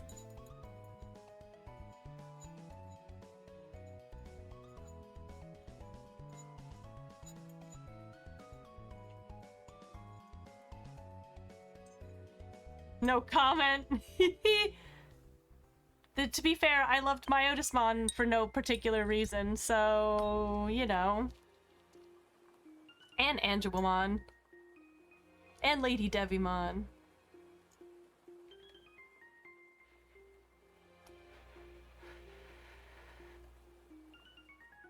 Anyway, what were we talking about?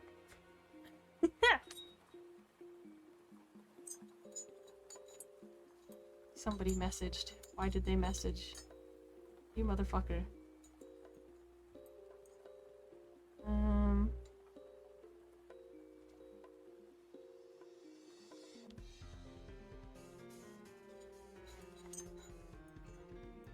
Myotismon shout out with zero context. I mean, correct.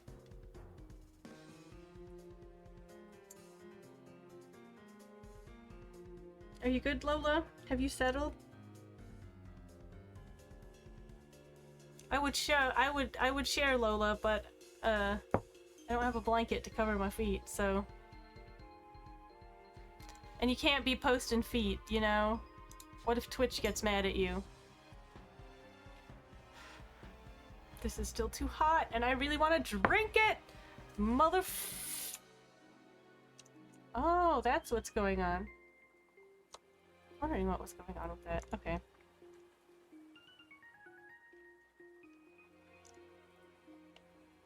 Do I want some ice cubes? Oh, are you home? Did you make it home? Did I just not hear you come in?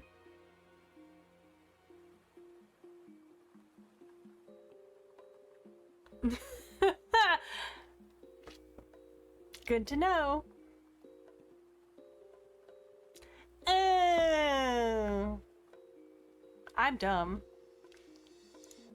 I'm a moron. Sometimes you just... Eating fish. Also, chat, you guys can use any sound commands, for the record.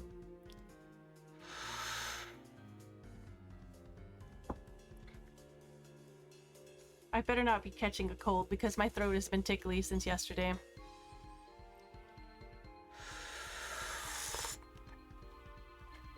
I thought it was just because I was talking too much.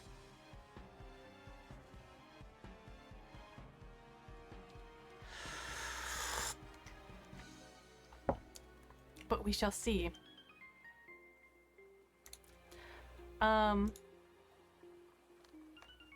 Yes, I had a thought. It vanished. No, I'll be okay, basting thank the you. Gringus. I'm basting the Gringus. Yeah, I don't know. Have you guys played any recent Pokemon? Is anyone playing Pokemon ZA?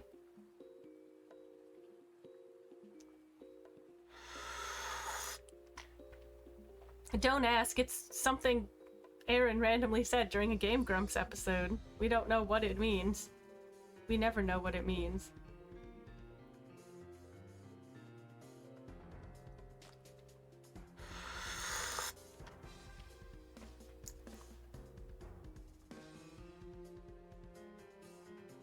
I do not see.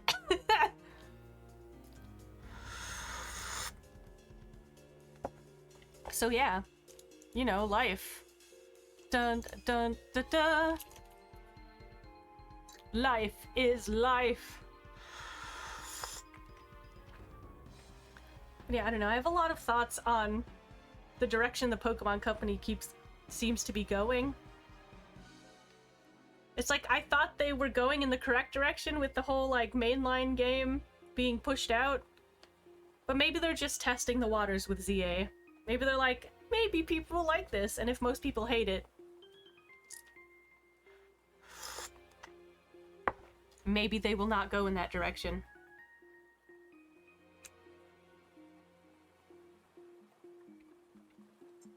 So, I don't know. I hope so. But I do have a new Bab, and that Bab is Tinkaton. And Tinkaton is excellent Pokemon vibes.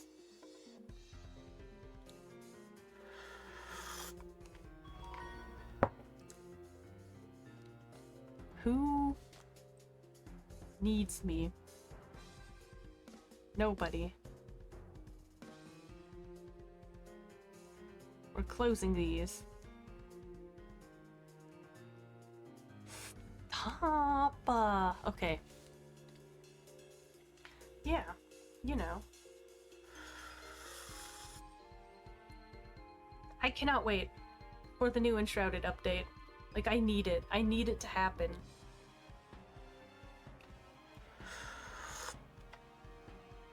I will be happy and excited when it finally does.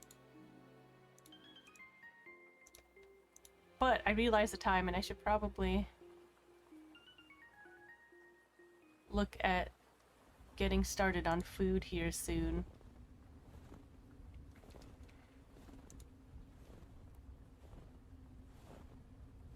Who's here? Neon's on.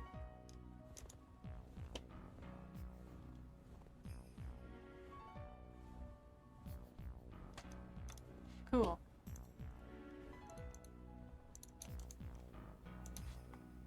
Good food, exactly. The other thing I need to do is catch up on the Palia event stuff. Because I don't know how long that's going. I assume until, like the 31st, but I must finish.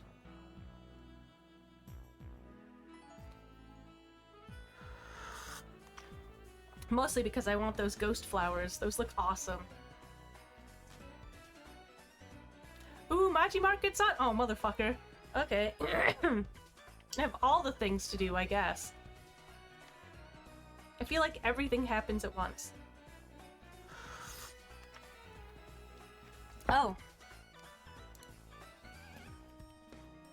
Yeah, I'll put this one out. Actually, no, I won't. I was gonna do a poll, but then I'm like, I don't have enough options for all the Pokemon games, so... Shit, I'm behind on Paleo, like very behind. I want to get the new... I just got a, what is it, a Rufflet? A Trufflet? The pigs? I still need to get the Goo Boys for the ranching. And all of my skills, I think the highest skill I have is 15, so... I'm not even max level anything, even though I've been playing forever. Mostly because I just go around collecting stuff, you know?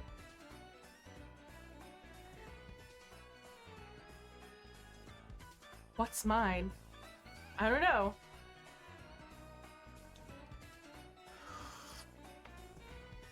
Fishing. Oh, damn. Okay. That is insane.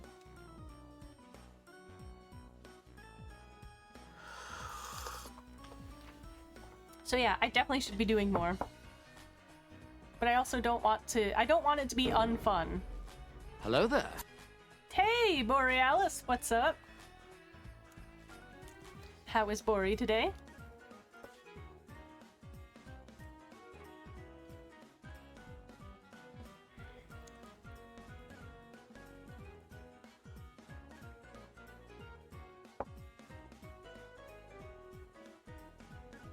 We had good chats.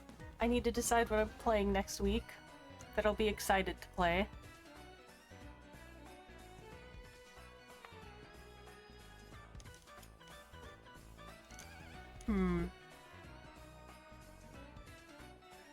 I mean, I suppose I should finish Signalis.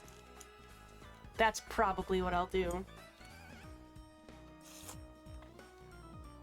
Because I have been enjoying that game, even though it's baffling to me. It's very mind-bendy, and I've not been spoiled, so... I'm excited to finish it and find out what the fuck is going on.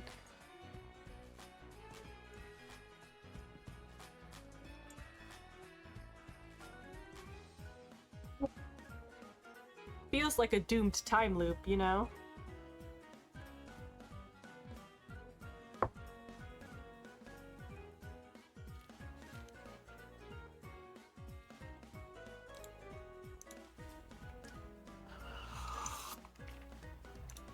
I'm thinking I gotta do something to overhaul some things. Like, I want some more...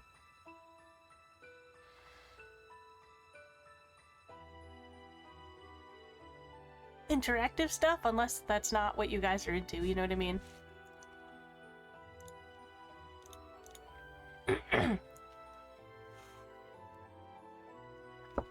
But yeah, I will be excited to just chill.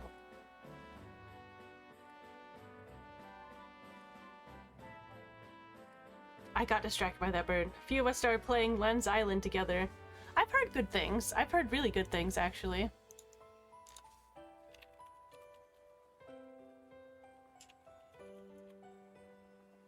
Yeah, that one. That looks really cute.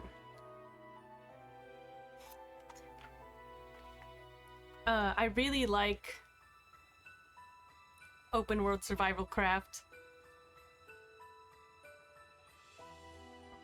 There's still part of a sticker on this. Yeah, no, open world survival craft is my jam. My favorite is still Enshrouded. The devs are amazingly responsive and awesome. And just, incredible. It's like, this month is when the update's supposed to come out, and I've just been so excited and I'm waiting. Okay. Yeah, the camera is kind of what kept me away from it for the most part. Still... Sorry, it's like there's still part of a label stuck on the bottom of this, and I'm trying to get it off. Because I don't always like that style. Like, top-down is not always my jam. But, you know, I'd try it. I said not always, that doesn't mean I won't give anything a shot.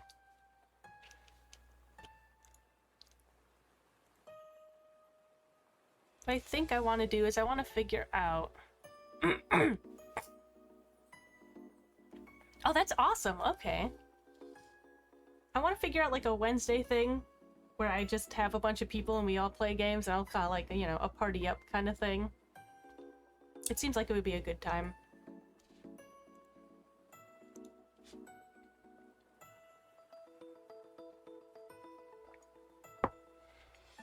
Mostly because Wednesday always seems to dip for me. It's like, oh, everyone's very, like, tired, I think, today.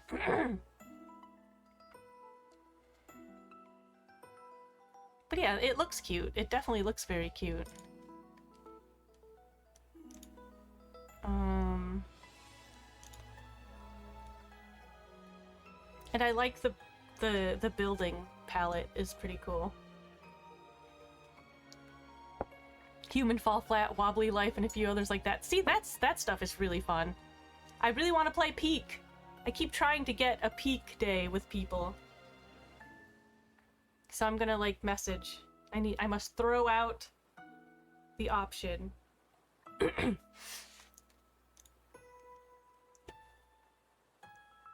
we are gonna...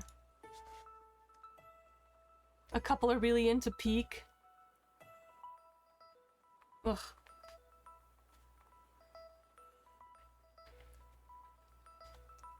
It just looks like good fun, and I really want to try it out, because it's very silly.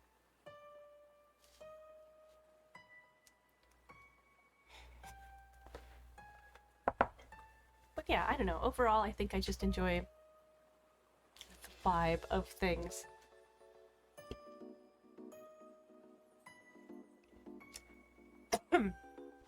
I do wonder if I shouldn't, like,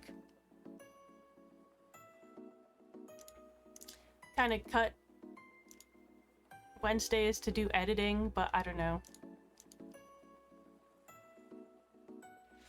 I hate the idea of making short-form content, even though, you know, I know it would be good and I would like it at the end, that sort of thing.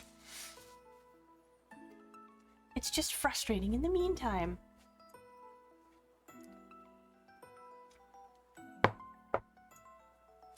Oh, I gotta see if I actually put that up. Did I?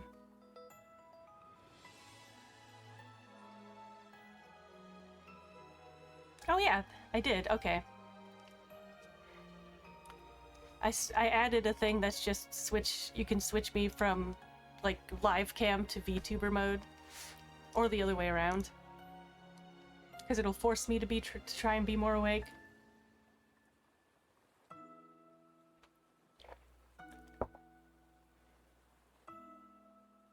But yeah, I don't know. Anyways, I think I do need to start cooking. So what we're gonna do... Thank you guys, by the way, for the amazing raid. I hope you have a fantastic evening. We're gonna go raid Exo Neon Tiger because Neon's amazing and a sweetheart. But I should be back on Tuesday at noon Central Standard for... I think I will do Signalis. And I think I might just have to do one day that's something ridiculous. You know, I will figure it out. But we'll rate him. I hope y'all have a fantastic, wonderful, absolutely fantabulous weekend. Thank you all for coming by. And life word mouth sounds. I really have no... Oh my god, no wonder. I forgot to take my meds today. God damn it. Okay, well, no wonder I'm so scatterbrained. We're gonna go raid Neon. Stop holding in your pee. Take your meds. Oh. Your brain, very tiny, small, and smooth. It is. Stop holding your pee. Take your meds. Drink some water. Lots of love. Have some fish. Where's the thingy? There it is. Bye!